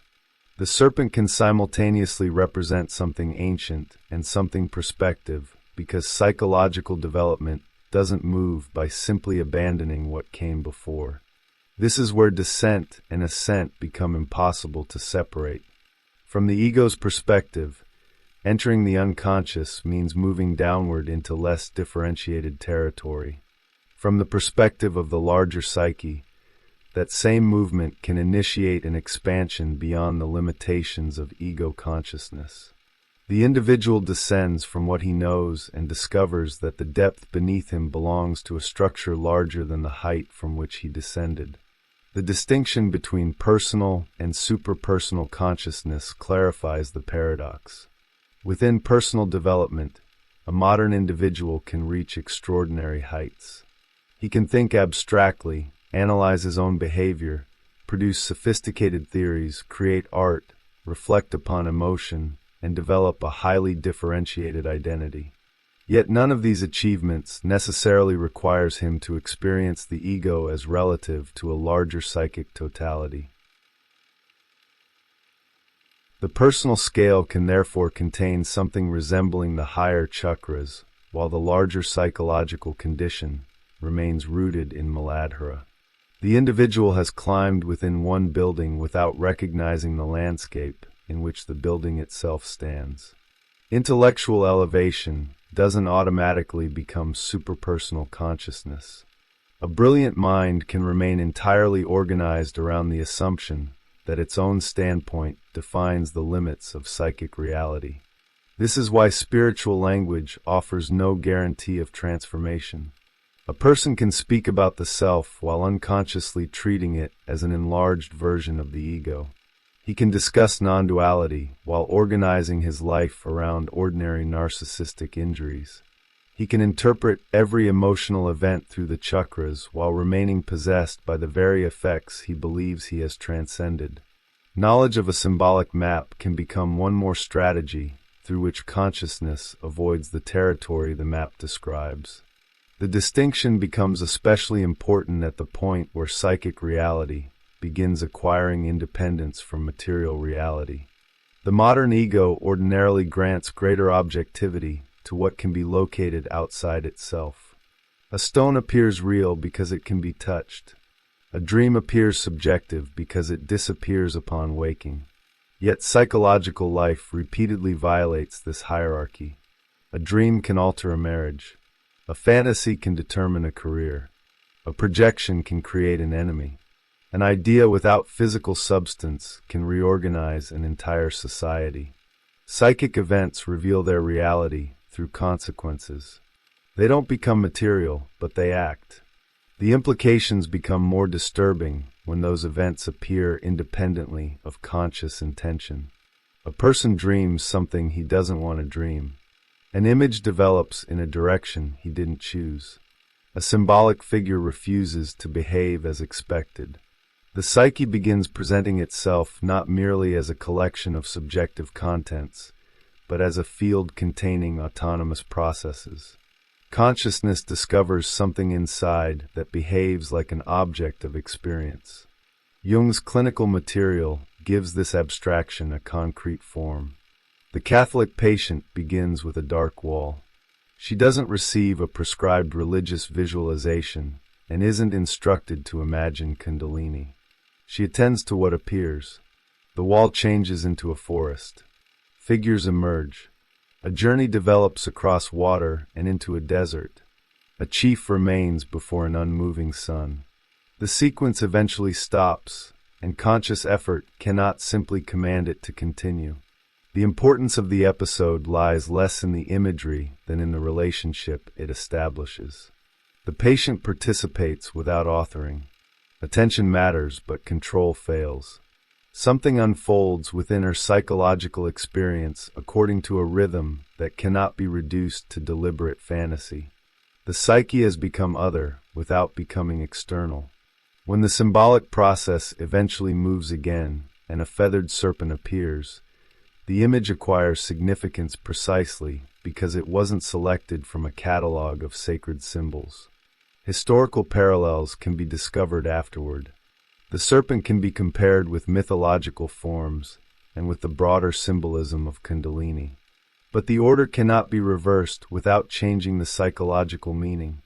The experience produces the symbol before consciousness possesses the explanation.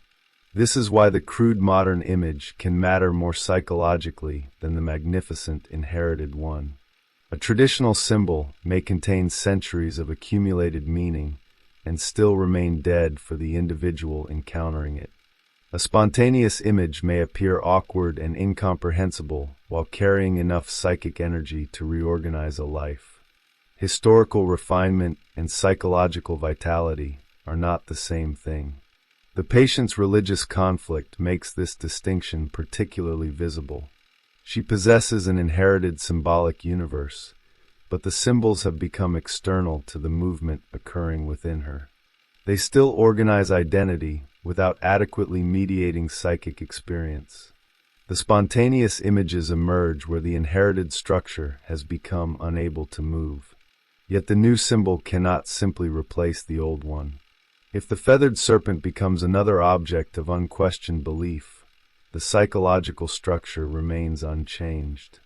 One external authority has merely been exchanged for an internal one.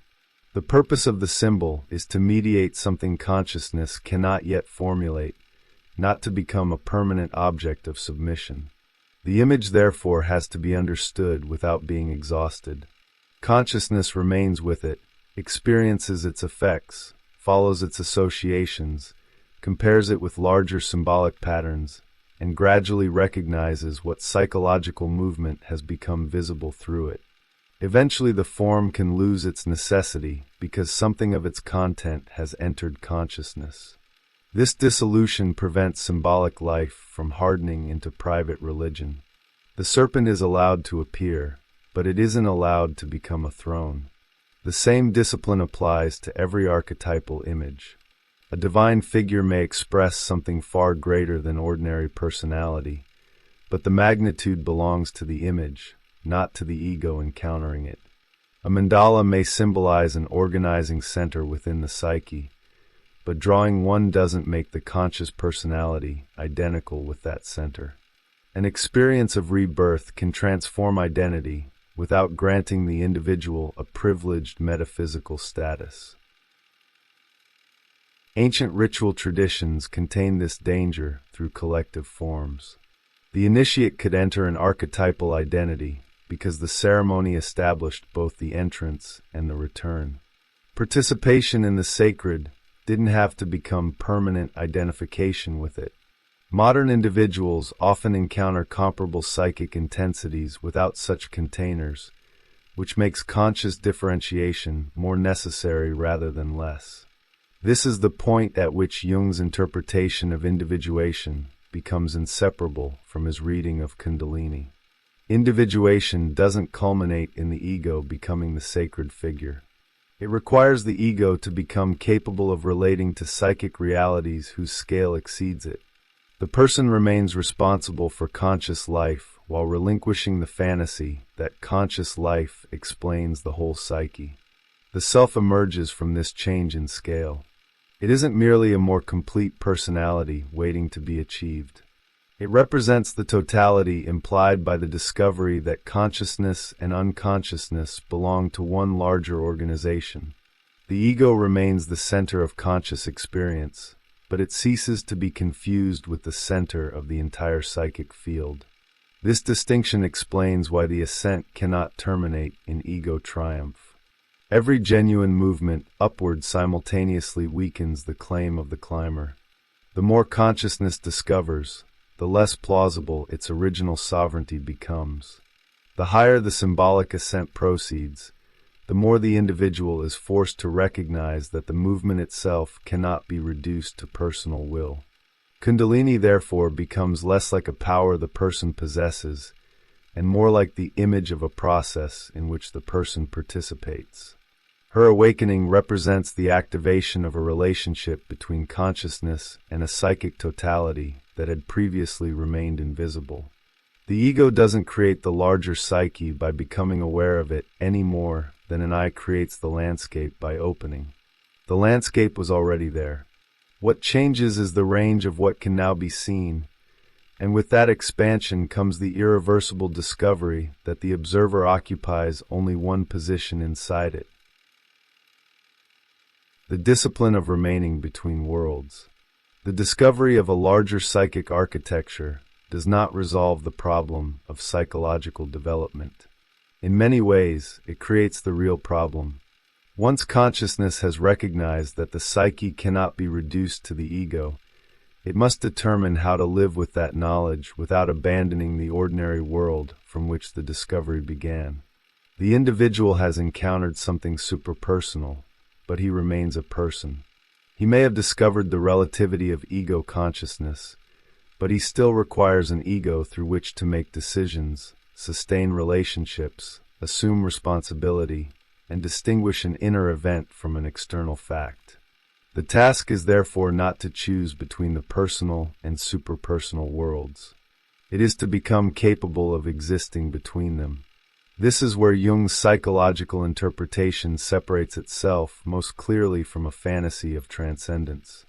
If the ascent of Kundalini were simply a movement away from ordinary existence, then the body, personality, relationships, and material world would gradually lose importance as consciousness approached increasingly elevated states.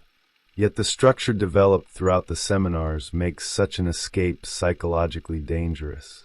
Muladhara remains necessary because the capacity to encounter the unconscious depends upon a sufficiently stable conscious standpoint. The root cannot simply be discarded after the ascent begins. The ego is therefore both limitation and necessity. Its limitation becomes visible when it imagines itself to be the whole psyche. Its necessity becomes visible when unconscious material threatens to overwhelm the distinction between inner and outer reality. A person without sufficient ego differentiation cannot enter into dialogue with the unconscious, because dialogue requires two positions. Where there is no boundary, there can be no relationship. This makes the psychological task fundamentally different from surrendering consciousness to whatever emerges from below. The unconscious is not automatically wiser simply because it is unconscious. It contains possibilities of development, but it also contains instinct, archaic patterns, primitive reactions, fantasies, contradictions, and forces capable of possessing the personality. The awakening of psychic reality, therefore, creates responsibility rather than removing it. The person who dreams of violence cannot conclude that violence has become psychologically justified. The person who encounters a divine figure cannot assume divine authority. The appearance of an overwhelming symbolic image does not abolish ordinary ethical judgment. If anything, the greater the autonomy of unconscious material becomes, the more necessary conscious discrimination becomes. The ego must learn to take the psyche seriously without obeying it blindly. This creates a tension that cannot be solved once and for all. Too much identification with conscious personality closes the door to the unconscious. Too much identification with unconscious contents dissolves the personality capable of relating to them. Jung's psychological path exists in the narrow territory between these failures. Consciousness has to become permeable without becoming defenseless. The two birds provide one of the clearest images for this condition. One bird eats the fruit while the other watches. The first bird remains completely involved in existence. It tastes sweetness and bitterness. It desires, suffers, succeeds, fails, and participates in the consequences of life. The second occupies another position from which the entire drama can be observed. The appearance of the second bird does not require the first to stop eating. Psychological development creates another standpoint without abolishing participation.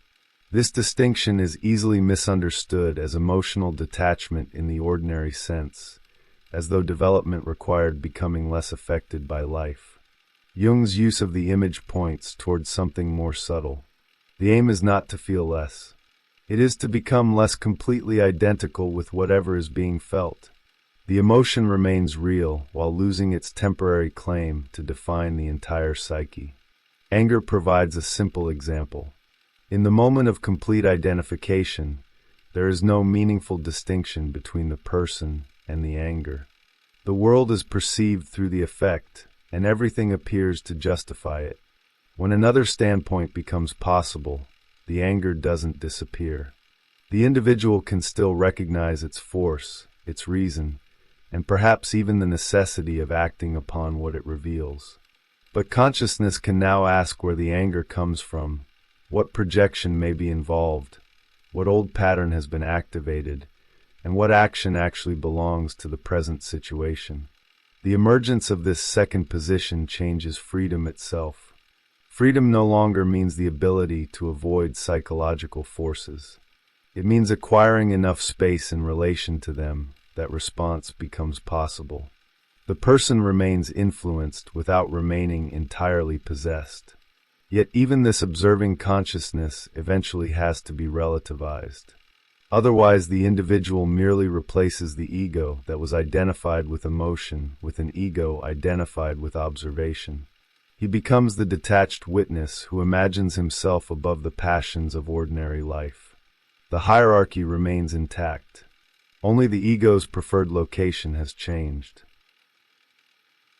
The higher symbolism of Kundalini pushes against this subtle form of inflation. If the development continues, the observer begins recognizing that even the capacity to observe occurs within a larger psychic process. Consciousness does not stand outside the psyche, examining it from a neutral position. The observer is itself contained within what is being observed. This is why the self cannot simply be identified with the witnessing ego. The self represents a totality that includes the observer, the emotion being observed, the unconscious source from which both emerge, and dimensions of psychic life that remain unavailable to consciousness.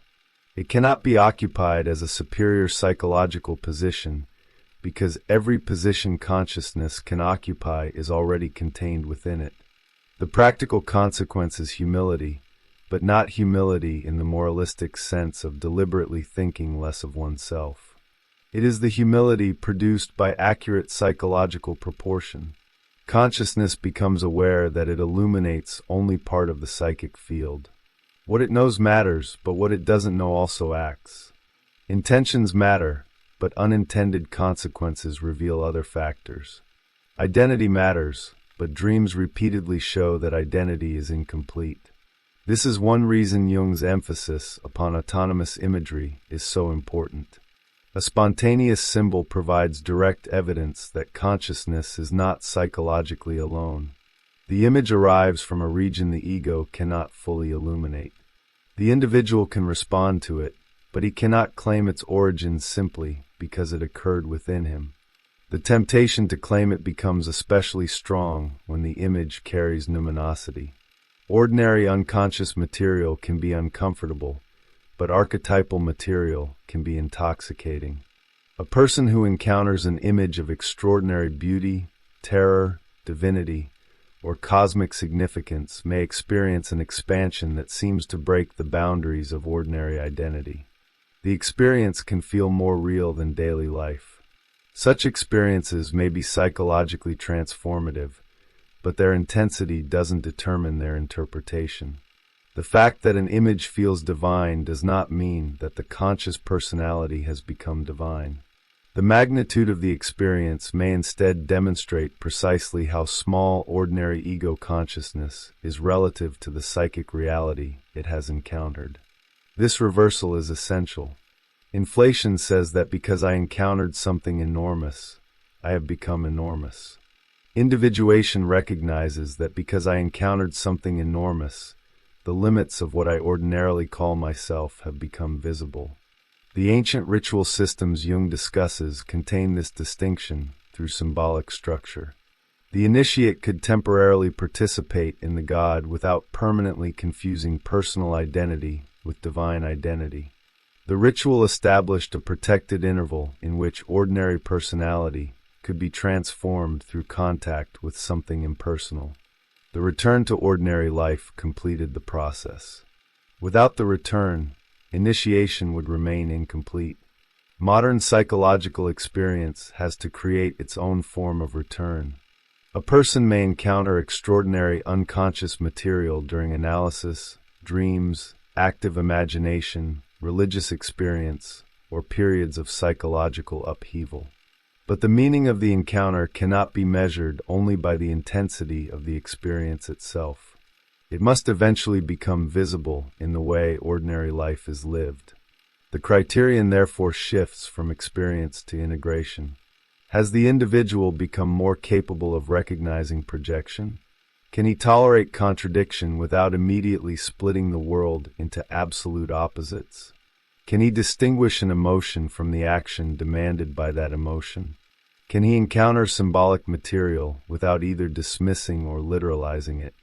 Can he recognize the autonomy of another person instead of using that person as a carrier for unconscious contents? These changes are far less spectacular than visions of serpents and gods, but psychologically, they may represent a much more meaningful transformation. The unconscious has entered consciousness not merely as an extraordinary event, but as a change in the structure through which experience is understood. This is where the idea of dissolving the symbol becomes crucial. The symbolic image initially concentrates psychological meaning because consciousness cannot yet hold that meaning directly. A serpent, mandala, divine figure, or landscape becomes the vessel through which something unknown can be encountered. But the process cannot remain permanently dependent upon the vessel. As understanding develops, the image must surrender something of what it contains. The serpent becomes less necessary when the individual can recognize the psychic movement the serpent had represented. The mandala has fulfilled part of its function when a relationship with an organizing center can be lived rather than merely contemplated. The symbolic death has accomplished something when an old identity actually loses its authority over everyday choices. This does not make the symbol obsolete. A symbol can retain inexhaustible dimensions even after part of its psychological meaning has become conscious. What changes is the individual's dependency upon its form. The image no longer has to be worshipped because its transforming content has begun entering life. The same principle prevents Kundalini Yoga itself from becoming an object of psychological possession. One can learn the entire system, memorize its correspondences, identify every lotus and deity, and still remain outside the process Jung is attempting to describe. Knowledge of symbols becomes psychologically meaningful only when it changes the relationship between consciousness and unconscious life. The map cannot perform the journey for the traveler. This is why Jung's Western analog begins with whatever actually appears. A crude dream can matter more than a perfect chakra diagram if the dream confronts consciousness with something it has never recognized. An ordinary emotional conflict can become more transformative than an ecstatic experience if it exposes a projection that has governed an entire life. A simple inner image can open a psychological door that decades of abstract spiritual knowledge have left closed. The criterion remains relationship. Does consciousness become capable of encountering something genuinely other within itself? If it does, the implications extend beyond inner experience. Recognizing psychic otherness creates a foundation for recognizing external otherness as well. The person who becomes aware of projection can begin withdrawing the demand that other people embody unconscious roles. The beloved no longer has to carry the entire image of salvation. The enemy no longer has to contain everything rejected within oneself. Authority figures no longer need to become gods or demons. Psychological differentiation therefore returns the world to itself. The more consciousness recognizes what belongs to the psyche, the less it needs to force the external world to carry that material unconsciously. Relationships can become encounters between people rather than collisions between projections. The individual becomes more capable of seeing another person precisely because he has begun seeing the invisible psychic structures through which that person had previously been interpreted. The paradox of Kundalini therefore reaches ordinary life in an unexpected way. The movement toward the superpersonal can produce a more concrete relationship with the personal. Discovering archetypal patterns does not have to make individual people seem insignificant. It can reveal how frequently those people had never been encountered as individuals at all. The return to Muladhara now acquires another meaning. Earth is no longer simply the unconscious condition from which the journey began. It becomes the place where whatever has been discovered must be embodied. The same ordinary world remains, but the relationship to it has changed. The individual still eats the fruit. The difference is that another bird is now present within the same psychic sky, and consciousness no longer has to pretend that either bird alone is the whole. The symbol must eventually become life. If the purpose of the symbolic process were merely to reveal another world, psychological transformation could end with revelation. The individual would encounter the unconscious, recognize its autonomy, discover archetypal patterns, and emerge with a radically expanded picture of psychic reality. But Jung's reading of Kundalini consistently points toward a more demanding conclusion. The encounter is incomplete until what has been discovered changes the organization of ordinary consciousness. The symbol cannot remain something contemplated from a distance. Its psychological content has to become life. This is why Jung's discussion of Leia carries such importance. The dissolution of the symbolic image does not mean that the experience was false or that the symbol has been intellectually explained away. The opposite is closer to Jung's meaning. The image can dissolve because consciousness has begun assimilating what previously could only be represented symbolically. Something that had to appear as serpent, god, landscape, mandala, or sacred drama has become sufficiently differentiated to enter conscious relationship. The movement is subtle because explanation alone cannot accomplish it. A person may correctly identify the historical associations of a serpent and remain psychologically untouched by the serpent that appeared in his own dream. He may understand that a mandala represents totality while continuing to live from a fragmented psychological center. He may know that projection externalizes unconscious contents while repeating the same projection in every important relationship. Conceptual understanding can identify the process without transforming the position from which the process is lived. Assimilation requires something more. The content carried by the symbol must begin altering perception, choice, emotional response, and identity. If a symbolic encounter reveals the autonomy of aggression, for example, integration does not mean merely accepting the proposition that aggression exists within the psyche. It means becoming capable of recognizing its appearance before it has been completely projected onto another person, of understanding the conditions under which it becomes activated, and of assuming responsibility for what consciousness does with it. The same applies to desire. The withdrawal of projection doesn't require the destruction of attraction. It allows the individual to recognize that the overwhelming significance attributed to another person may contain psychic material that cannot be explained entirely by that person's objective qualities. Desire remains, but its meaning becomes more complex. The external person is gradually released from the impossible task of carrying an internal image. This is where psychological development begins returning reality to the world. Before projection is recognized, consciousness experiences its own psychic contents as properties of objects. The beloved seems inherently capable of salvation. The rival seems inherently intolerable. The authority figure seems inherently omnipotent. The individual encounters not simply another person, but another person covered by invisible layers of psychic material. Withdrawal of projection does not make the world less meaningful. It differentiates sources of meaning. Something belongs to the external object. Something belongs to the psyche. Consciousness becomes capable of holding both without collapsing one into the other. This is another expression of the separation represented by anahata. The individual learns that the psychological reaction and the external situation are related, but not identical. A space appears between them. That space makes reflection possible, but its deeper importance lies in allowing reality to become more differentiated. Inner and outer no longer have to explain each other completely. Vishuddha carries this distinction further by giving psychic reality sufficient independence that it no longer needs constant external embodiment. An inner image can be recognized as psychologically real without being projected onto a person.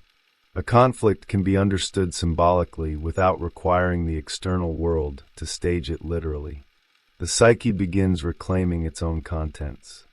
This process can initially make inner life appear more intense. Once projections are withdrawn, the individual discovers how much psychic energy had been distributed across external situations. The hated qualities return as shadow. The idealized qualities return as unrealized possibilities, The world loses some of its exaggerated psychological charge, while the interior world becomes increasingly populated. The danger at this stage is retreat. If psychic reality becomes sufficiently compelling, ordinary existence may begin to look crude by comparison. Dreams appear profound while daily conversation seems trivial. Archetypal imagery seems meaningful while work feels empty. The inner world becomes sacred and the outer world merely practical. The hierarchy has been reversed, but the split remains. Jung's insistence upon integration resists this temptation. The unconscious does not become valuable by replacing conscious life. Its contents become meaningful through their relationship with conscious life. The symbolic process must eventually affect the way the individual inhabits the concrete world from which the journey began. This is why Muladhara remains psychologically present throughout the ascent. Earth isn't merely the lowest condition to be overcome. It is the field in which transformation acquires consequence. Without embodiment, symbolic realization risks becoming imagination without responsibility. A psychological insight becomes real when it survives contact with ordinary existence. The same principle applies to the encounter with the self. An experience of psychic totality can be overwhelming. The individual may encounter a mandala, divine figure, or organizing image whose numinosity produces a temporary sense that contradictions have been resolved. Everything seems connected. Personal conflict appears contained within a larger pattern. The experience can possess an extraordinary feeling of certainty, but the intensity of the experience cannot substitute for its integration. The next morning, the individual remains psychologically differentiated into conflicting tendencies. Relationships still activate complexes. The shadow has not disappeared. The ego continues possessing blind spots. The experience of totality is not identical with the achievement of totality. This distinction is one of Jung's strongest protections against spiritual inflation. The psyche can produce an image of wholeness long before the conscious personality is capable of living anything resembling wholeness. The symbol indicates a possibility, orientation, or organizing tendency. The ego commits a serious error when it appropriates the completeness of the symbol as a description of its present condition. The mandala may be whole. The person looking at it is not therefore whole. The same applies to Kundalini. The symbolic ascent describes possibilities of transformation, but knowing or even experiencing aspects of those possibilities doesn't make the individual the completed embodiment of the entire process. The map continually exceeds the traveler. This becomes particularly important as the symbolism approaches ajna. The distinction between ego and the larger psychic center becomes increasingly difficult to represent because the process is moving toward the relativization of the standpoint from which all previous distinctions were made. The ego cannot simply stand outside this transformation and announce that it has now understood the self.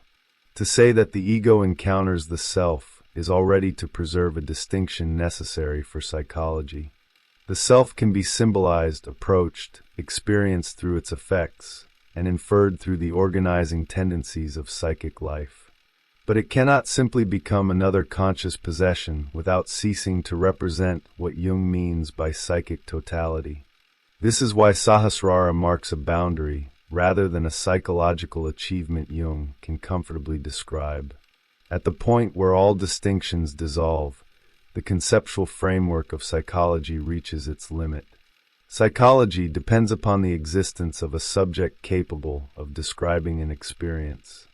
If the symbolic system imagines a condition beyond subject and object, then psychology can acknowledge the symbol without pretending to speak authoritatively from inside the state it represents. The restraint is crucial. Jung's interpretation doesn't need to deny what lies beyond the psychological boundary. It simply refuses to transform speculation into psychological fact. The map is allowed to continue beyond the territory that psychological observation can confidently describe. This limit also protects the individual from turning transcendence into identity. The highest symbolic condition cannot become a certificate of personal attainment precisely because it lies beyond the distinctions through which personal attainment could be claimed. The moment the ego announces that it has become the absolute, the psychological contradiction becomes obvious. A particular consciousness has appropriated an image whose meaning was the transcendence of particularity. The proper response to such imagery is therefore not possession but proportion. The individual encounters representations of psychic totality and allows them to relativize the personal standpoint.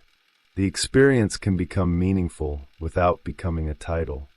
This proportionality returns us to the problem of archetypal identification. The appearance of an archetype can enormously enlarge experience because the individual suddenly participates in something extending beyond biography. Personal suffering becomes connected with patterns of death and rebirth. A conflict with authority evokes mythic structures. A period of disorientation resembles descent into an underworld. The individual recognizes that personal life participates in forms that humanity has represented repeatedly. The recognition can reduce isolation. What seemed uniquely incomprehensible acquires a larger context. But the same amplification can become inflation if the person confuses participation in the pattern with personal identity as the pattern. Experiencing a heroic structure does not make someone the hero of history. Encountering sacrificial symbolism doesn't automatically make personal suffering sacred. Archetypal amplification expands meaning while requiring stronger differentiation. The individual has to remain particular. This may be one of the most important consequences of Jung's dialogue with Eastern symbolism. The superpersonal doesn't abolish individuality. It reveals the field within which individuality acquires its proper scale. The person becomes neither everything nor nothing. He becomes a finite center capable of participating consciously in patterns larger than himself. The resulting psychological position is neither ordinary egoism nor mystical dissolution. It is relationship. Relationship requires difference. Ego and unconscious must remain distinguishable enough to encounter one another. Personal and archetypal meaning must remain distinguishable enough to prevent inflation. Inner and outer reality must remain distinguishable enough to prevent projection. The individual and the collective must remain distinguishable enough for genuine individuality to exist. Yet relationship also requires connection. Absolute separation would leave consciousness isolated within itself. The symbolic function bridges these divisions without erasing them. A symbol belongs simultaneously to what consciousness knows and what it doesn't know. It gives form to the unknown without reducing the unknown completely to that form. This intermediate position explains why symbols possess such transformative power. They are neither fully conscious concepts nor completely unconscious contents. They emerge at the border. Consciousness can see them, but cannot immediately exhaust them. The unconscious can express itself through them without overwhelming consciousness in its undifferentiated form. The symbol therefore performs the psychological work of mediation. But mediation is successful only if something eventually crosses the bridge. This is why the symbol must ultimately become life. The serpent has to become a different relationship with instinct and psychic autonomy. The fire has to become a different relationship with effect. The heart has to become the capacity to observe without abandoning participation. Psychic objectivity has to become the capacity to take inner events seriously without confusing them with external facts. The self has to become a lived relativization of ego consciousness rather than merely an impressive concept. When this happens, the symbolic map begins disappearing into ordinary existence. The individual may think less about chakras while living more fully the differentiation they represented. The mythology becomes less necessary because its psychological meaning has entered behavior. This is the paradox of successful symbolic work. At the beginning, the image becomes increasingly important because consciousness needs it. At the end, the image can become less important because consciousness has learned from it. The symbol does not fail when it disappears. It succeeds when the life that remains has changed. Individuation is not an escape from the human. The further the symbolic ascent proceeds, the easier it becomes to imagine that individuation must culminate somewhere outside ordinary human existence. If the ego has been relativized, projections withdrawn, psychic reality recognized, and the self encountered as a center greater than conscious personality, then the natural expectation is that development should eventually free the individual from the contradictions that define the beginning of the journey. Yet Jung's psychological interpretation points toward a very different outcome. Individuation does not remove contradiction. It changes the individual's capacity to contain it. This distinction matters because the fantasy of completion is itself an expression of the ego. Consciousness imagines a future state in which conflict has ended, uncertainty has disappeared, unconsciousness has been conquered, and the personality has become internally unified. The language may be spiritual, but the underlying wish remains familiar. The ego wants eventually to occupy a position from which nothing can disturb it. The chakra symbolism can easily be recruited into this fantasy. Each center appears to overcome something belonging to the one below it. Earth gives way to water, water to fire, fire to air, concrete reality to psychic reality, and eventually differentiation itself approaches dissolution. If this sequence is interpreted as a hierarchy of personal achievement, the individual can begin imagining an ideal self who has permanently transcended instinct, emotion, conflict, and ordinary limitation. But Jung's interpretation repeatedly makes this impossible. The higher standpoint does not abolish the lower one. The individual who has developed an observing consciousness can still be possessed by anger. The person who has encountered archetypal material still has personal complexes. Someone who has experienced a profound image of psychic totality still has a body, a history, a shadow, relationships, responsibilities, and blind spots. The appearance of a larger psychic reality does not magically remove the structures through which ordinary personality continues to function. What changes is the absolute identification with those structures. This is why individuation cannot be reduced to improvement. The individuated personality isn't simply a more successful version of the original ego. The process transforms the relationship between conscious personality and the total psyche. The ego becomes more differentiated precisely while becoming less absolute. It acquires greater responsibility at the same time that it relinquishes the fantasy of complete control. There is something inherently paradoxical about this development. A weakly differentiated ego can be easily overwhelmed by collective attitudes, emotional states, projections, and unconscious contents. It therefore needs strength. But the stronger ego must eventually become capable of surrendering the assumption that strength entitles it to sovereignty. Psychological maturity requires both capacities. This makes individuation fundamentally different from ego dissolution. The ego is not an error that enlightenment removes. It is the psychological structure through which the individual can establish a conscious relationship with what exceeds individuality. Without it, there is no standpoint capable of recognizing the unconscious as unconscious, no differentiation between symbol and external reality, and no conscious responsibility for what emerges from psychic depths. The problem is therefore not ego existence, but ego identification. When the ego believes itself to be the whole personality, unconscious contents can only appear as disruptions, irrationalities, external enemies, inexplicable attractions, or forces that seem to come from nowhere. The person remains embedded within psychic processes precisely because he does not recognize them as psychic.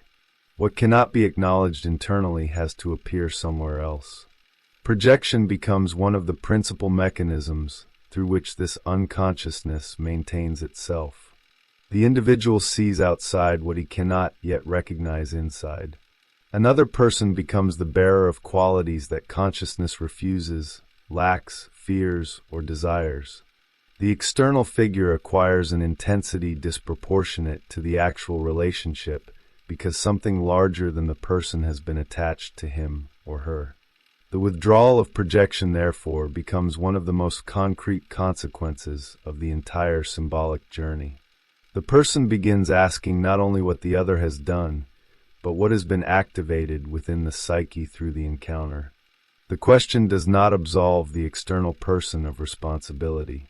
It introduces another dimension of responsibility alongside it. This distinction prevents psychological insight from collapsing into solipsism.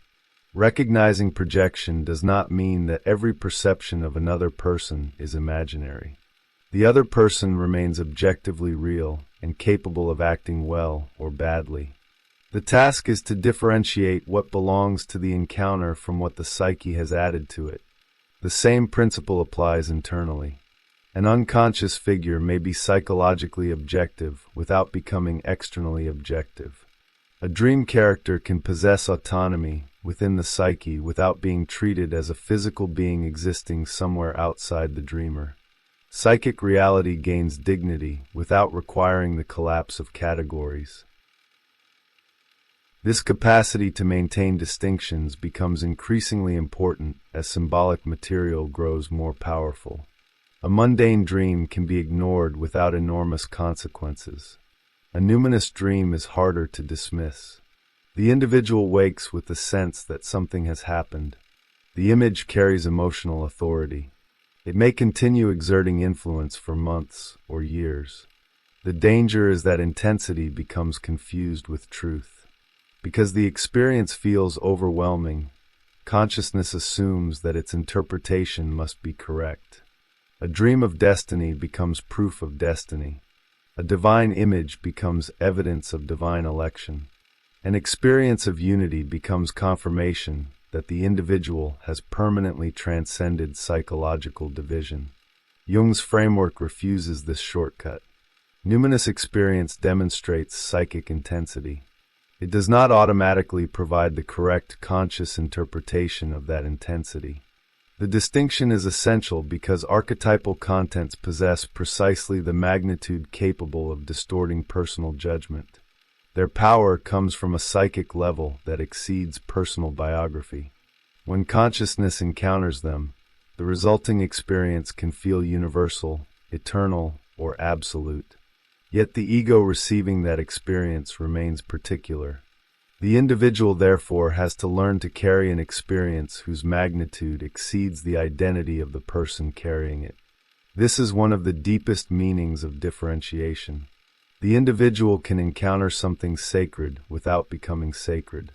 He can experience a heroic pattern without imagining himself the hero of everyone else's story.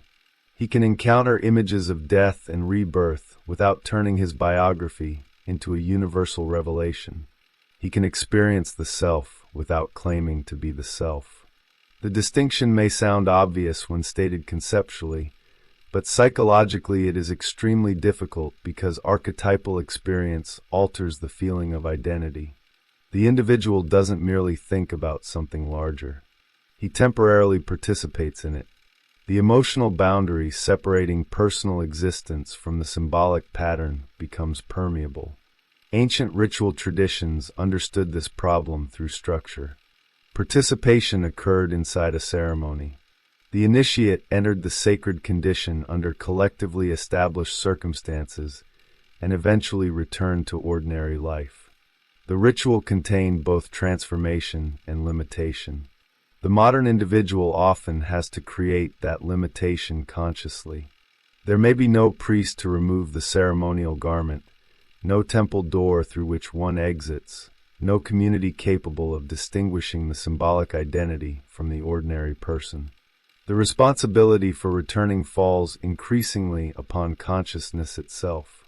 The return is therefore not a failure of the spiritual experience. It is part of its completion. The person who returns to ordinary life after encountering something superpersonal carries a difficult question. What is this change here? Not in the symbolic world, but in relationships. Not in the vision, but in choices. Not in an imagined higher plane, but in the way anger is handled, desire is understood, responsibility is assumed, and other people are perceived. This is where the ascent acquires ethical consequences. The psychological value of an experience becomes visible through the relationship it creates with life. If the encounter with the unconscious produces only fascination with the unconscious, the process remains incomplete.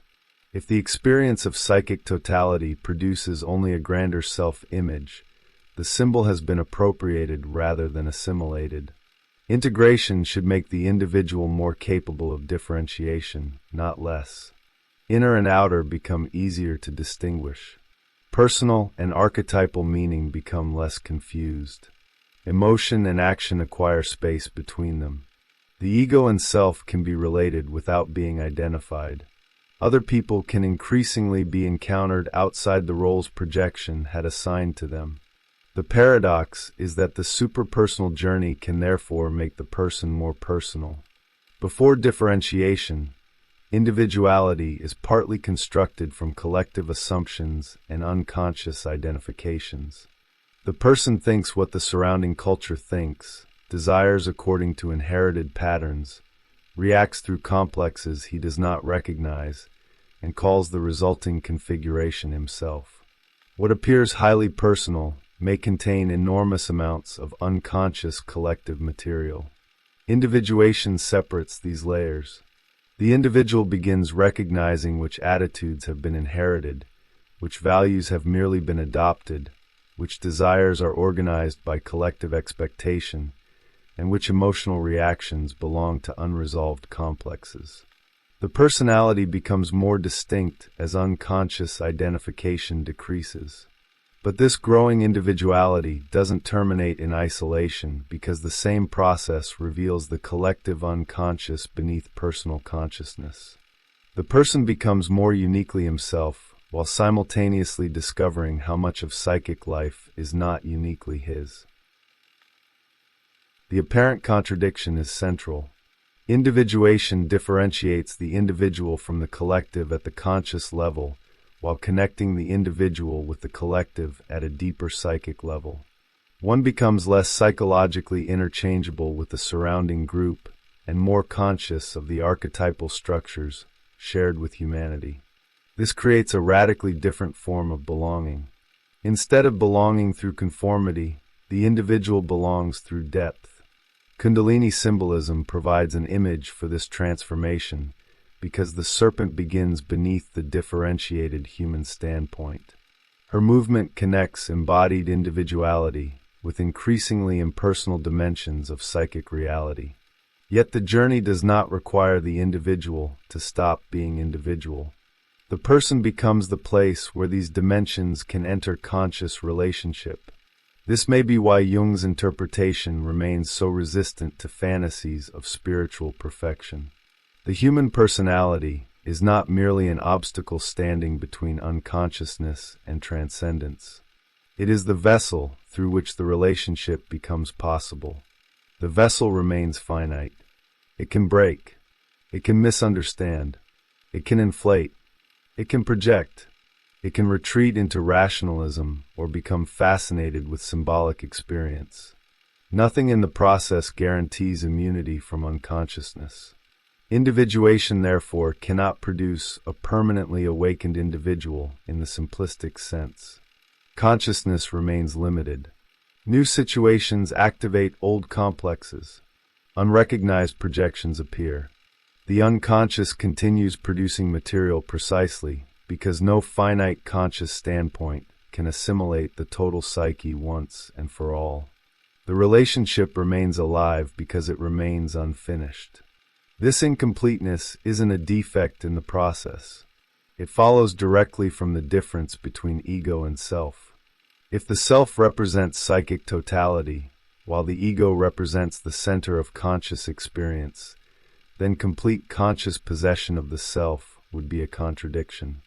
The finite standpoint cannot become identical with the totality, containing it while remaining the same finite standpoint. The goal therefore shifts from completion to relationship. The individual does not finish the psyche. He learns to live in dialogue with it. And this may be the most demanding consequence of Jung's entire encounter with Kundalini. There is no final psychological position from which the serpent can be declared conquered. Every new standpoint reveals another horizon. Every integration changes the questions consciousness is capable of asking. Every symbol that dissolves makes room for another form through which what remains unconscious can appear. The ascent continues not because the individual has failed to arrive, but because psychic life cannot be reduced to an arrival. Individuation is not the moment when the human being escapes limitation. It is the moment when limitation can be consciously inhabited without being mistaken for the whole of what we are. Awakening is the beginning of responsibility. The image of awakening can suggest that there is a decisive moment after which the fundamental psychological problem has been solved. Something sleeps, something awakens, and the individual crosses from one condition into another.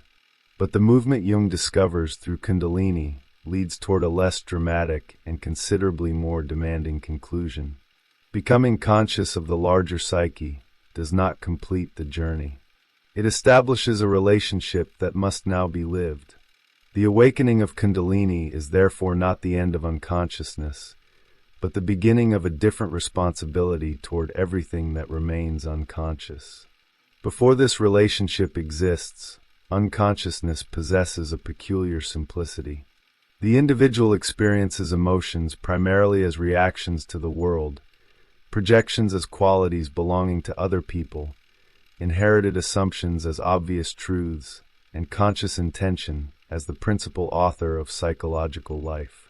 The ego can remain relatively certain about what belongs to itself because it has not yet discovered how much of what it calls reality is organized by factors outside its awareness. The world seems to arrive already interpreted, and consciousness rarely notices its own participation in producing that interpretation. The awakening of the unconscious complicates this arrangement. An overwhelming attraction may contain more than the objective qualities of the person desired. Hatred may reveal something not only about its object, but about the psyche that hates. A recurring conflict may belong partly to the present situation and partly to a pattern established long before it. A dream may compensate for an attitude consciousness had considered perfectly reasonable. What previously seemed like a simple relationship between a self and a world becomes an interaction among external reality, conscious personality, personal unconsciousness, and patterns whose origins extend beyond individual biography. Greater consciousness, therefore, does not necessarily make life simpler. It can make simple explanations increasingly difficult to sustain. Once an unconscious factor becomes visible, consciousness acquires a new relationship with it. The individual may still become angry, but he can no longer assume with the same innocence that anger tells him everything about its object. He may still project, but the possibility that projection is occurring has entered consciousness. He may still repeat a complex, but repetition can no longer remain entirely indistinguishable from fate. What was once simply experienced now becomes something that can also be observed. This is where psychological awareness begins creating an ethical burden. The recognition of unconscious motivation does not eliminate the motivation, but it changes the individual's responsibility toward it. What had previously been enacted without reflection can now become, at least partially, a matter of response. Consciousness does not gain absolute control over the psyche, but it gains the possibility of establishing a different relationship with what moves through it. The achievement is not mastery. It is the creation of enough psychological distance for choice to become more possible. This distinction returns directly to Kundalini. If the serpent represents an autonomous transformative process, awakening cannot mean that the ego has finally taken possession of the unconscious. It means that something previously dormant from the standpoint of consciousness has entered active relationship with it. The serpent does not become property. Her awakening demonstrates precisely that psychic life contains movements whose origin cannot be reduced to conscious intention. What changes is not the ego's ability to control the total psyche, but its capacity to recognize that it was never controlling the whole in the first place. The result must therefore be dialogue rather than conquest. Consciousness interprets what appears while remaining open to the possibility that its interpretation is incomplete. It establishes positions while acknowledging that those positions may later be compensated by unconscious material. It makes decisions without assuming that conscious motives exhaust the psychological situation. The ego remains necessary precisely because relationship with the unconscious requires a standpoint capable of responding to it, but the ego no longer possesses the same claim to sovereignty. This balance explains why rationalism and inflation remain equally seductive alternatives. Rationalism restores certainty by reducing the unknown to categories consciousness already possesses. Inflation restores certainty by identifying consciousness with the unknown itself. In the first case, the symbol is explained until nothing mysterious survives. In the second, the symbol is appropriated until the individual imagines that its magnitude belongs personally to him. Jung's psychological position requires something more difficult than either response: the continued recognition of something genuinely other within the psyche without surrendering conscious discrimination before it. The unconscious must therefore remain partly unconscious if the term is to retain any meaning. The self must exceed the ego if it is genuinely to represent psychic totality. A symbol must preserve an unknown dimension if it is to function as a symbol rather than merely as a sign for something consciousness already understands. Psychological development cannot culminate in the elimination of mystery because the finite standpoint of consciousness cannot become identical with the totality within which it exists. What can change is the individual's capacity to remain consciously related to that mystery. This is why Jung's encounter with Kundalini ultimately becomes so valuable as psychology. The chakra system provides images of extraordinary sophistication, but Jung continually returns the discussion to the consequences of those images for conscious life. What happens to the ego when the unconscious becomes psychologically real? What happens when an inner figure behaves autonomously? What happens when personal suffering reveals an archetypal dimension? What happens when the center of conscious identity discovers another center whose circumference appears to include the ego itself? These questions cannot be answered simply by knowing the names and meanings of the chakras, because the map only becomes psychologically significant when the structure it represents begins to be experienced. The Catholic patient's encounter with spontaneous imagery demonstrates this principle with unusual clarity. Her process does not begin with an elaborate spiritual practice or with an attempt to reproduce Eastern symbolism. She encounters a dark wall and attends to it. The wall develops into another landscape.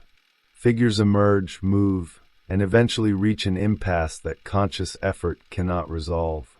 Much later, the process changes, and a feathered serpent appears. The significance of the sequence lies precisely in the fact that consciousness participates without determining the outcome in advance. Something occurs within the psyche that the ego can witness but cannot simply manufacture. The psychological importance of this experience does not depend upon claiming that the patient has literally awakened Kundalini. Such a conclusion would go beyond what Jung's psychological comparison can establish and would obscure the more important phenomenon. Consciousness has entered into relationship with an autonomous symbolic process. An image appears, develops, resists conscious manipulation, changes according to its own rhythm, and eventually alters the psychological situation. Kundalini becomes valuable as a comparative structure through which this autonomous movement can be understood rather than as a diagnosis imposed upon the patient's experience. This relationship also becomes a model for analytical work itself. The analyst cannot simply dictate what the psyche means, just as the patient cannot decide in advance what the unconscious should reveal. Consciousness can establish the conditions for attention, observe what appears, follow associations, compare symbolic parallels, and attempt to understand the resulting movement. But genuine psychological novelty requires the emergence of something that was not already contained within the conscious explanation. Otherwise, analysis becomes only the rearrangement of what the ego already knows. The process therefore requires patience. A symbolic image may remain incomprehensible for a considerable period before its significance becomes visible through subsequent dreams, associations, events, and transformations in conscious life. The modern demand for immediate interpretation can interfere with this development because explanation itself may become a defense against the discomfort of not knowing. The symbol is translated too quickly into a familiar concept, and consciousness escapes the encounter by convincing itself that it has understood what the image means. Jung's material suggests another possibility. Meaning can precede understanding. An image can already be psychologically effective before consciousness can explain why.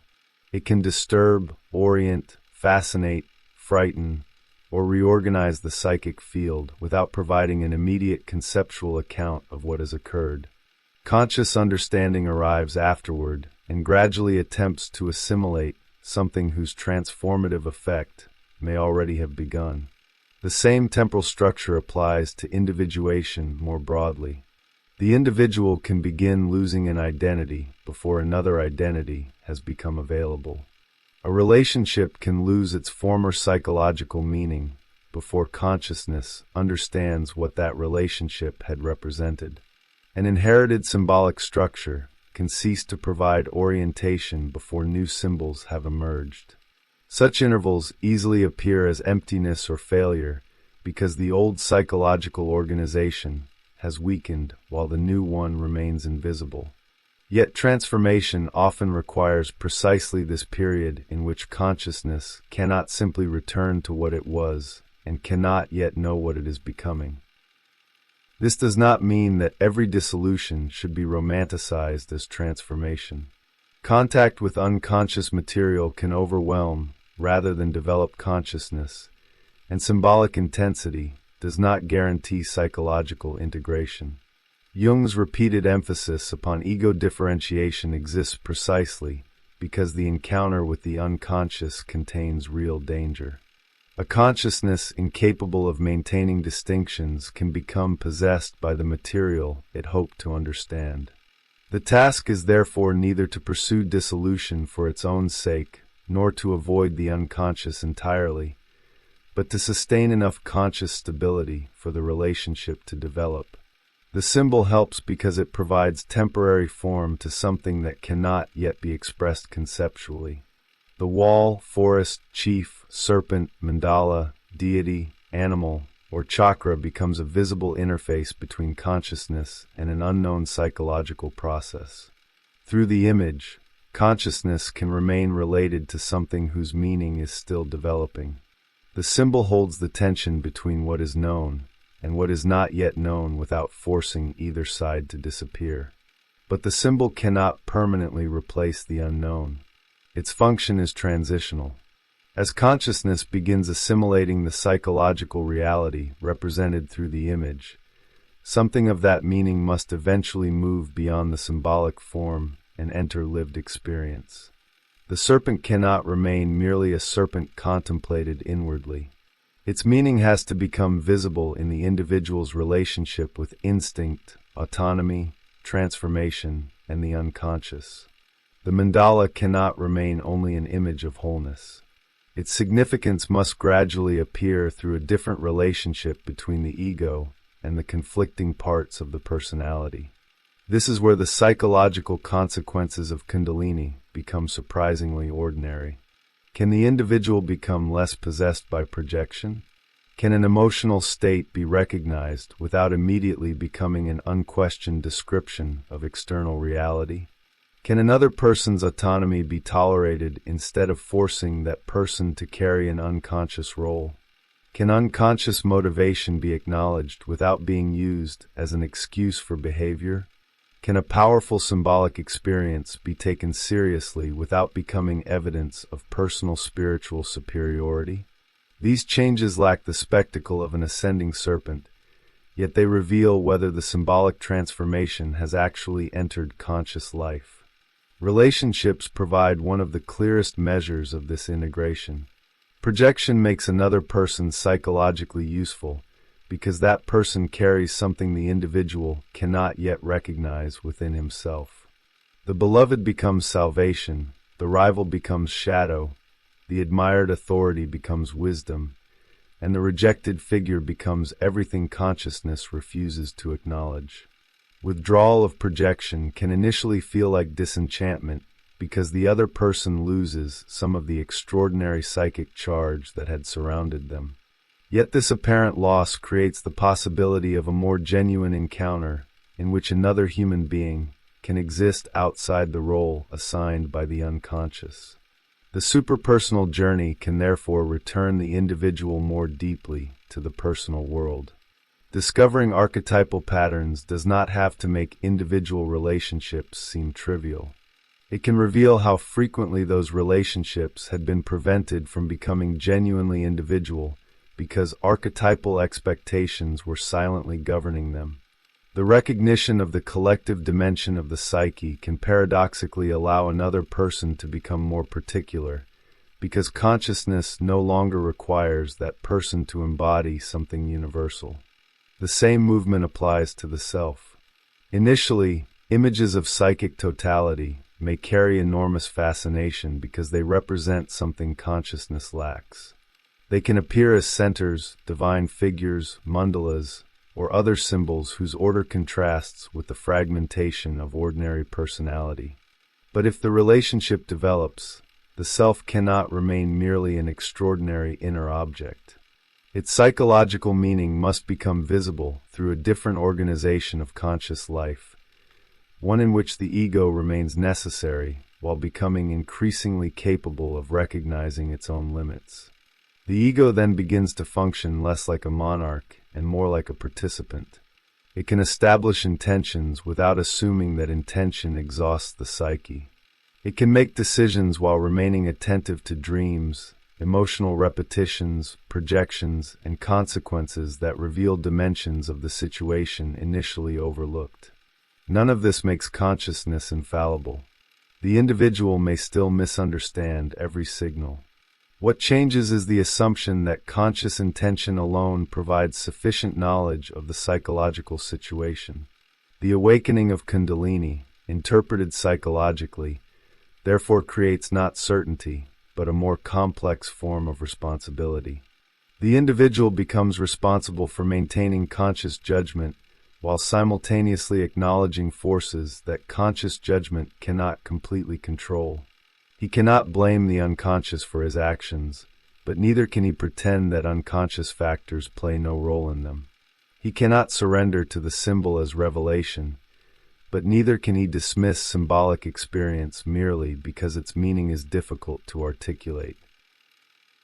This relationship between consciousness and unconsciousness becomes one of the foundations of individuation. The ego cannot produce the total psyche, but the psyche cannot become consciously lived without the ego. The unconscious provides material, compensates attitudes, produces symbols, activates complexes, and introduces possibilities consciousness did not anticipate. Consciousness must respond, differentiate, evaluate, choose, and ultimately decide what can be integrated into life. Neither side completes the process alone. Kundalini becomes an especially powerful image of this partnership because her movement begins beyond ordinary conscious command while requiring a human life through which its transformation can acquire meaning.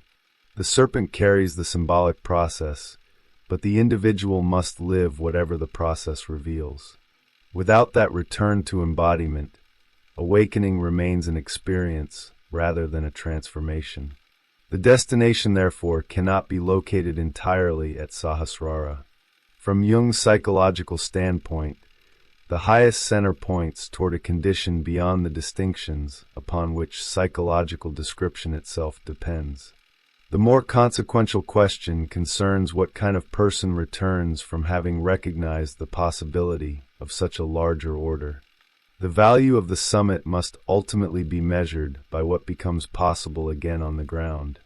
What emerges is not a person who has escaped personality, but a personality that has acquired proportion.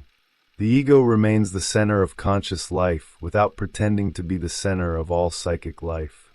The unconscious remains mysterious without becoming an oracle. Symbols retain their transformative force without becoming commandments. Archetypes remain larger than the individual without granting the individual who encounters them an equivalent magnitude. The result is not psychological certainty, but a more conscious relationship with uncertainty. Awakening does not mean finally possessing the truth hidden beneath consciousness. It means recognizing that consciousness will never possess the whole, and nevertheless accepting responsibility for the part of the psyche that can become conscious. The individual does not become omniscient. He becomes more accountable for the relationship between what he knows and what continues to act beyond his knowledge. Seen from this perspective, the awakening of Kundalini is not the moment when responsibility disappears into transcendence. It is the moment when responsibility becomes deeper because the individual can no longer pretend that the conscious personality is the only participant in psychological life. The serpent awakens a larger world, but consciousness must still decide how that world will be lived. And this is why awakening, for Jung, can never simply be an escape upward. The movement through the chakras eventually returns the individual to the same human reality from which the journey began, but with one irreversible difference. He now knows that the life he consciously inhabits is taking place inside a psyche far larger than the one he once believed he possessed.